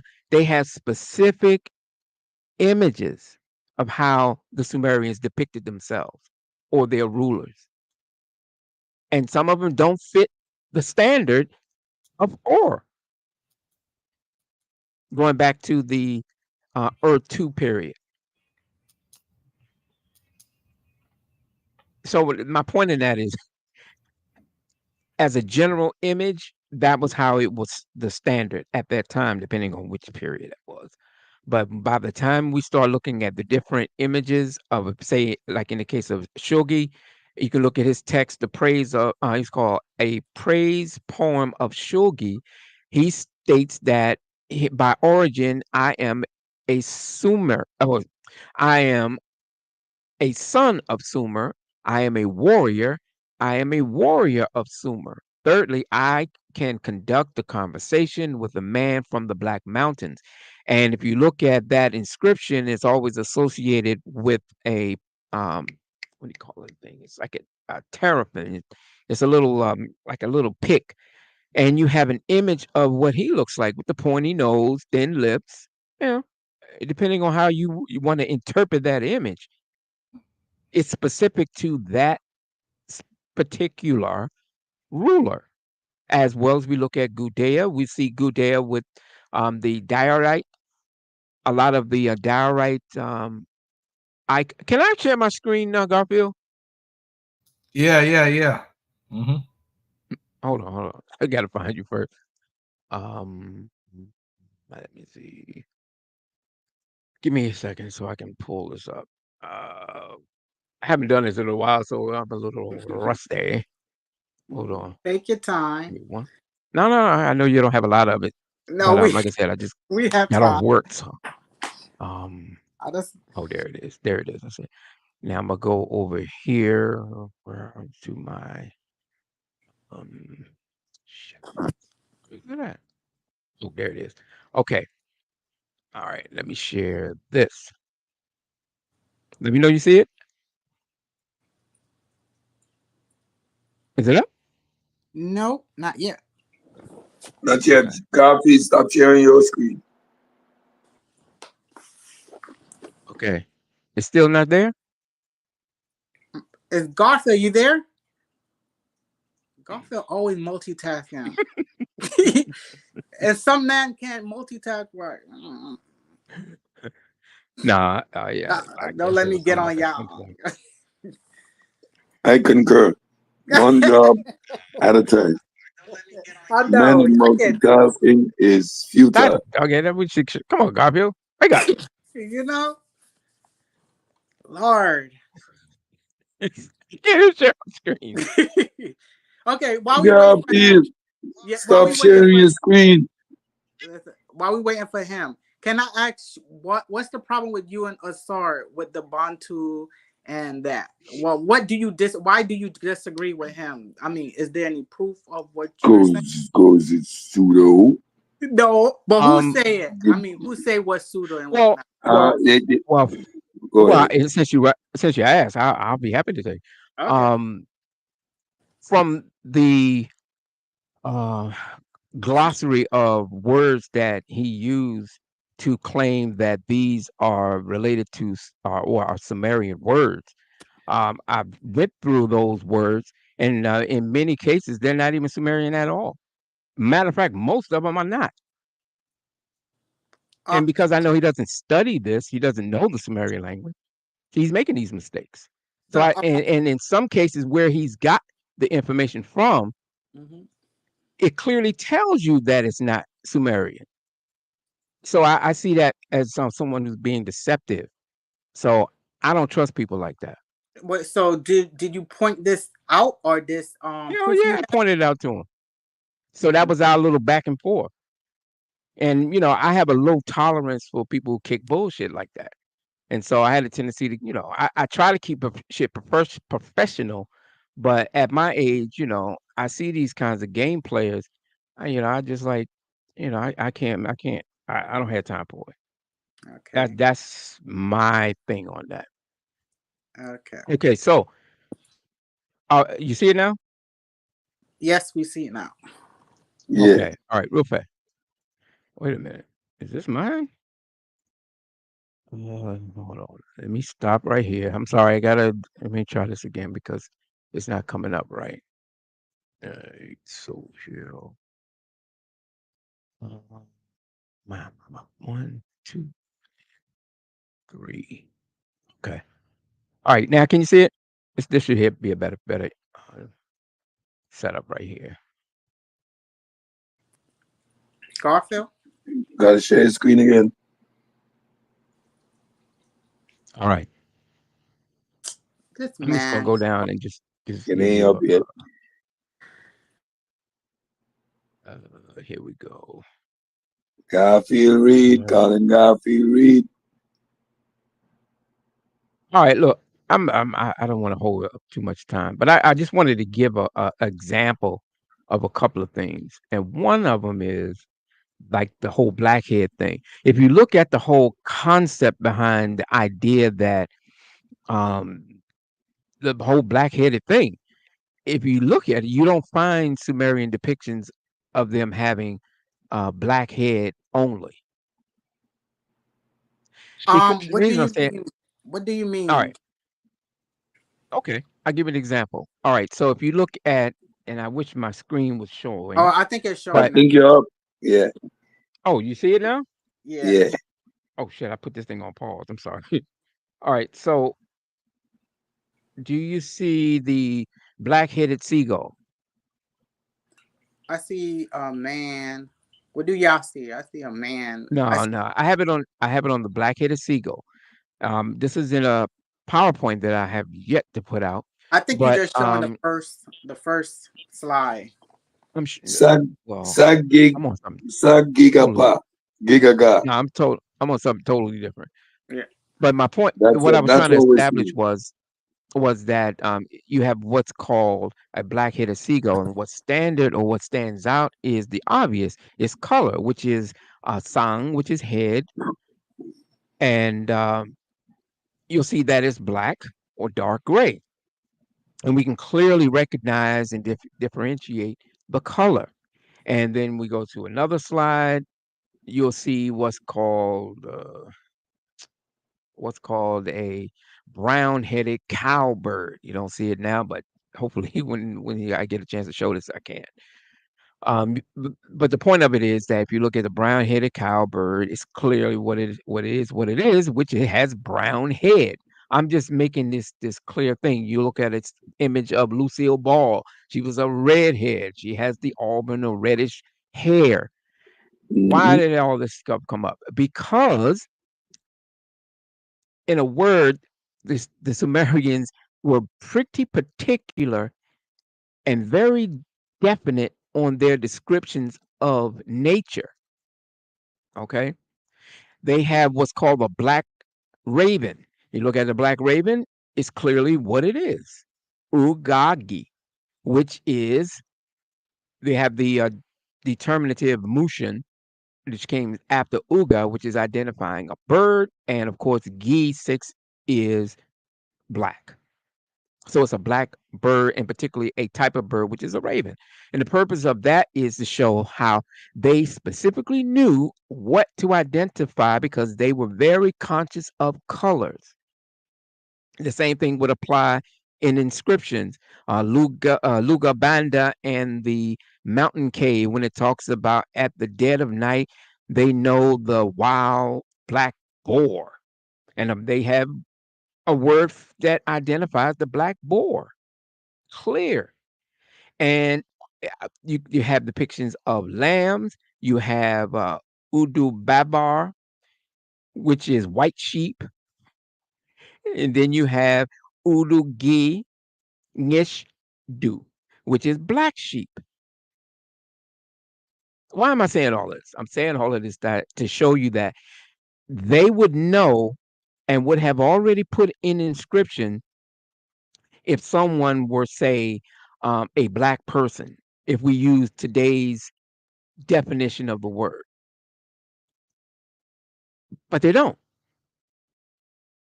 And when you read what they wrote about themselves in context, they don't even use it to identify themselves as being black people.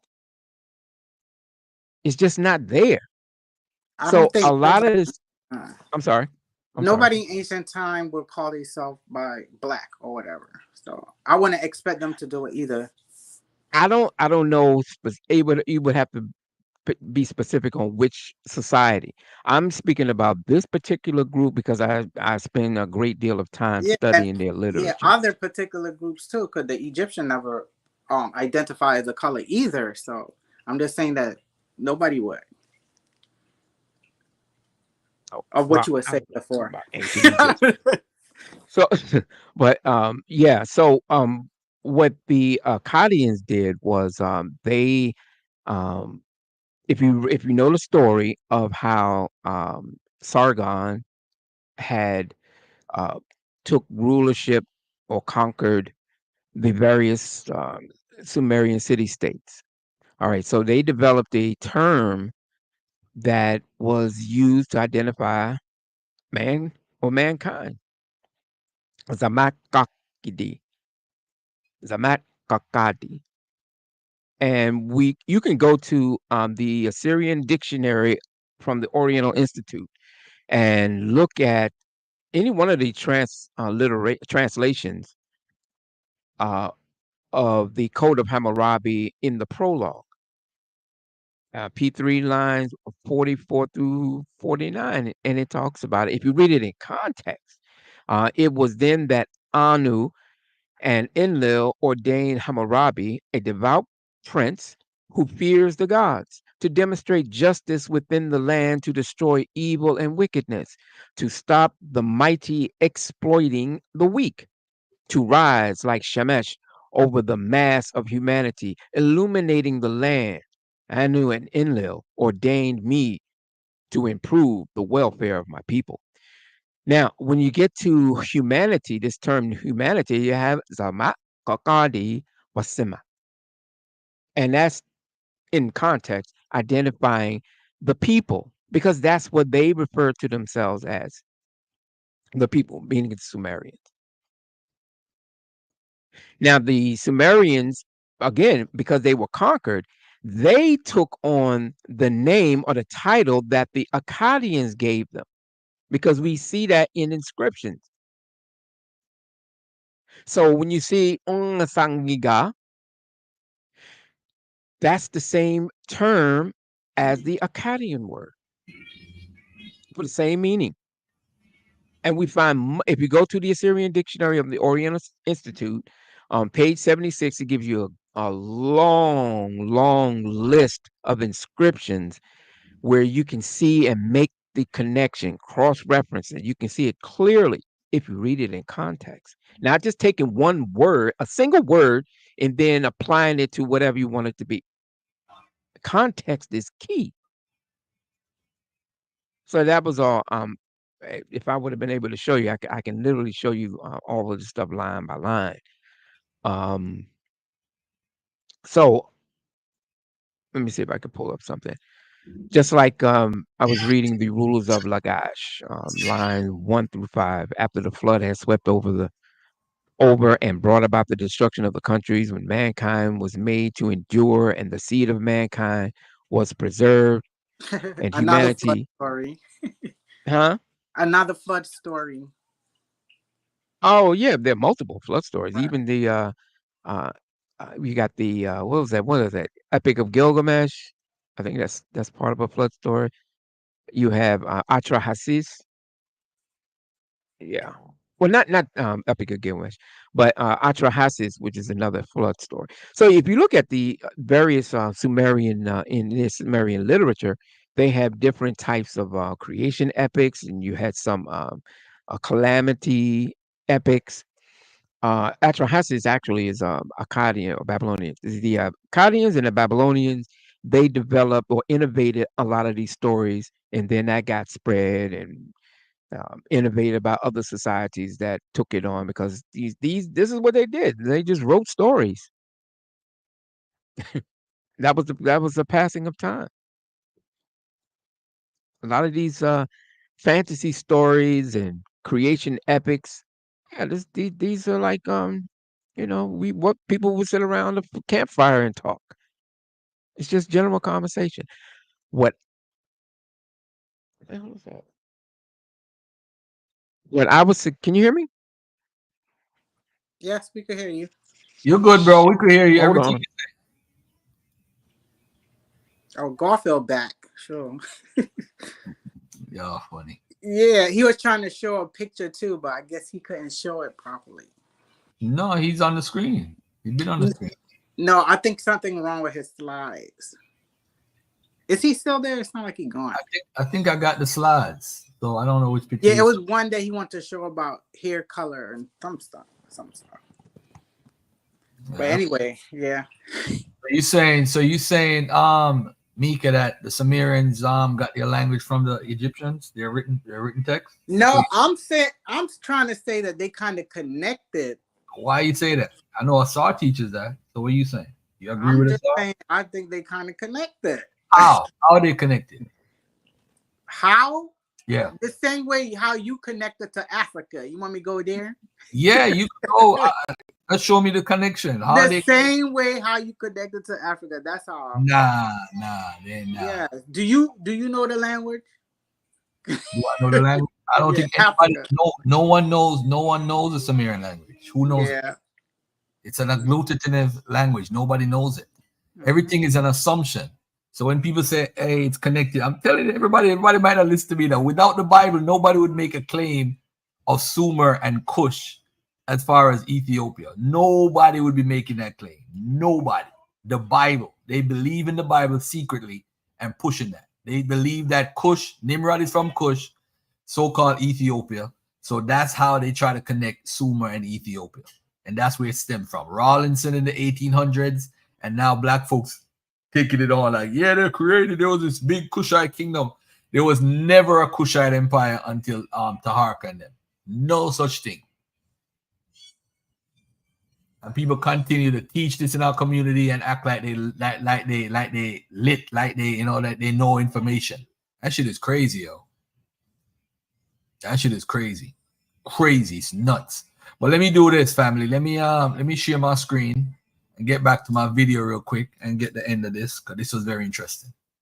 It also attacks this argument frequently presented by Mr. Imhotep, whereby before the Romans and the Greeks, all Egyptians were black. But after the inclusions of the Greeks and the Romans, that's when the Egyptians start changing as a population because of interbreeding. If that were the case, then a man from Delta and a man from Elephantine should be the exact same from the perspective of this ancient Egyptian from the Middle Kingdom. This is how I defend my usage of the word olive skin, because even when we look at Herodotus, which is the first one you quote to demonstrate that the ancient Egyptians were black, well, he used the same term to describe people of the Near East. Hence my choice to use olive skin, because it includes people from the Near East and people from Africa, depending on the hue. What you are doing instead, by using a politicized term, black, you are specifically trying to encapsulate the words of...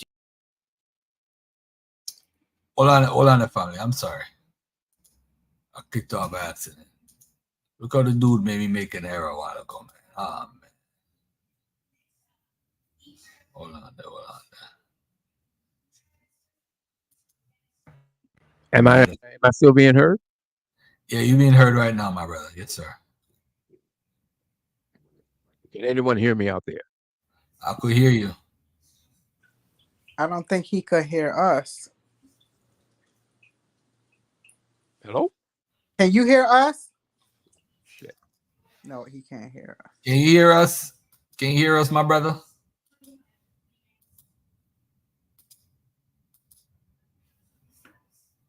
The Imhotep, whereby before the Roman... Hold on a second. Let me respond to this right here. Kush never went from Africa to India. Nothing. That's not true. Hello? Can you back here? That's not true. Yeah, go ahead, my brother. What happened?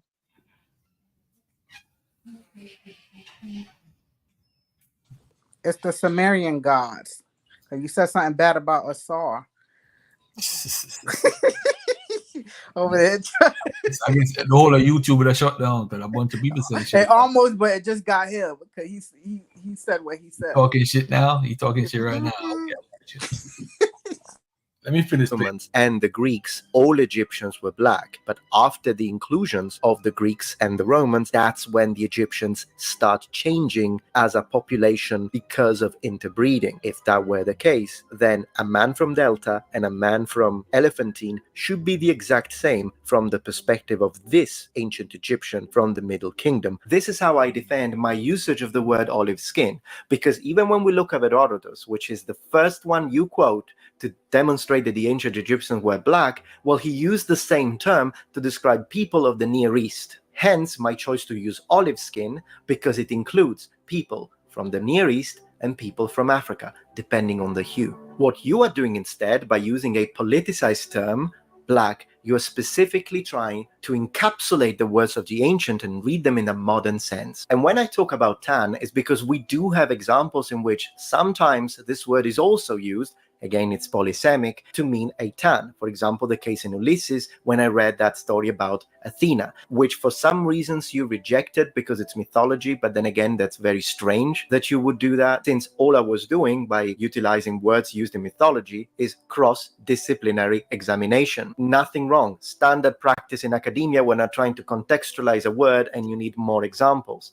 Doesn't matter that it's used in mythology. It's still a word in their vocabulary, and we can see how they use it and learn from it from a linguistic standpoint. So, were the ancient Egyptians white? No, these passages just debunk that. You're welcome. But there is a connection with Semitic and Asiatic people. You can, of course, decide to disagree, but at least you can see where I'm coming from. And classifying these opinions that we form based on how we read the classics as lies is not fitting. My point of contention, again, was that the multi-ethnic argument makes it sound like all ethnicities that were there at some point contributed equally to the foundation of the civilization. That's simply not the case. By this logic, Metatron should have no problem calling ancient Rome a multi-ethnic civilization, since it was present in Africa and Asia too, and that many people of different ethnicities were part of the great Roman Empire. But were they equal to the people from Southern Europe who founded the civilization? No. So Rome should be classified as another multi-ethnic civilization, and no one in particular should claim it, or at least Africa, Asia, and Europe together should claim the creation and development of the Roman civilization. But we all know this does not stand, because the ones who built the foundational elements that made that civilization what it was, and were the primary group to have unified the other ethnicities under their empire, was a Southern European ethnic group. And Metatron, you make videos where you are not okay with Europeans trying to over-highlight the multi-ethnic side of ancient Rome. In those analyses, you look at the foundational population to back your argument. But for ancient Egypt, you don't do so. But I am not one to ignore that. I do not think this example fits, because in order to fit, the parameters need to be similar. You're removing a very important factor from this equation: time.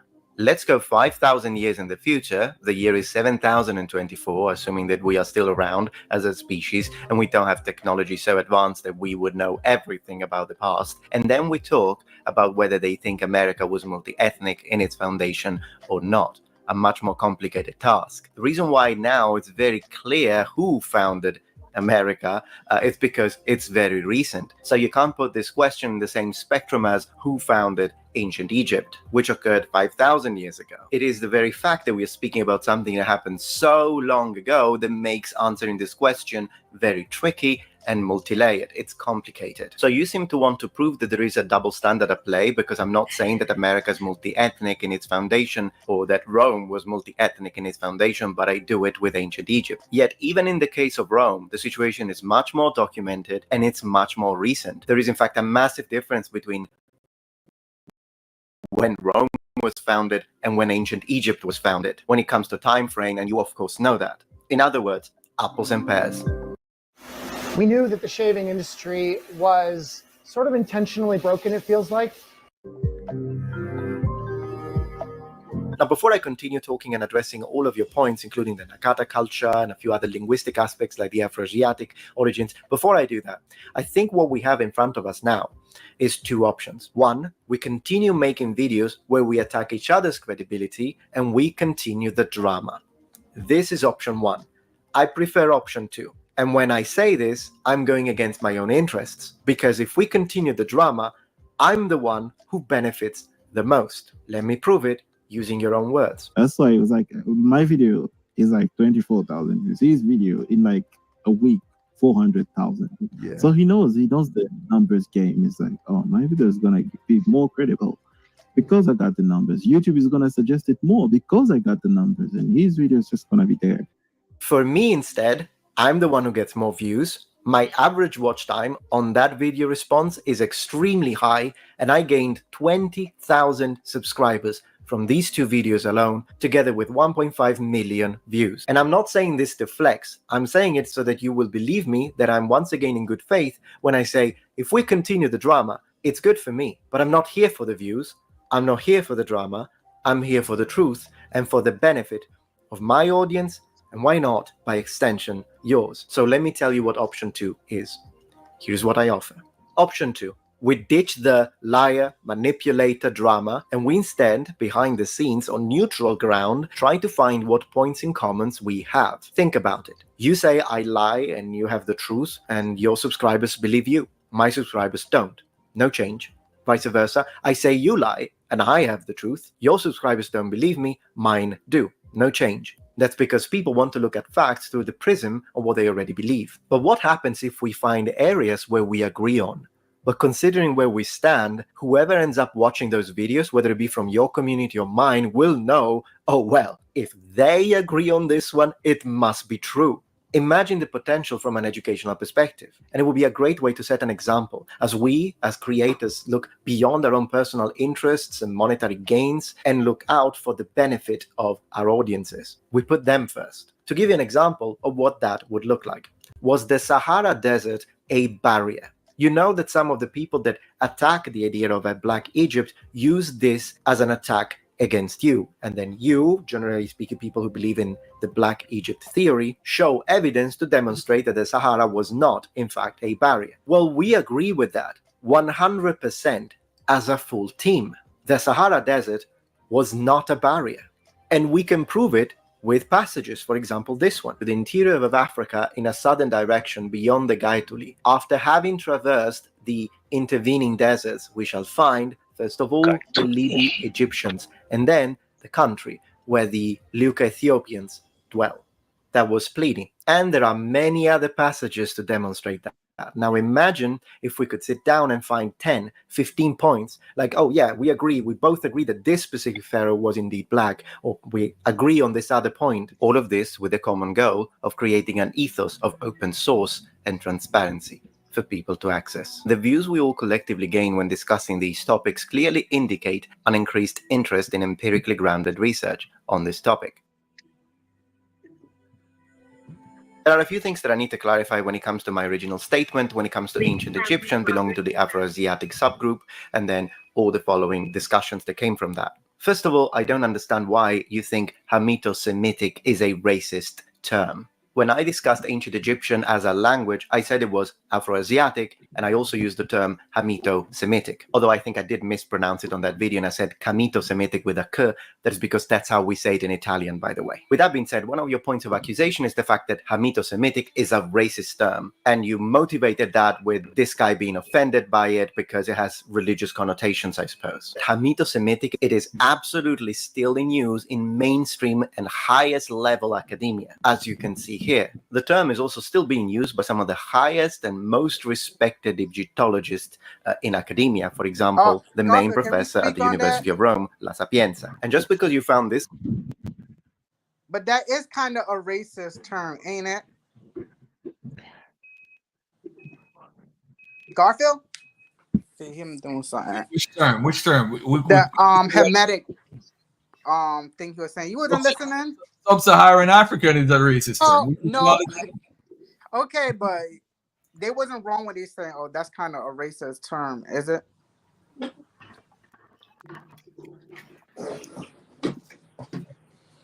Okay, keep going. All the terms that white people made up are racist. Okay. All right. No, but they were just telling him that it was kind of racist, calling it, I'm not no Hamet. I'm not no ham. But, hey, okay. Captain Cesario use it all the time. So what's the problem? No, well, yeah, you kind of okay. Scholar who is offended by it and thinks that it's racist and also doesn't like the religious connotation of it, it doesn't mean that now no one can use it. Otherwise, we will all be accused of being racists. And I'm not willing to concede you that. But even if the term was racist, well, I wasn't using it with that intent. And I think what a person really thinks and their true intent and their true heart is the most important thing, rather than, oh, this is a term, some people are offended by it, maybe it's racist. I didn't mean it in any racist way. In the same way, then Christians should be offended by the words Wednesday and Thursday because they are connected to pagan gods, such as Woden, so Odin and Thor. Should we all be offended whenever a term has religious connotation? But there are a lot of terms that have connotations to religions and belief systems that the people that use these terms don't believe in. Not to mention, if Hamito-Semitic indeed was a racist term, then one of the most prestigious Western publication companies, Brill, is racist. Look at it this way. It would be like me accusing you of being racist towards Asian people because you use the word Oriental. Well, that word in English is actually frowned upon. Thing is, though, that I wouldn't do that because, for example, in Italian, Orientale has zero racial connotation and it's used in the highest ends of academia. So to me, when you use the word Oriental, there's nothing racist about that. It's cool. And the same way, this could be a situation whereby maybe in Italian we use Camito-Semitic, Camito-Semita, Hamito-Semitic in a way that we don't feel there is anything racist, but maybe there is in English. I'm willing to listen to that. That's what you guys tell me. I'll stop using it in English, just like I don't use the word Oriental anymore, but I do use it in Italian. But these words are different. An obvious example would be the way to say black in Spanish, which of course I'm not going to say for obvious reasons, but in Spanish, that's the way you say it. So I ask you to have an open mind with the fact that I'm not a native English speaker. Whether ancient Egyptian as a language originated in Africa, or as you say, in the Horn of Africa, or in general coming from the south,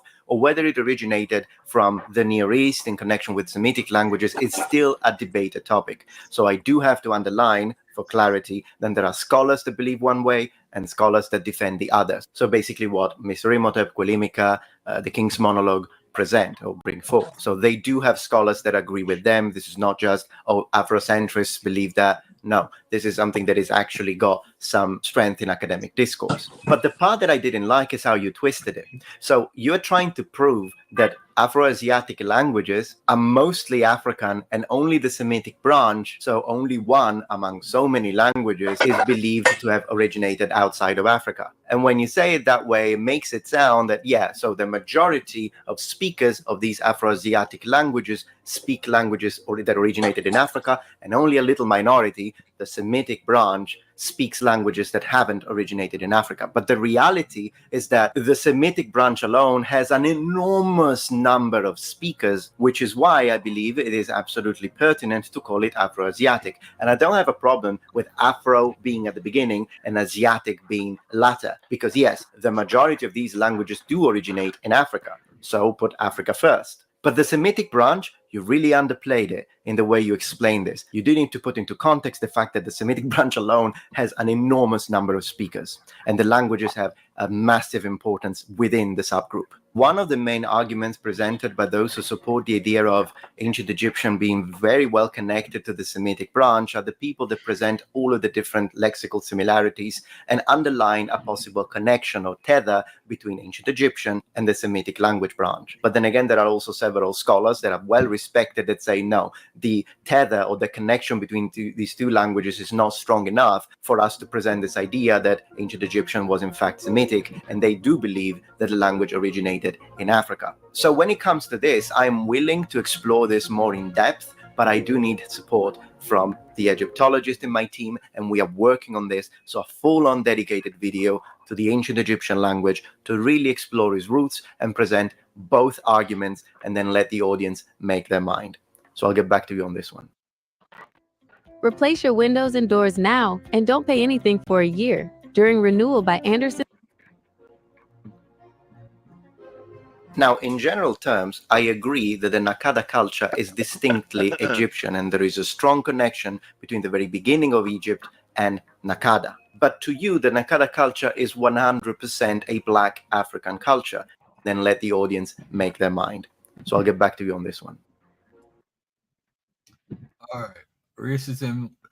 I think the best argument, the words of Herodotus, is like the best argument that King Monologue and them bring. Outside of that, I mean, it's just semantics, and I'm the racism and this culture, and I'm Black, I'm more than Black.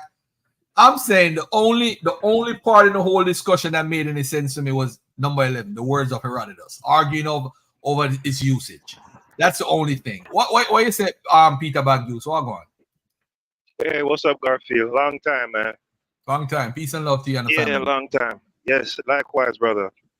Yeah. That I don't know if you were referring specifically to that guy named Qualimika video where he broke down the whole Melanes versus Melancroes, and then he went into the text and showed where when it was applied, I believe, to a dove or to soil or something, it literally translated to black. And then in another, when they got to another part in the text where it was applied to skin color, all of a sudden it became nebulous, meaning it could actually not necessarily mean black, but now it could mean dark, all this mealy mouthing. Yeah. That's, to me, that's obvious, somebody being a duplicitous, and being trickified. It's very obvious.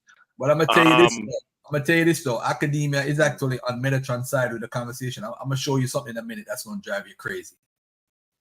But continue, make your point, because I know you jumped off. No, I mean, we pretty much all know that. I think the consensus in academia is that insofar as the I guess the racial makeup of Egypt is pretty much nebulous, like ambiguous. That's the consensus. So I wouldn't have any doubt that mainstream academia dovetails with what Metatron is saying. I think that's the whole reason why King's Monologue and Quelemica and Mr. Imhotep and channels like that exist, is to show the blatant and the flagrant duplicity and trickery and three-card Monty I disagree with you. I'm gonna tell you why. I think Mr. Imhotep and King's Monologue and Kulikima, pardon me if I mispronounce his name improperly, it's not on purpose, but I think their only goal is to drive this thing home that the ancient Egyptians were all black and that they only came white people only entered during the time of the Persians. And I mean, there's a sister named Deidre Ramsey that I debate on Facebook all the time. She said there was no white people in Egypt until the times of the Greeks. This is coming from an Afrocentric perspective or an African-centered perspective for the last 50 years. So them, what they're doing is they're defending that argument from 50 years ago. Just like me and Kimwe, we good. They want to defend Diop. I'm gonna show you. Damn, I should just bring up this book right now. I could show you they're defending Diop because Diop is the one that said that they went to West Africa, right? And we didn't. And so that's where the whole wall off and thing come here. Does Job say that? Yes. Well, in which book? In the civilization of black and civilization about barbarism. I remember in a Diab also the Muslim. So he talks about people come from Joktan. But Legend X says, but Garfield, Persians are white. I'm telling you what they believe, bro. Not me. I don't believe none of that. That's what Job says. If I can remember the quote specifically, he says with the jock, he talks about Joktan, and he talks about hold on one second. Hold on one second. So the issue now is this. How do we come to a conclusion when you see yourself as a black man in the West? You're proud of who you are as a person, but on the other hand, the people that you rock with teach information coming from other people that look like you, but it's not necessarily the truth. So when you disagree with them, like Metatron, that whole video was a waste of time a while ago, because the only points I got from it was the point about olive. He made a great point when it comes to the whole olive complexion and how it ranges, which is what the scholarship says. It ranges from light skin all the way down to the darkest person. That's what they say about the Egyptians, and they got different phenotypes. That's what they say right now. So that's a great point he made, and the point that Columbia made about the whole thing about being used, black being used and so forth. But I do want to put this on the table, right? And this is from an actual dictionary, Henry George Liddell. And this is talking about, this is a Greek English lexicon, right? And they're looking at the terms as a noun. Ethiopia as a noun means burnt face. No one disagrees with that.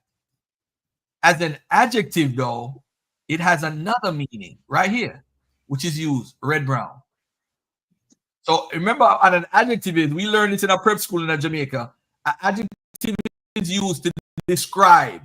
So if you're describing an individual as being an Ethiopian, at times it could mean reddish brown, which is what they consider a complexion or whatever they want to talk about. But when it's being used with that black dove stuff, I'm gonna show you something that this guy put together on his website. That is just absolutely nuts. And I had to actually check every source on this website. And what happened is, when you're talking about Greek, I had two people that deal with Greek. I had a guy that I knew, and he from Australia, deal with Greek. Then I had this scholar come on, and he's saying the word Ethiopian. Yeah, I remember that show. You brought on the Greek guy. Yeah, so two guys that deal with the Greek. One of them, and he actually corrected something that the first guy said about melancros and melas and all that stuff. But think about this for a second, family. Because we are pure Hellenes, having no admixture of barbarism in us, for we are not like many other descendants of Pelops or Cadmus or Egyptus or Danaeus, who are by nature barbarians and yet pass for Hellenes. So this is one of the quotes from, I think it's from, who is it from? It's from Plato, where he's actually comparing the Egyptians passing for Greeks, which are Hellenes, of course. And I'm going to show you another quote. What time period is Plato in again? For like 4th or 5th century BC. AD? BC? BC, yeah. In the delta of Egypt, said Crataeus, where its head the stream of the Nile parts in two, there's a certain district called the Saitic. The chief city in this district is Sais, the home of King Amasis. The founder of which they say is a goddess whose Egyptian name is Neith, and in Greek, as they assert, Athena. These people profess to be great lovers of Athens, and in a measure akin to our people here. Egyptians are akin to Greeks. I don't believe that. Should I take this literally? You see, whenever I could see that, Garfield. Nah, that time period. I'm not taking it. No, I'm not taking it literal. I'm not taking it literal. And the reason why I don't take it literal is because I don't know the situation, what they're talking about, or what they're really trying to get at. But what these guys do, like Imhotep and King Monologue and Kutelen or whatever his name is, they'll take a quote and just try to maximize what they could feel out of the quote. So if the Egyptians are akin to the Greeks, what if I took this and said, hey, and start a whole doctrine? The Egyptians and Greeks they are akin, they are one and the same. Then I could start a whole religion based off of that alone. And that's crazy. So we can't, when this whole dove thing though, is the only great argument that they actually have. All right. But Let me just. You guys want to respond before I go into something more? Hey, I want to ask a favor. When you get a chance, you can hear me? Yeah.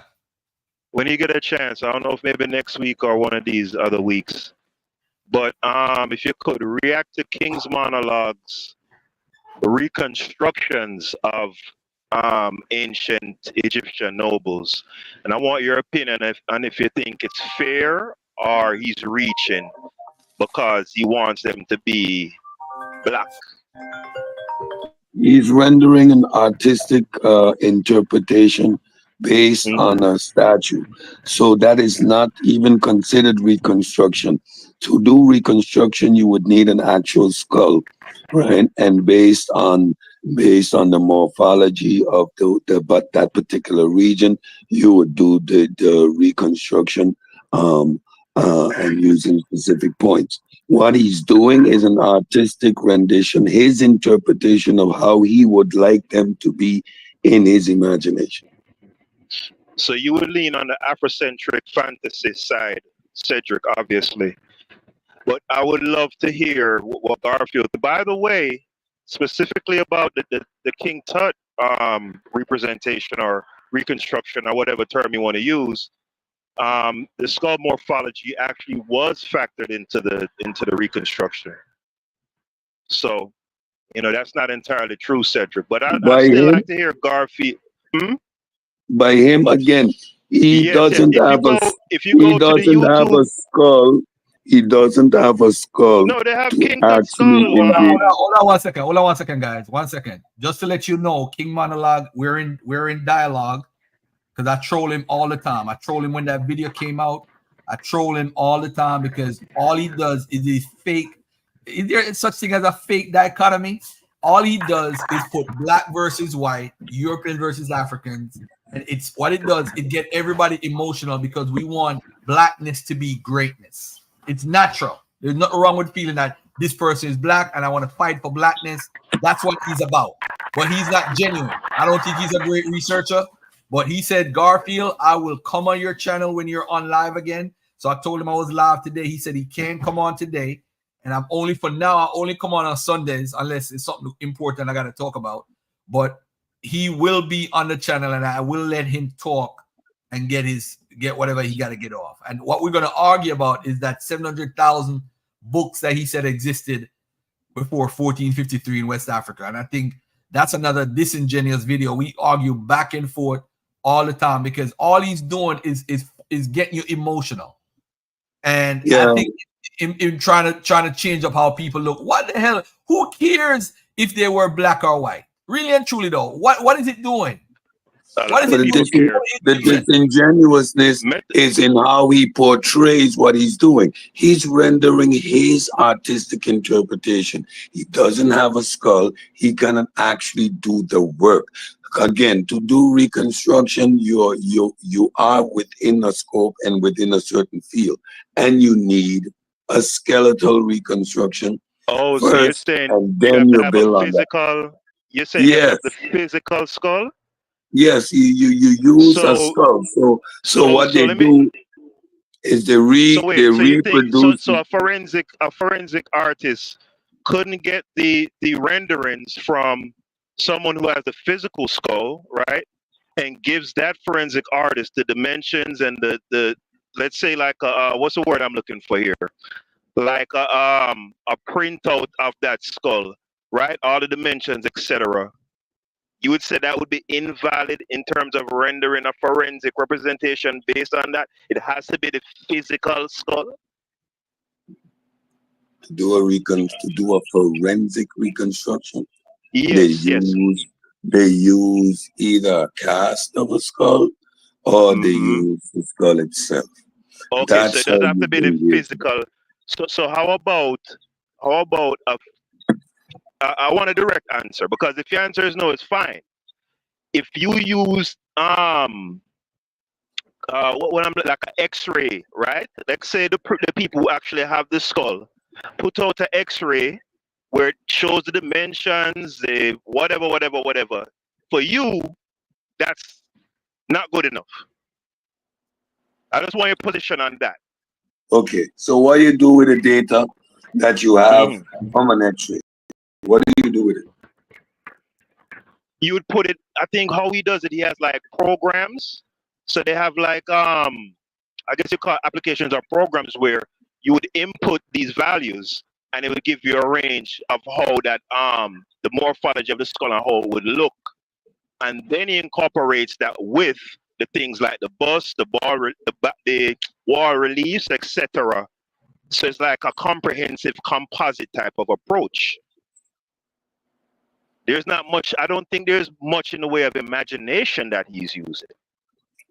So we can both agree he's not doing a forensic reconstruction, right? I don't know if I'm qualified to say, that's why I asked you that question, because I know I'm not qualified to say if using an X-ray with the dimensions in that field would be considered valid, as opposed to you have to have like a cast or a physical.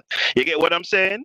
But for me, if somebody's taking like the X-ray representation with the dimensions and all of that stuff, and then you're combining that with the artistic representation from the Egyptians themselves, I think it would be remiss to categorize that as somebody being fantastical and reaching and trying. You know what I'm saying? I think that's going a step too far, Cedric, is what I'm saying. I don't think it being fair there. Going too far, Cedric. That's a matter of opinion. What he's claiming and what he's doing is two different things. Again, he's not doing a forensic reconstruction. He is rendering his artistic interpretation. That's it. That's all I said. Let me read this for you guys real quickly, right? This is from Herodotus 6.53.2. I don't know if my screen is, hold on. Is my screen sharing? Garfield. Yeah. Who is that down there, Black Power Chamber? That's Unc? I have no idea. You just have people on here you don't know? I don't know. Black Power Champion, who that? Hey, can you hear me? Who's this? Hey, what's up, man? Who is this? Bro, it's Black Power Chamber. Well, what's up? What's on your mind? Hey, man. I got an issue with you. His voice too soft. I don't trust it. He coming in too. I don't know. What's the matter, my brother? So, are you really trying to say that the ancient Egyptians are not black? I say they're not black. They're not white. I don't have a color for them. That's a modern day outlook, my brother. That's all I'm saying. So what's your point? Phenotypically, I want to ask you, who would they most likely resemble today, phenotypically? That's a good one. Phenotypically, I don't know, my brother. There were over 3 million Egyptians at one point. There was up to 6 million at one point. I wouldn't know how phenotypically anyone looks back then. They could range from light skin to dark skin, and they could have different phenotypes. There's no one set phenotype for the people. So to say that they're black, you're using a modern day mindset, you're using a racialized term, black, to describe a people over 4,000 years ago, 5,000 years ago. That didn't even exist. Race is a modern day construct. Go ahead, Cedric. And black, and asking the question, what is a phenotype? That is a very broad question. Phenotype has different attributes: shape of the nose, type of hair, color of skin, length, and these are all attributes of phenotype. So what are you asking specifically? And again, over 3,000 years, the phenotype or the physical expression of a population can change. Well, here's the thing, man. I just want to know, why is it that they took the nose off the Sphinx? Why? Enjoy it. Thank you. Hey, Black Paul, mute your mic 1 second. Let me get to this real quickly. I didn't get back to you. All right, I get back. That was a good one. Okay, right back to you. I promise you. Herodotus 6.532. I said as far as back as Perseus, and I took the matter no further than that because no one is named as the mortal father of Perseus, as Amphitryon is named father of Hercules. So I used correct reasoning when I said that the Greek record is correct as far as back as Perseus. Farther back than that, if the king's ancestors in each generation from Danae, daughter of Acrisius, upward, he reckoned then the leaders of the Dorians will be shown to be true-born Egyptians. I don't know about you, but we know who the Dorians are and who they are connected to. Are those people true-born Egyptians, Mika? The Dorians? Where what's his name? Peter Bag Juice. Should I take this literally? Although we know they're talking about mythical people. Who are the Dorians? I'm not familiar. Who are the Dorians? All right, let's look up the Dorians and put it on the screen for everybody so everybody could see. Are you talking about the eponymous thing? Is that the angle you're going for? No, not necessarily. I'm saying the Dorians were one of the four major ethnic groups into which the Hellenes, the Greeks, divided themselves, along with the Aeolians, the Achaeans, and the Ionians. And of course, those people, are they true-born Egyptians? Should I take that literally? That was really my question. Garfield, we have to add another question to the litmus test. Was the ancient Egyptians in Georgia? No. We're going to get to that in a minute. I got to get to this black belt. If anybody say yes to that question, we know that's a flat earther. He believed that shit. He believed that shit. No, but hold on. We're thinking people here, Garfield and Cedric. Because the population is what it is now, you're saying prohibitively, it would be absurd for somebody to assert that when Herodotus compares Egyptians to Colchians, that potentially they could be quote unquote black people. You're saying that's silly? Yo, I'm saying that he made because of no, I'm saying that's what Cedric is implying. No, but we know we have a history of the people back then, and we know what they because remember, first of all, everything that Egyptians went out to, and when they were going out there to get slaves or to defeat people in the war, because Egypt, to me, in my opinion, based off of what I've studied, never seemed like someone that's saying, "Hey, I'm gonna go over here and expand my nation." I never looked at them in that light. I could be wrong though. I can be wrong, but I know they went as far as Karshemish, ancient Syria. But bro, you talking right below Russia, bro? Nobody went here. Nobody. Come on, bro. That's above. Not even the Persians went that far, bro. Come on, we got and then Shaka almost came at me like, yeah, Garfield and them don't know. Yeah, we enslaved white people and we the ones that originated slavery. That's why they're doing it back to us now and all that bullshit in the name of. I don't know about all of that. Was he referring to the barbarous? He had a whole course. Slave trade? The middle kingdom Egyptians. He had a whole course that he was teaching. He had to stop the course because when I beat the shit up, he had to stop the course. Yep, because his source and his foundation was pseudo. Again, we know the Middle Kingdom was the more expansionist of the Egyptian periods, right? The Old Kingdom focused on great monuments.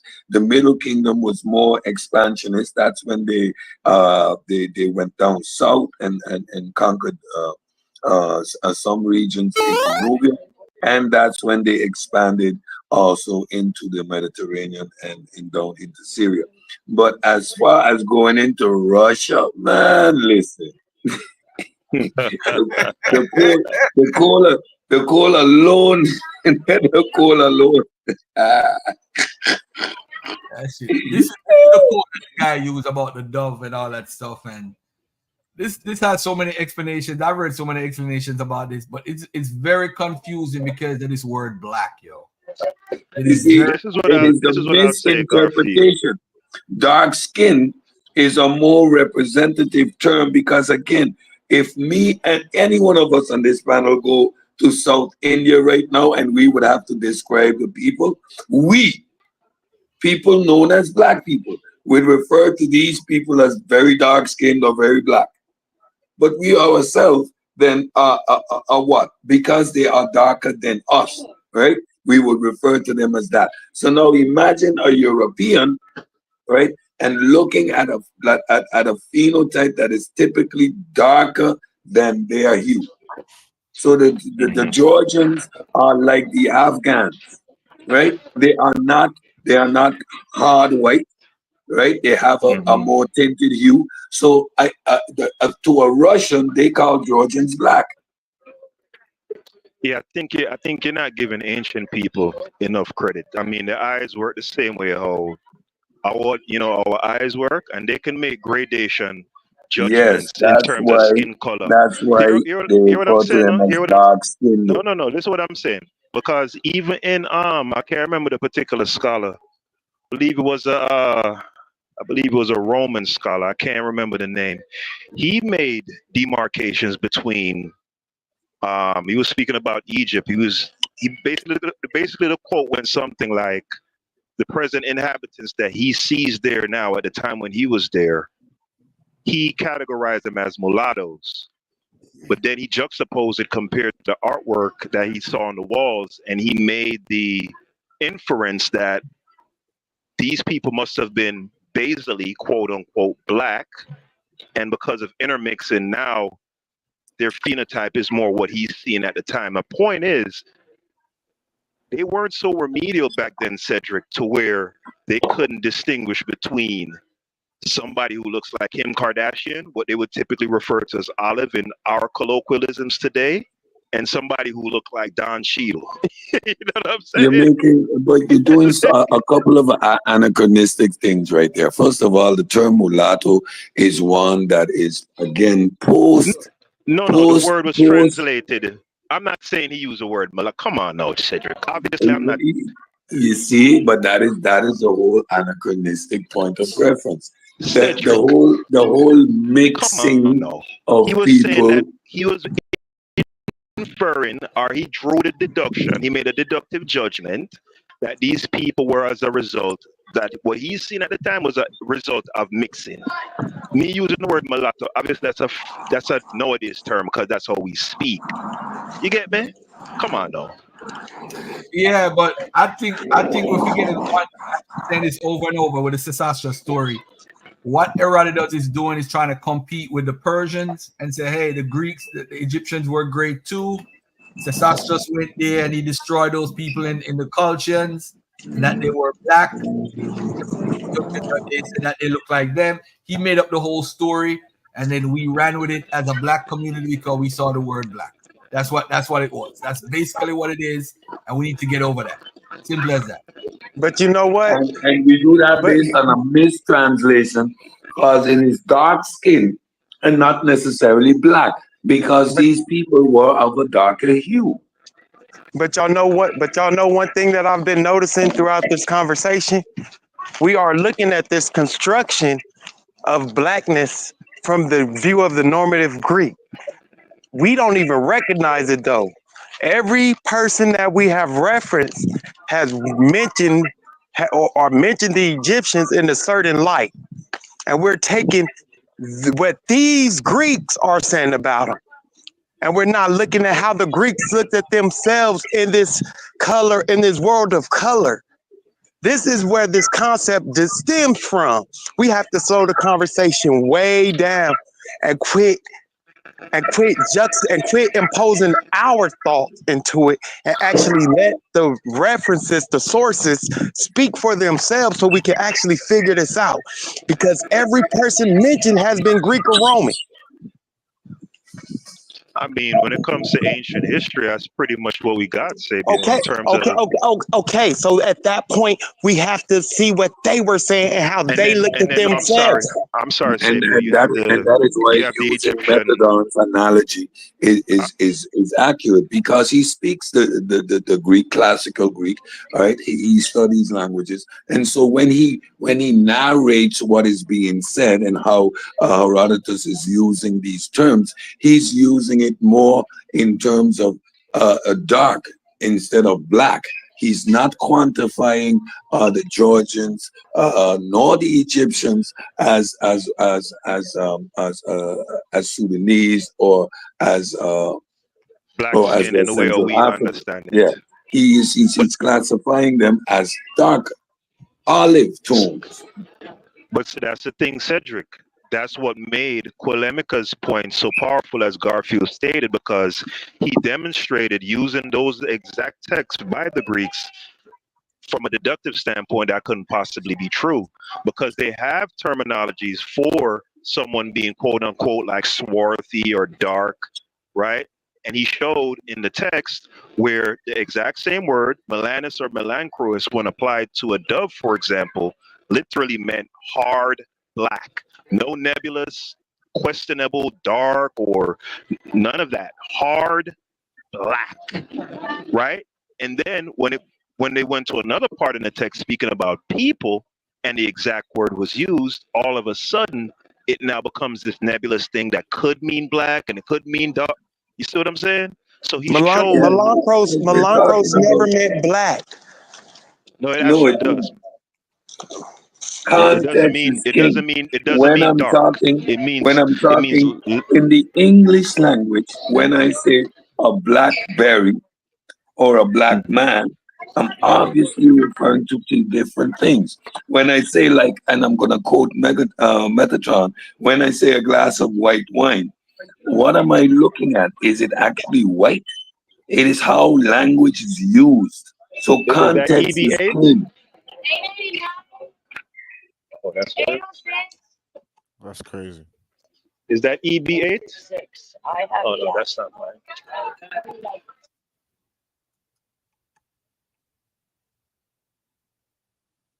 So, in conclusion, we need to stop using those constructs.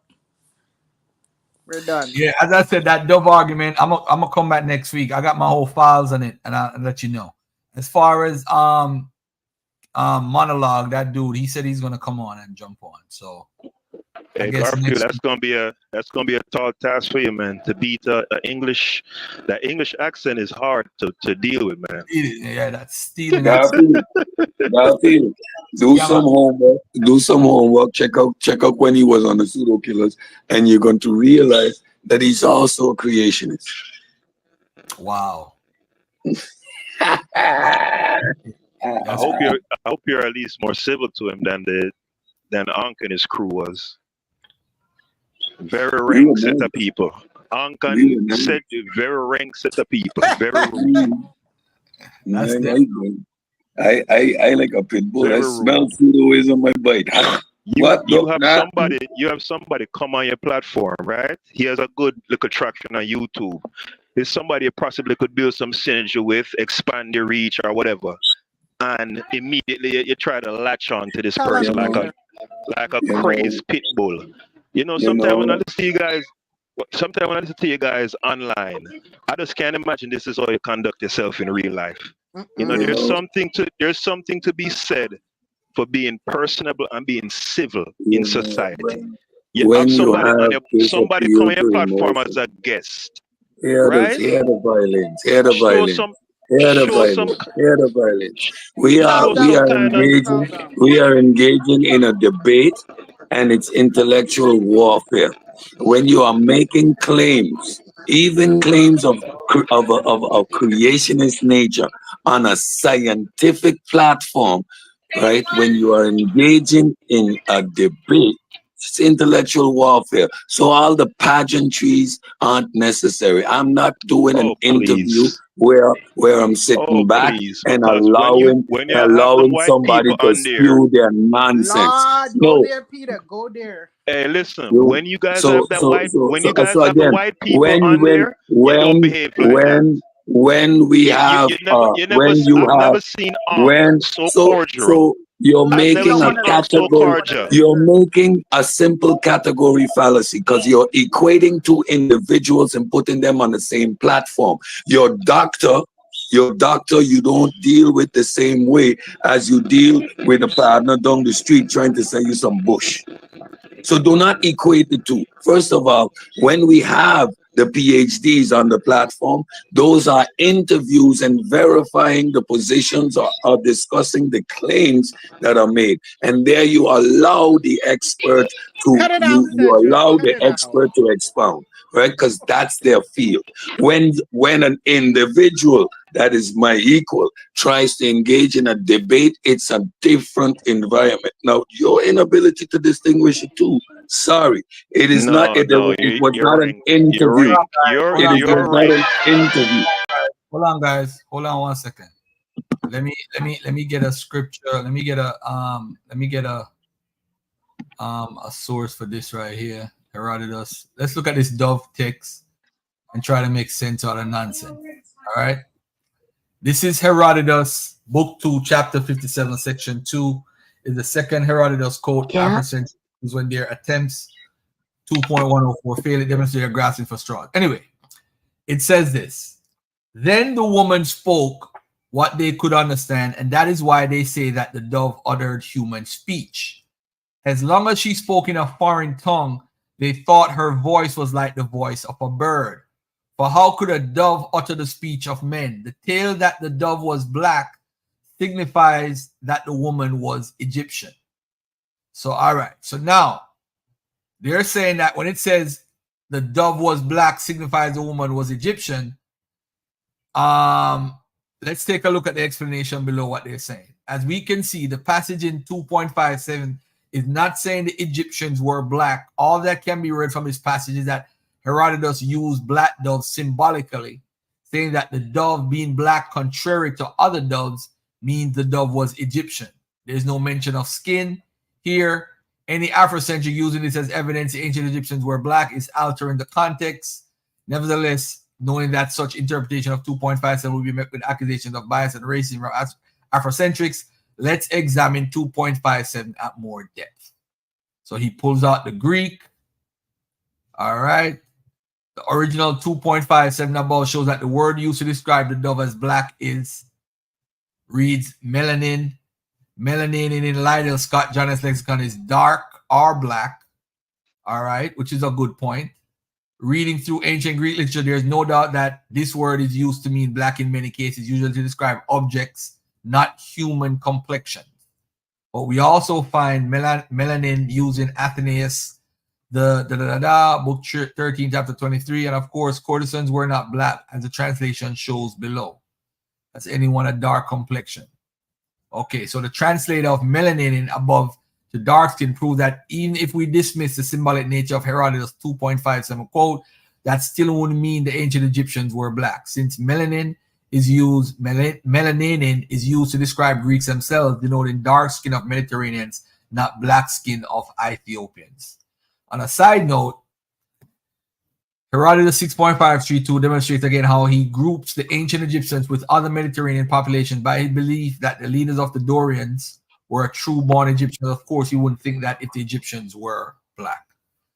All right, so the strongest point that he brought out in this little thing here is that this word melananin can mean dark or black in whatever context, and he was actually talking about the dove and saying that the dove is it's an Egyptian because of the dove. But why say the dove is black then? Why say the dove is black or dark? Why would that mean that signifies that the woman was an Egyptian? I don't get it. What do you think? It's called an analogy or what do you call it? And I always struggle with that word. Anthropomorphism, or they say. Anthropomorphic. Okay. Dark was exotic. Dark is exotic. Black dove is exotic. It is referencing her exoticness, her otherness, not necessarily her physical features.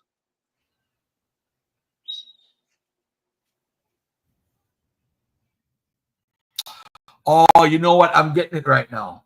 Look at what it says at the first part. Then the woman spoke what they could understand, and that is why they say that the dove uttered human speech. As long as she spoke in a foreign tongue, they thought her voice was like the voice of a bird. For how could a dove utter the speech of men? The tale that the dove was dark or black signifies that the woman was Egyptian. So it's otherness. I see what you're saying with the otherness, because what happened is the woman is a foreigner, so she's not them. So they're trying to say she's something else. Hence, she must be an Egyptian. Now, it could have been anybody. It could have been a Syrian or whatever. But they say that's because she's a foreigner. She's a. There's also a piece of text which is referring to the man in Greece who they refer to him as dark as the Egyptians. So they refer to him as Egyptian because of him being dark, not because of him being black. So analogizing her to a black dove is meant to communicate her exoticness, as opposed to descriptive of what she looked like. Is that what you guys are saying? She looked like a black dove. Mm-hmm. Well, no, they describe her as a no, Cedric. They described her as a dove because when she spoke, right, in her native language, it sounded to them like a bird. So they just use that. They describe her, right, as a bird because of how her voice sings. So you have an analogy there in terms of her voice, right? A bird and a human, right? And then on the other side, they describe her as a black, right? Now the question is that drawing an analogy between the appearance of the dove and her appearance in the way that they're drawing an analogy between how she's sound? You guys are saying no. You are separating black from the dove. The black dove is a symbolic of her otherness. You don't separate the two. No, but I mean, I'm not separating. If you read somewhere red bone, Right, stop. would you assume that you're talking about a red bone? Stop. I think we have clarity here. You see, this is why I hate these quotes, and I was dissing them. I said that people like to use quotes, and I'm doing the same damn thing. I think this puts it into context better when we see what they're talking about. And I think this is going to help everybody who's watching. All right. This I heard from the priest at Thebes, and what follows is said by the prophetess of Dodona. They say that 2 black doves flew from Thebes to Egypt, and came one of them to Libya and the other to their land. And this latter settled upon an oak tree and spoke with human voice, saying that it was necessary that a prophetic seed of Zeus should be established in that place. And they suppose that was of the gods, which was announced to them, and made one accordingly. And the dove which went away to the Libyans, they say, bade the Libyans to make an oracle of Ammon, and this also is of Zeus. The priestesses of Dodona told me these things, of whom the eldest was named Promenia, the next after her Timarete, and the youngest Nicandra, and the other people of Dodona who were engaged about the temple gave accounts agreeing with theirs. So what we get from that so far, there was 2 doves. One went to Libya and one went to Egypt. I, however, have an opinion about the matter as follows. If the Phoenicians did in truth carry away the consecrated woman and sold one of them into Libya and the other into Hellas, which is Greece, I suppose that in the country now called Hellas, which was formerly called Pelasgia, this woman was sold into the land of Threspotones, and then being a slave there, she set up a sanctuary of Zeus under a real oak tree, as indeed it was natural that being an attendant of the sanctuary of Zeus at the Thebes, she should there in the place to which she had come have a memory of him. And after this, when she got understanding of the Hellenic tongue, she established an oracle, and she reported, I suppose, that her sister had been sold in Libya by the same Phoenicians by whom she herself had been sold. Moreover, I think the women were called doves by the people of Dodona for the reason that they were barbarians, and because it seemed to them that they uttered voice like birds. But after a time, the dove spoke with a human voice. That is when the woman began to speak so that they could understand. But so long as she spoke a barbarian tongue, she seemed to them to be uttering a voice like a bird. For had it been really a dove, how could it speak with human voice? And in saying that the dove was black, they indicate that the woman was Egyptian. The ways of delivering oracles to at Thebes in Egypt and at Adona closely resembles one another as it happens, and also the method of divination by victims has come from Egypt. Moreover, it is true also that the Egyptians were the first of men who made solemn assemblies and processions and approached to the temples, and from them the Hellenes have learnt them. And my evidence for this is that the Egyptian celebration of these have been held from a very ancient time, where the Hellenic were introduced. All right, so pretty much there's two birds, and one of them was attached to these two ladies who were sold. So they know that the dove, based off who the dove was, one went one direction and one went the other. And through the dove, they saw the dove had previously they assumed that the dove was an Egyptian. I don't get how this is talking about the people per se being black. Reading it in the context, y'all could correct me. Yeah, all right. Let's see the points. Let's see the points. Real quick, Cedric. Let's see what points we agree on. Right? Do we all agree that they were described or analogized or anthropomorphized as doves because of how their language sounded to those natives in that land? It sounded like birds. Are we in accord there, or can I get an A, or Cedric, Garfield? Yeah. We agree on that, I right? can see that. All right. Now, we know for a fact that doves come in two colors. Can we agree on that? Yes or no? No, they come in a variety of colors.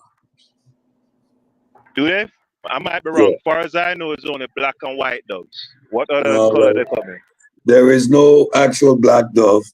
The closest you get is a purple dove, and then there are a varied range of other colors of dove, usually within the shades of brown. So All from right. cream, so from cream to almost white to dark brown. Okay, so basically within the color spectrum, it would be within that white black range. There's no like, yes, a purple, but you know that could, depending on how dark the purple is, that could be construed as black or whatever. We don't have no yellow dove and pink dove, and you get what I'm saying? We agree on that part or no? Yeah. Like I said, there's only one dove that's more purple than black, and the rest of the doves are within the brown spectrum. All right. So being that we can agree on that, if the description of her voice is analogized as a bird, in my estimation, the description of said dove's countenance or outward appearance using color is likewise being used in an analogous manner to that human being's or that woman's outward appearance. Do we agree on that, or you saying no? It's they say that the fact that they refer to her as a black dove is indicative of her coming from Egypt. And the black is the black is referencing to her practices and handlings, which identified her as an Egyptian. Okay, so in your opinion, the black is referencing her ways and manners. It's not a physical descriptive. No, I think it could be the dove was dark. Don't necessarily have to mean black. Although black is actually used several times in these things right here. The doves were black. But I think what happened is the doves are in reference to the person because of them being transported and that they are barbarians, and they consider the Egyptians to be barbarians in earlier. That's how they know and she also was Egypt. Because remember, it says, whether they adopt the names which had come from the barbarians, that's what they're talking about in verse 52. When they start talking about them, talking about the Egyptians, but then they start talking about them separating and one going to Libya, one going to Greek. And the Egyptians tell the following tale. The priest of the Theban Zeus told me that two women in the service of the temple had been carried away from Thebes by Phoenicians. So these two doves are these two women is basically attached to the barbarians who that they consider barbarians and say, oh, it must be an Egyptian because they're darker than them, not necessarily dark as in Ethiopian dark, but darker than them. And so also those two dark people, the one in Libya and the one must be an Egyptian, because that's where the two doves are. The two women came from. They were Egyptians. So that's what it's about. It's about talking about them being barbarians, and then from earlier on, and that's how they identified him, because they are she was dark. That's it. So real quick, Sabia. I think it's worth noting that this woman they're assumed was an Egyptian was, I guess, confiscated or grabbed from Thebes. So I think that's notable also, because I believe in that time period. Good point. Good point. Somebody from Thebes would possibly look very different physically from somebody from I don't know, further up north. Right. But all I was going to say, all I was going to say was these constructions of darkness and lightness were created under a certain theological rubric or dynamic or idea. And once we put this into the conversation, it actually helps us, it helps me get a better understanding of what they were actually doing with these depictions, why they was using these terms, black, white. If you were black, you had certain characteristics that went along with blackness. And if you were white, you had these certain characteristics. And these things made you more or less human. Right. And I don't think they were calling the Egyptians less human at that time. They were building up this rubric to start placing people on this scale. And that's where it began with these depictions. Hey, I want to get an idea of what you guys. I know you don't subscribe to the terminology. I guess these days you're doing away with the whole idea of even there being a black or a white or anything. But for the purpose of discussion, right? Just so I have a conception of how you guys would see it, right? Cedric, are you still on? Hold on, before you get into that, let me get hold on 1 second, Peter Bagjuice. Hey, Golden Star, what's up? Hey, what's up, man? Can you hear me? Who are you? Identify yourself. I just wanted to ask you a sincere question. She sound like Cosmo. What's your name? Well, I just had a question. What is it that you have against black people?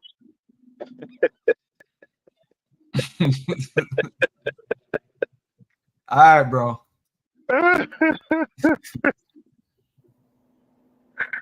Oh shit. I'm starting with the man in the middle. I'm asking if he changes ways. Oh God. I don't think it's a bad question though. What do you have against black people, Garfield? Answer the question. Why would somebody think I'm something with black people? That's crazy. I'm not even answering that. Ah man. Last time I checked, I was black. Oh God. All right, so Cedric, I wanted to ask just to get you guys. All the crazy people in Mika, you bring them out.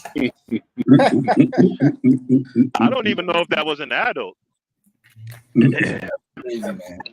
But real quick, I want to get a range of a conception of what you guys would even consider black. Back when you guys even worked within that framework. I know you're sophisticated and highbrow now, and we don't use the word black, and it's a social construct and blah blah blah blah blah blah blah. All right, whatever. Cedric, are you familiar with the bust of Queen T?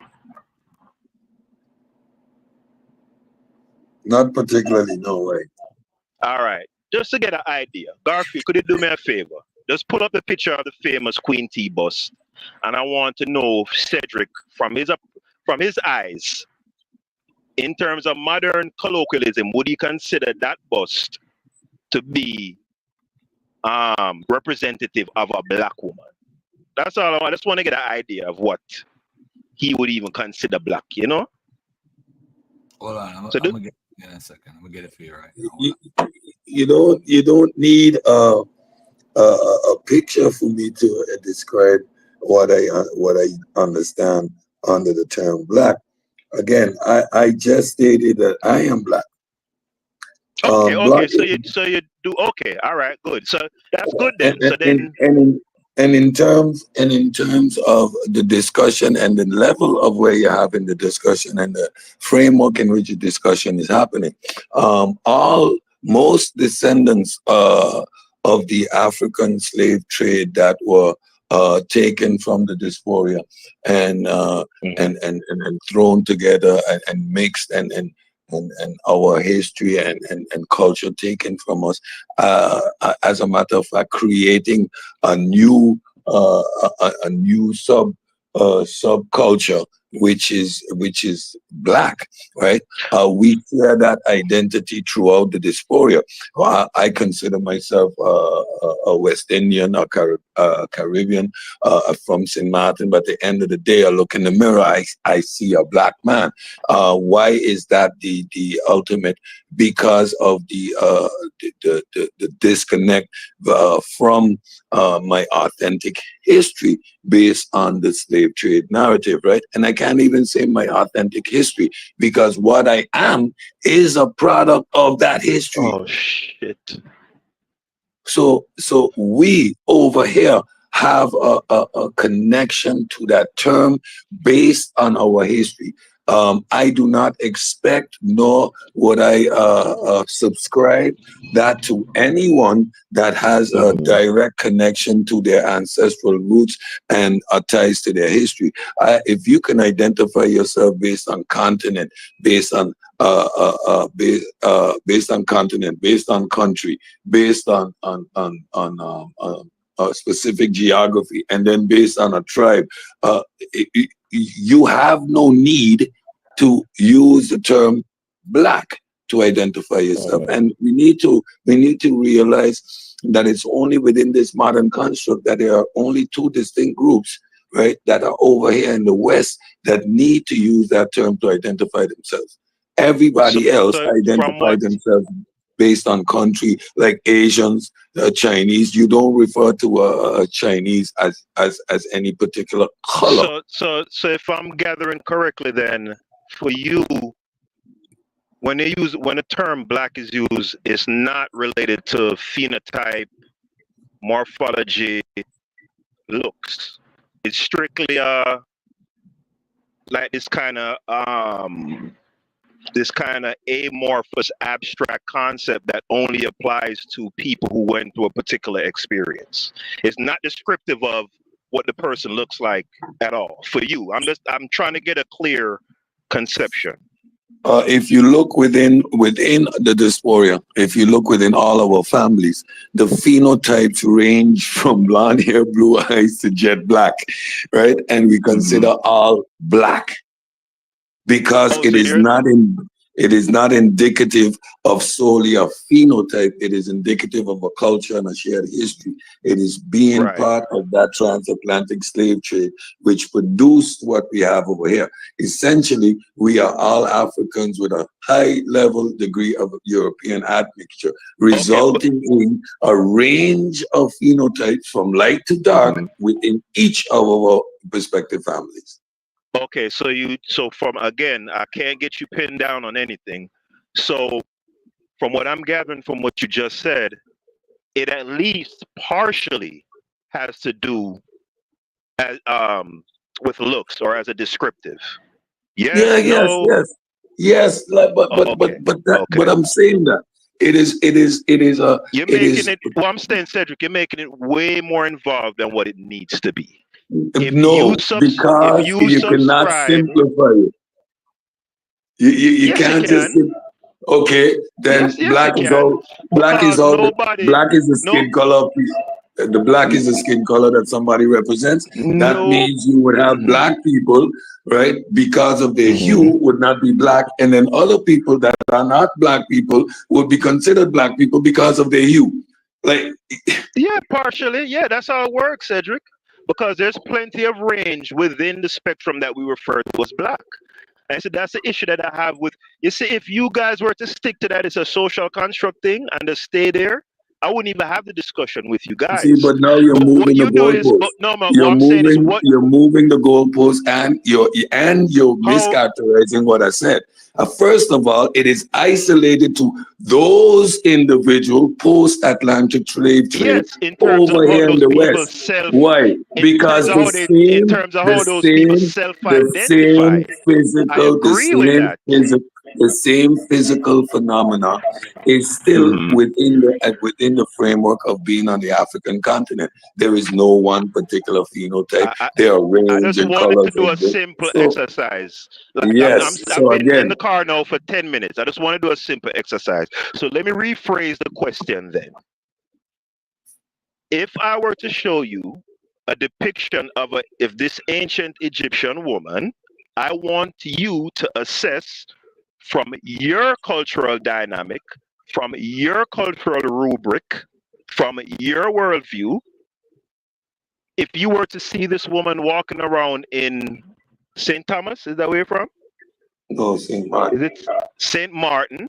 Or if you were to see her walking around in Miami, Florida, would you potentially, even if it's mistakenly, group her within that group that you spoke of earlier called Black based on her phenotype? Or if I see her over here in the West. Yeah, listen to what I'm saying. You walk into a bank, this woman is the bank teller, right? You assume that she went through the transatlantic slave trade based on how she looks, right? Similar to how the predominant range of phenotypes, right, of those who suffered the transcontinental slave trade, who we colloquially refer to as Black. Could she pass for that within that specific context or no? I just want you to look at the picture and say Anybody could yay pass within that or nay. context. Anybody could, That's any and everybody could pass. The question is you. So Tom Cruise could pass for Black. No, Mariah Carey can do. Halle Berry can do. Okay, fine. Kamala Harris can. Kamala Harris can do. Right. Kamala All right, Harris stick can a do. pin, stick a pin, stick a pin, stick a pin. So I wanted to make an assessment if this woman you would file in the Mariah Carey Stacey Dash category, or you would file her in the Gabrielle Union category. You keep reframing your argument to get a specific Because you're making this thing unnecessarily because I'm a pseudo killer. I do not acquiesce to faulty premises. Right? So if this woman is a product of the transatlantic slave trade and have all the admixtures and that makes us Black over here in the West, that phenotypical expression is all over the place. But what you're trying to get me to do is to quantify a continental African based on an anachronistic framework. That is disingenuous at best. You're being intellectually dishonest, but it's all right. Forget about it. Let's move on. I'm being intellectually genuine and not allowing you to show on me. Nice try though.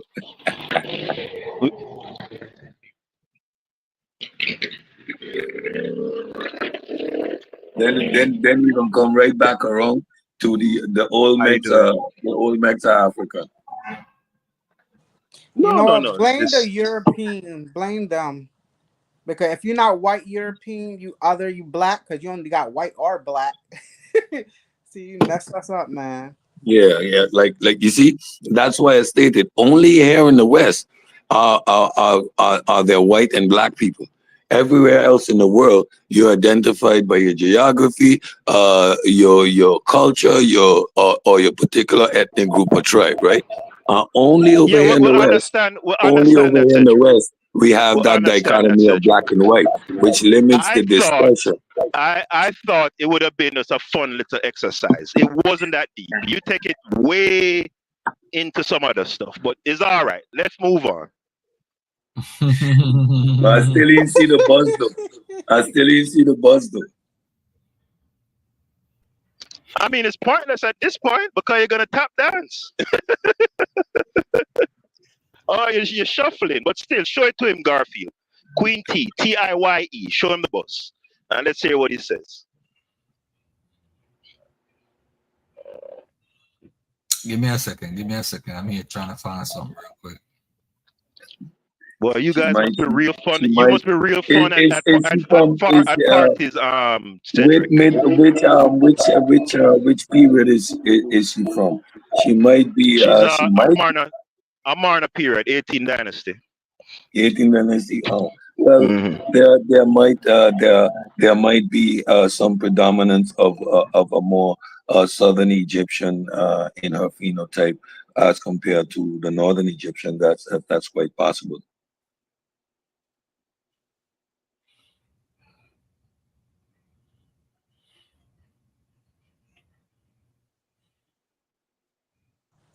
Man, I love hearing my people's talk.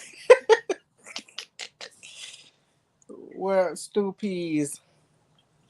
And of course, you know, there was a time in which Nubians held and held the leadership of Egypt. So she might quite be of Nubian descent,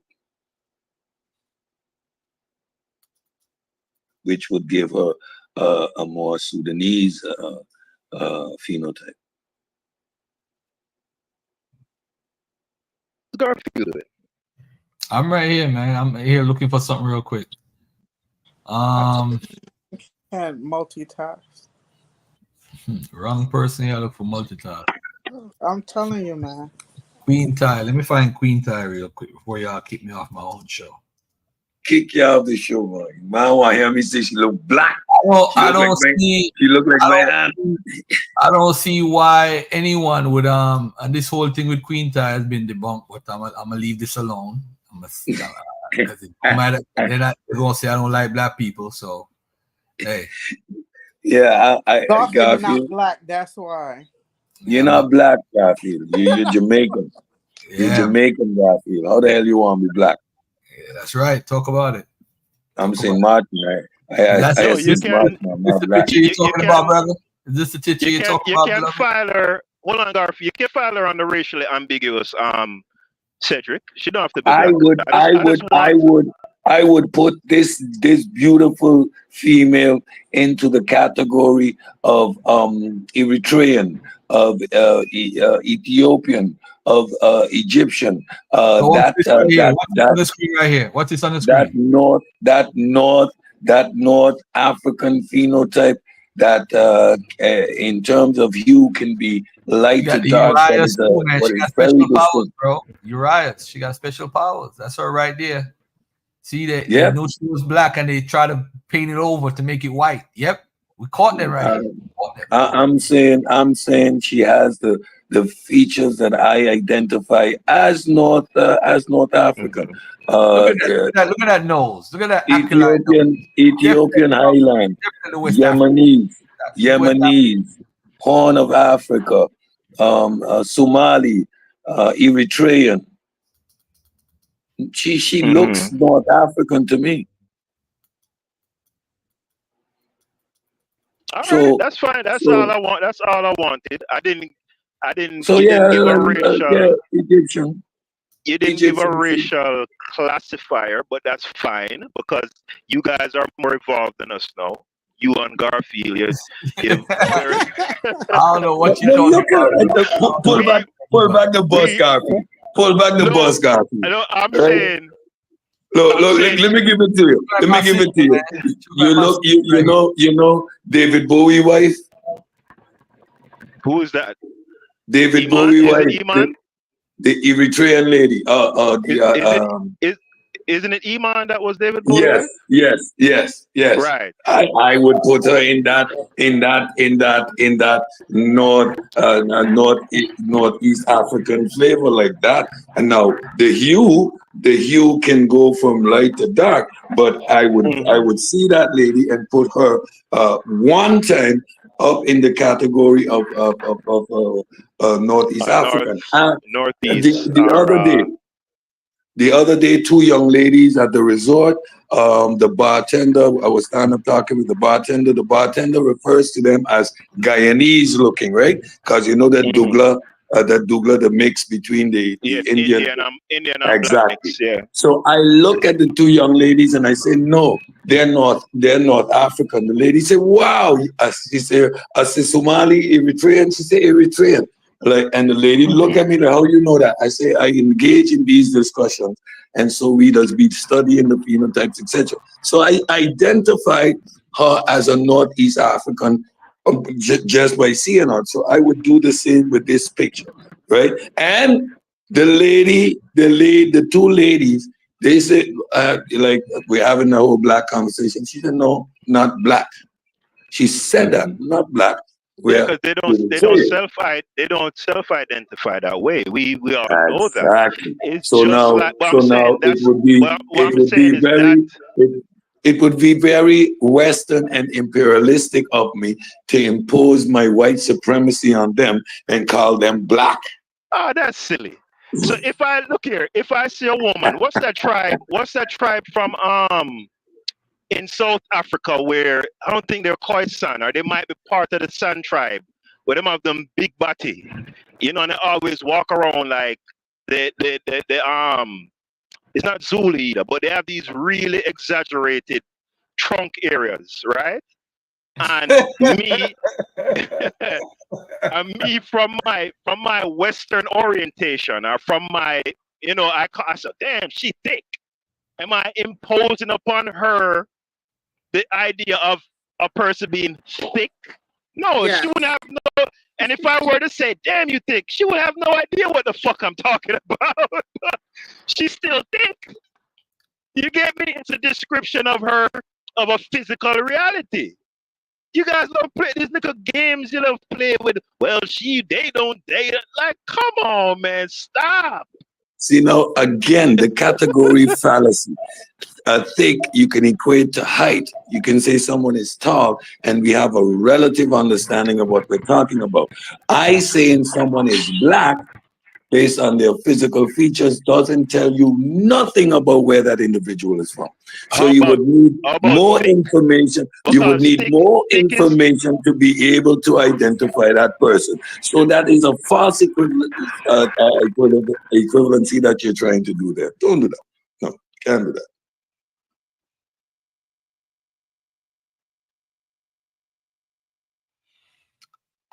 It is the quality of the information that you derive from what you're saying. If I say that lady is thick, we have an understanding of her physical feature. If I say she's black, it doesn't say nothing. I don't know nothing about this individual. What does that mean? To each his own, man. That's all I gotta say. When I say she's the Eritrean, that gives you context. Now you have a geography, you have a culture, you have you know that there's so much more value in identifying somebody's geography, tribe, or a specific culture. Saying someone is black, we can all say we're black on the panel, but saying that doesn't give a quantitative impression of what your culture is, where you're from. It doesn't do nothing for the conversation. It is so vague, it doesn't say nothing.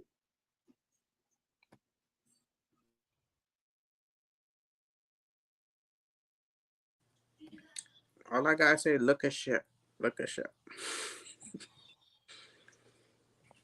Look at shit. Exactly. Look at shit. You know, Mika, I was in one of the supermarkets here, and it's Indian. Well, it's run by Indians. So there's this one dude, Mika. I swear he's midnight, but I would not identify the dude as black. You know why? Because he's Asian. And right then and there, you start to think about this concept of, okay, he ain't black though. He twice the age midnight compared to me, but I would not identify him as black. So it is more than your physical features. Yeah, it's kind of confusing too, because if you look at Kamala, and then some people talking about she not black. her father's but black Jamaican. I don't care what nobody say. Yeah, And, you know, and she be mixed, so you can't really look at somebody and be like, oh, they just one thing. You know, so the conversation becomes so watered down, and you have nothing to do with it. It doesn't tell a accurate story, and we understand when that terminology came into play. So now, if we go and try to apply that to history, we're creating it is done on purpose, but ultimately to link West Central Africans, aka us over here, to the ancient Egyptians, which just based on geography, folks, come on. So ultimately, using that vague term is an attempt to link us to the ancient Egyptians, which is not necessary. I a West African jungle monkey and not no sand dune dweller. Hey, Mika, can you hear me? Yeah. So why is Cedric talking all over me? You know? Only know we hear you though. I don't No, only understand know this, we hear brother. you though. Only know we hear you though. When Yeah, you said Mika, because you're Melancros, that's why. Yeah, so I'm gonna start talking right now. Cedric, I'd appreciate it if Yeah, you yeah, just go be ahead. quiet for a second, right? No, I was talking because I wasn't hearing Yeah, nothing. I'm saying about right sorry. now, starting from now, I'd like as I'm talking, just stop talking. I was gonna say, in a time when Mandela had risen to prominence on a global level, right? Nelson Mandela, we from a Western mindset, working within that same cultural context we were speaking about, we identified him as quote unquote black.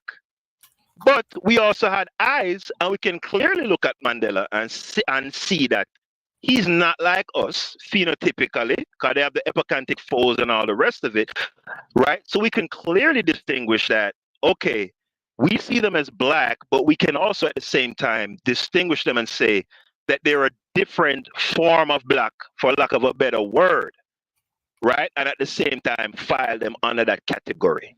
So I don't agree that a person, well, some people do that. I'm not gonna lie. I'm not gonna take that away from Cedric. Some people do that.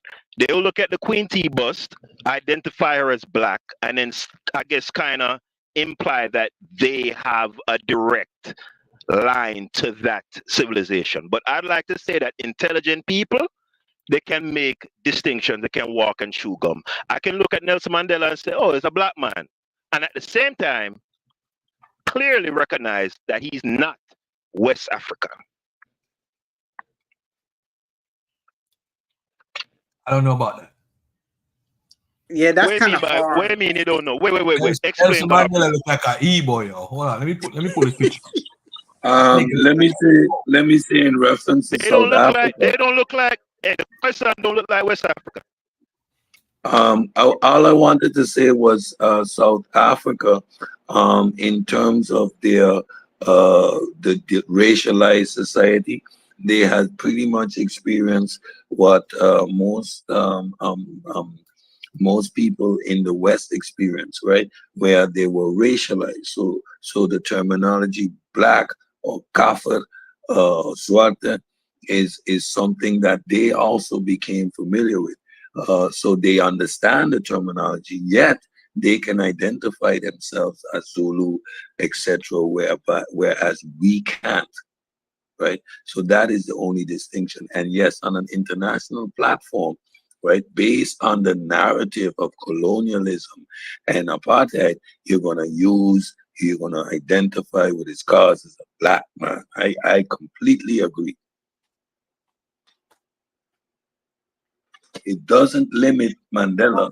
Mandela isn't limited to identify himself, though, as a black man. He can tell you who he belongs to, which tribe, and his roots, whereas we can't do that. That is He Asian. Look at him. Of course, the Khoisan are Chinese. The Khoisan are Chinese. Yeah, I see it. I see the Igbo nose though. Yep. He got the African American nose. He Igbo. He an Israelite.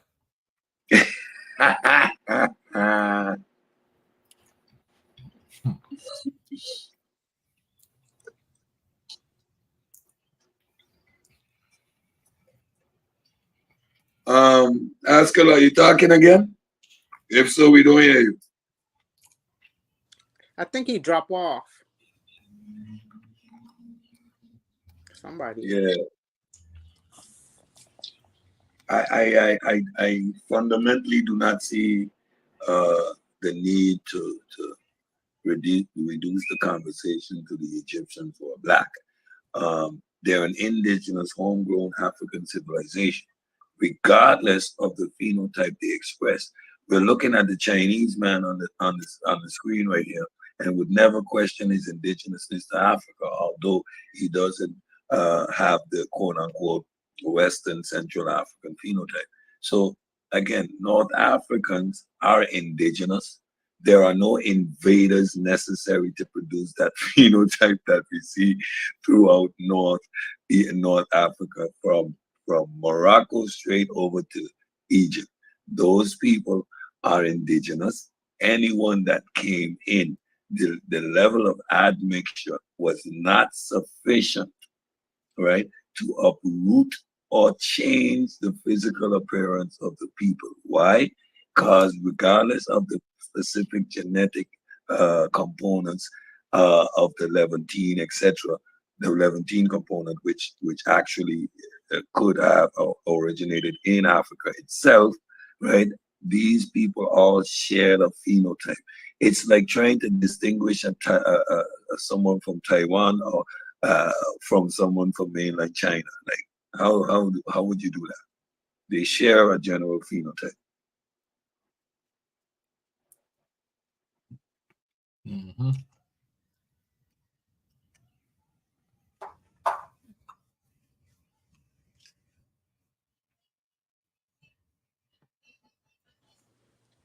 So sum it up. We're not going to use look at shit. You know? We can't do it. We can't. They're African, they're an indigenous African civilization. Like, what more? Look ship works, man. Y'all haters. Y'all haters. No, like, I mean, we study the Green Sahara. We understand migratory patterns. The ancient Egyptian civilization is rooted in African civilization. There are components from Nilo-Saharan, both genetically and culturally. So it's the culture that developed along the Nile comes from within the continent, from different groups forming along this region. You have the Fayum culture. At the same time, you have the Nabta culture. All of these form what became ancient Egypt, right? There's no one singular starting point, right? But there's a unification point, right? But what was being unified was these nomes, right? These independent cultures that developed all along the Nile. They were unified. So there was no point in time that there was one singular monolithic group that formed Egypt. All of this formed. Can I read this for y'all real quick? Please do. Go ahead. Garfield and his Eurocentric point of views. I tell you. Ancient Egypt and Black Africa, Early Context by David O'Connor. This is from 1971. In 1955, a West African scholar, Marcel Diop, argued vehemently that professional Egyptologists had been concealing a startling fact for over half a century. Diop claimed that the ancient Egyptians were Negroes and their characteristic civilization was a Negro achievement. It is in fact a not uncommon belief that Egypt was part of Black Africa, but as far as physical appearance goes, this is not true. Thousands of sculpted and painted representations from Egypt and hundreds of well-preserved bodies from its cemeteries show that the typical physical type was neither Negroid. It's 60 bucks. All right, I'm on live. All right, okay. Egyptians and hundreds of well-preserved bodies from its cemetery show that the typical physical type was neither Negroid nor Negro. The second part of Diop's thesis, however, was that Egyptian civilization had been spread throughout Africa by immigrants from Egypt and presented in dramatic form a genuine and fascinating historical problem. Geographically, ancient Egypt was an African country, and her civilization was part of a mosaic of African cultures distributed over the face of that vast continent. Was there any serious contact between ancient Egypt and Black Africa? That is the Negroid and Negro peoples of Western and Central Africa. And if there was, how important was the flow of influences in either direction? This is not just an academic question. For many Africans and Afro-Americans intensely interested in the history of early African cultures often feel that the creativity of these cultures has been unfairly minimized by European scholarship. This is not true of prehistorians and historians of Africa today. The old habit of attributing any unusually sophisticated idea or technique appearing amongst Black Africans to influence or presence of a racially superior Hamite or other non-Negro has rightly been abandoned. All right. So there's one important part that he said right here. He said, thousands of sculpted and painted representations from Egypt and hundreds of well-preserved bodies from its cemetery show that the typical physical type was neither Negroid nor Negro. Wow. See, this is what these white folks do, man. This is what they do, Cedric. But you know what, Garfield? It's not all the way wrong, though. Because if you're admixed, wouldn't you have, like, you know, some DNA over there, related in some way? So it's not 100% like not possible. I'm just saying. Boy, you see them modern scholars, and their accuracy. I hate them. Yeah, let me get my Diop files. Again, the assumption, just look at the geography, study the Neolithic and the Paleolithic periods. You understand what is happening in this area. You understand the migration patterns of the people. You would understand the Great Lake Chad.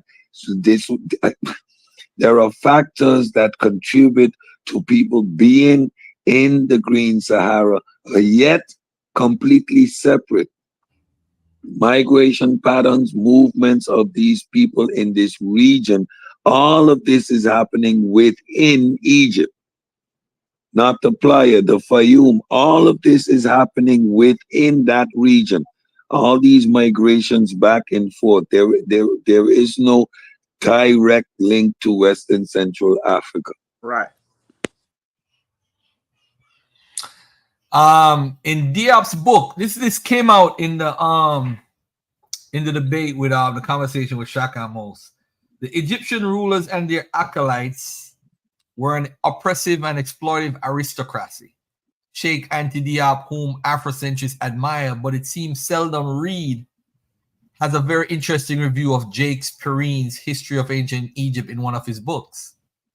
Diop comments favorably about Perrine's description of revolutions against the Egyptian rulers by lower-class Egyptians, something one would expect in an exploitive society, but the Afrocentrists who so admire Diop never mentioned this aspect of ancient Egypt. In short, what they admire is the aristocratic exploitive aspect of it.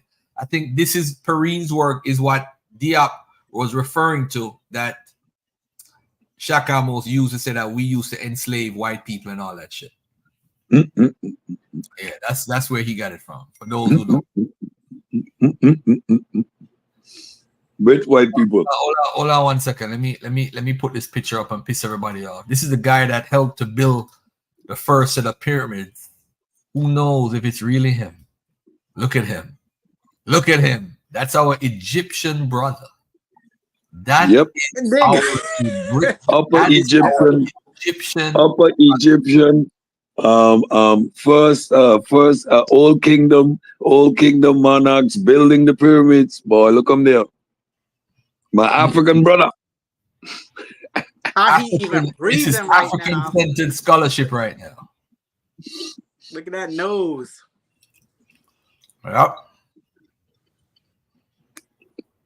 That's a North Egypt. That's a North African.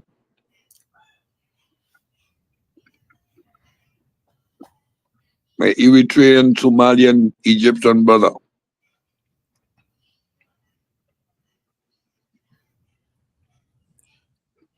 Imhotep? No, it's a guy by the name of Inu, an architect of the Great Pyramid. He built the first couple, right? Yep, he is the architect. Yeah. Imhotep built the later ones, but they are from the same kingdom. Look what Kimway wrote. Look what Kimway wrote. He was a foreign exchange student. Yeah, he hardly have no forehead. His forehead is.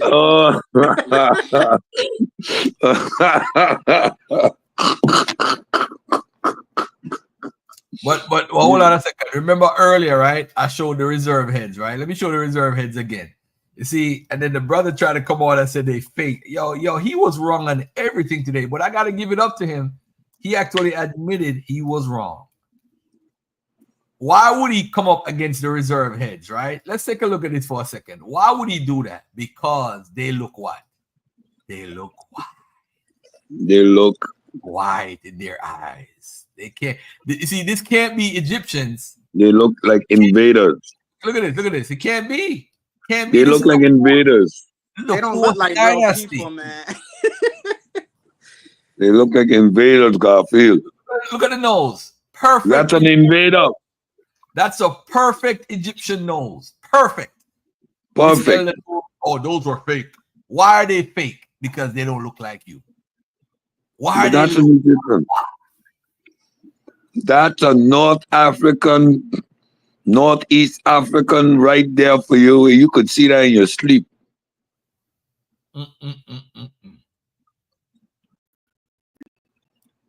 Let's get to this for a second. Ancient Egyptian and Wolof are two very different languages with distinct histories and structures.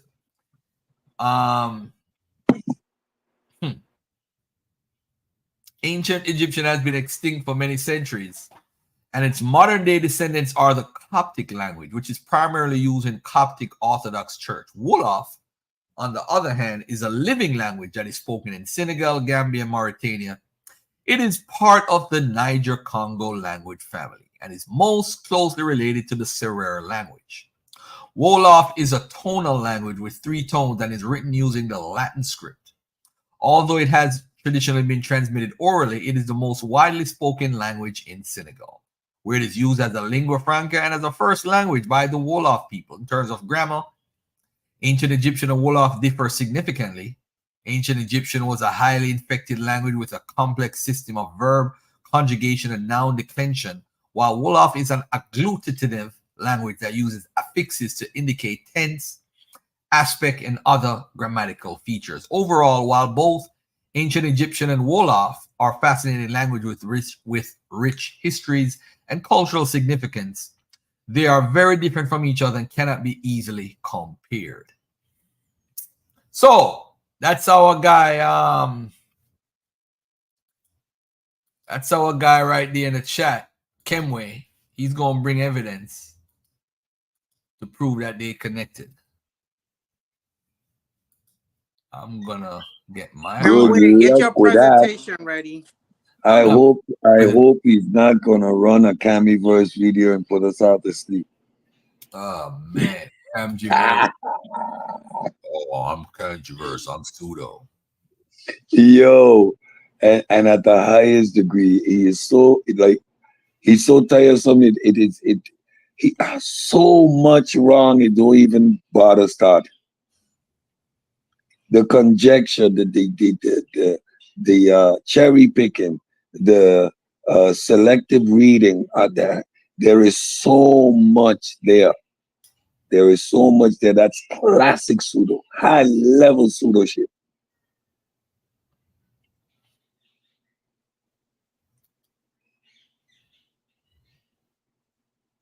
Bring that one for you next week. You're in trouble. But by the time he finish, you're gonna go, yes. Over for thou. You can see that the EB1, the EB1A is identified here, which eventually led to the haplogroup A1C1I1, which is found in the Egyptians. That's showing an indirect connection. Wait, you sound like Ngozi. No, I sound like Camiverse. Pseudo ass nonsense. But let me ask a question. Haplogroup ain't all that important. I don't think so. No, because that's just little mutation. It's not really identifying anything really, especially if you're moving around. Am I wrong or right? It depends on how you want to use the information. If you want to track populations and their movements and when certain admixtures came in of how different population groups came together, it is a worthy endeavor. However, it is not something that is going to particularly give you information of how people look unless you add the morphology and other factors into consideration. But it can distinguish groups of people from each other in terms of population. So, for example, we can distinguish the second layer of EB1. E1B1, E1B1, E1B1B, E1B1C, E1B1 E1B1 4, E1B1. So when they talk about that component being as part of the basal group of North Africans, that is not the same layer that comprises our West Central African component, right? These are distinct layers at different time periods.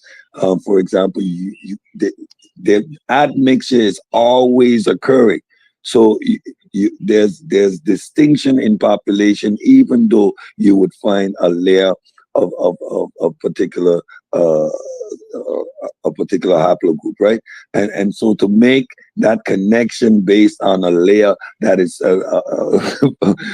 50, 60,000 years old compared to our layer, which is much earlier in the evolution, these things are disingenuous. So these are some of the tactics like a Camiverse uses to shoehorn West Central Africans into Egypt and vice versa.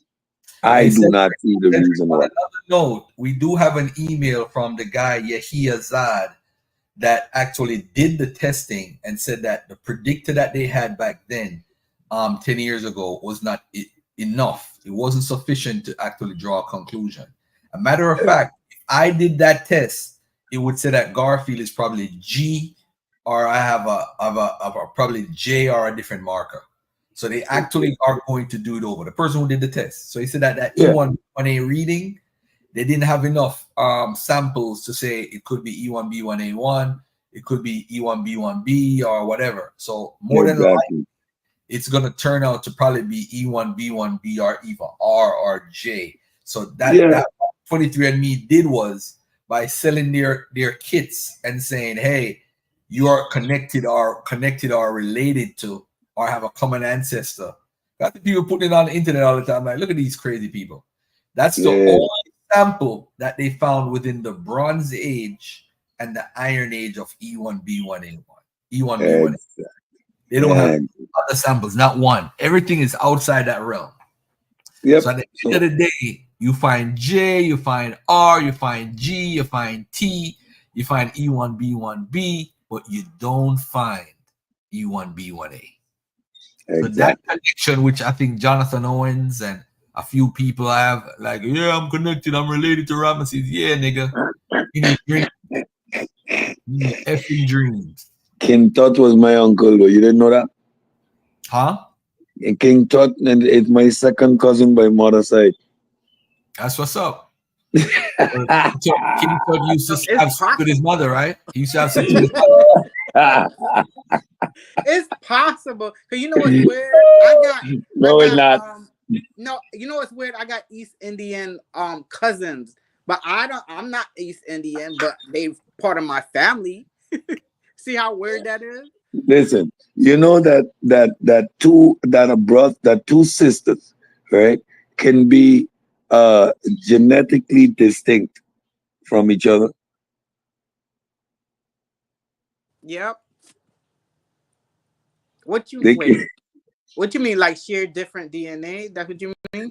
yeah. So Yeah, you run the genetic test on two siblings, and they both trace back to distinct genetic lines, right? So you wouldn't be able to tell their sibling unless you do another test, which affirms that each one of these X's come from the same individual, their mother. Yeah, you're right. Because they call it ancestor. You share some of your ancestor DNA, and another relative like your sister or whatever might not share the same. Yeah. Exactly. Based on how those genes recombine, you can actually not be related to your brother or your sister. Go figure. You trace back to this. You trace back to distinct genetic lines. So how the genetics form back? You trace back to lineage A, and your brothers would trace back to lineage B, and you would be distinct amongst you. But both lineage A and B come from your parent. Hello, that's the whole human race. That's how I see it. That's just what it is. To be human is to be admixed. So a lot of these conversations are happening. And you let Mika off the so Mika, so you would talk to a white guy. Oh shit. There's no color, right? There's no color. Mika, you can plead the fifth on that one, Mika. Right? Mika. So what's up, Mika? What's up, man? I heard you got more. I heard you got more. Finish what you. Look at him. You gonna stutter? You gonna stutter? Come on, man. There's no color. So if there's no color, you could talk to anybody, man. You shouldn't have in reality, yes, you can talk to anybody. It's not nothing stopping you, but except how you think. It's how you think. Culture, not color, Mika. Tell him culture, not color. Culture, not color. If you found out Garfield was dating a white woman, you'd be good with it. I couldn't control Garfield. I can't control Garfield. Depends on how white she is, no Garfield.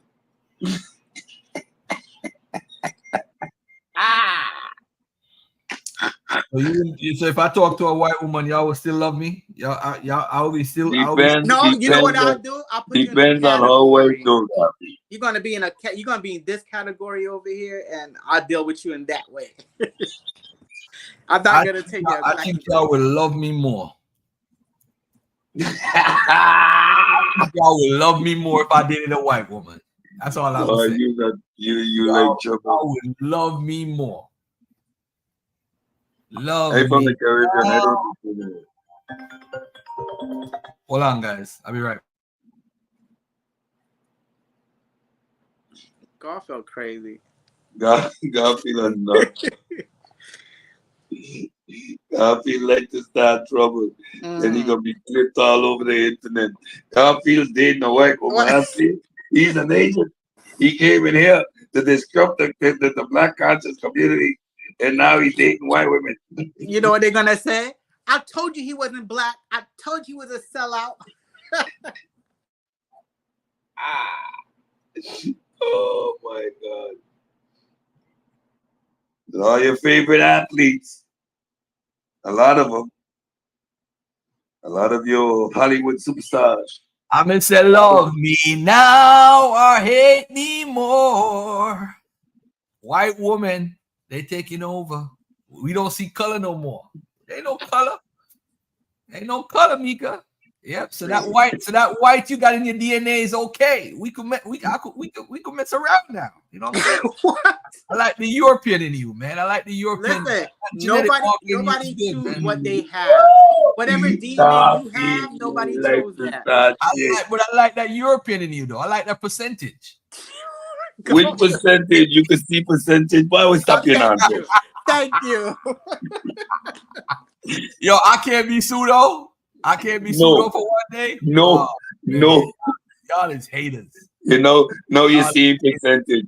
No, you see percentage of black. Well, based on the hair color.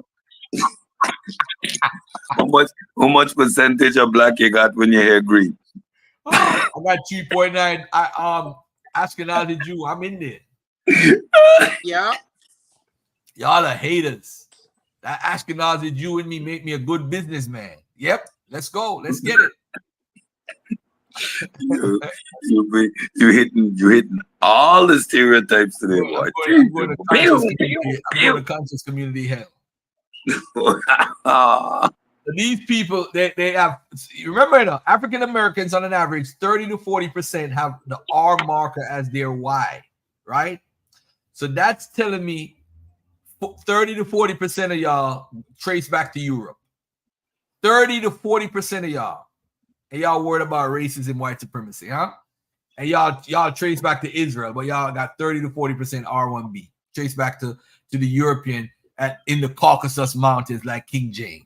See? Yeah, but the problem is the European don't see that because they go by lookership. That's how they judge people. So you have to look a certain way to be accepted. So it's crazy. And both Garfield and Cedric need prayers. Indigenous black man said, my white woman. You know, your word black man. Philip, you praying for me so long ain't work yet. What you want God to change your mind? I had a conversation with you already, my brother. Oh man. Hey, I'm out of here, man. I'll see y'all next week, man. Thanks for tuning in. One love, respect. And look out for King Monologue. He's gonna be on here. Matter of fact, let me change the topic of the show too. Tell Haskell I'll be nice. Yeah, we be nice all day. We're gonna be nice. I didn't even watch that episode when he came on. Over here, you can do the interview. I gonna sit and watch in the chat until you open the platform and let the pseudo killers do what they do. But Cedric, Peter is kind of right. Because if you're attacking your guests, that's not gonna make them want to come back or even listen. So you're not really getting through to them. So I don't know how. When you characterize a healthy discussion as attack, it is based on the arguments being posed, not being able to hold their ground. Again, you come on the pseudo killers and you're proposing a claim. That claim is going to be challenged. You will need to source up. You would need to support your claim. And on the pseudo killers, we will challenge your claim. We are not disrespectful. We don't engage with the ad homs, but your claim is challenged. And at one point, my brother started to use creationist tropes. And it was, oh, wait a minute, that's a creationist trope. There was no attack. There was no, but you get that within this framework whenever misinformation is pushed back on. People love to do presentations where they can be on a platform and preach their nonsense without getting any pushback. As soon as you provide a little pushback to the nonsense, right, you get that you're attacking. No, I'm challenging your argument. And it is not an interview. You're in a debate environment. You're bringing a claim that you need to be able to defend. It's that simple. Okay. Now, if you ain't got what it takes to do that, then that's not the environment for you. Talk about it. Talk about it. Right. Then you need to be in an environment again where you're allowed to pulpit and allowed to preach your nonsense. But that's not what the pseudo killers represents. Okay. Hey, I thought it was like... I have to lay hands on Cedric. Real talk LLC. What are you talking about? Backstabbing Benjamin. Get out of here, man. Yo, look at this guy. Look at this guy right here that argues in the chat. Look at this guy right here. Look at this guy. This is a Hebrew Israelite. First of all, half of African Americans don't have a Y haplogroup. Now, this is a guy. Look at that. Come back on my channel. Why haplogroup? Wait. Y is a chromosome which makes you a male. How is Y a haplogroup? Which haplogroup is Y? You want to say the Y DNA haplogroup. That's what you want to say. That's okay. That which is even dumber.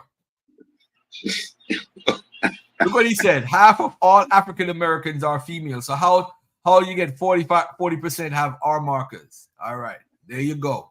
I got you. Oh shit! I got you. 50%. 50% of our population are female, yet 100% of those female have a vagina. Go figure. Average African American has 30% admixture. Oh my God. Jesus. I need Muhammad, I need Moses, I need Jesus for all of these guys. Oh my God. All right, man, let me get in here. I'm gonna go. You can't help people like this, man. You can't help people like this. But anyway, family, I'm out of here. Metatron, that was a wasted video. The only point on it was the whole thing about olive skin. I love that argument. I love the pictures that you showed. It makes perfect sense. Olive skin is probably the best way to call the ancient Egyptians and the Israelites and the Arabs and the people in Mesopotamia.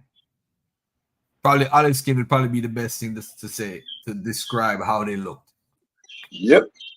Yeah, I would say olive skin. That was the best argument. The argument that the dude made about the Ethiopian reference, that was a good argument. The whole dove argument, after you read the primary in English, you get a better understanding. The doves is two women. They was talking in an anthropomorphism or whatever that word is. Anthropomorphism. And that's that. But anyway, I'm out of here, man. Peace and love to y'all. Cedric, thanks for staying on, man. Peace, my brother. You don't know. Anytime. All right. Try us on your boat. Peace. Yeah.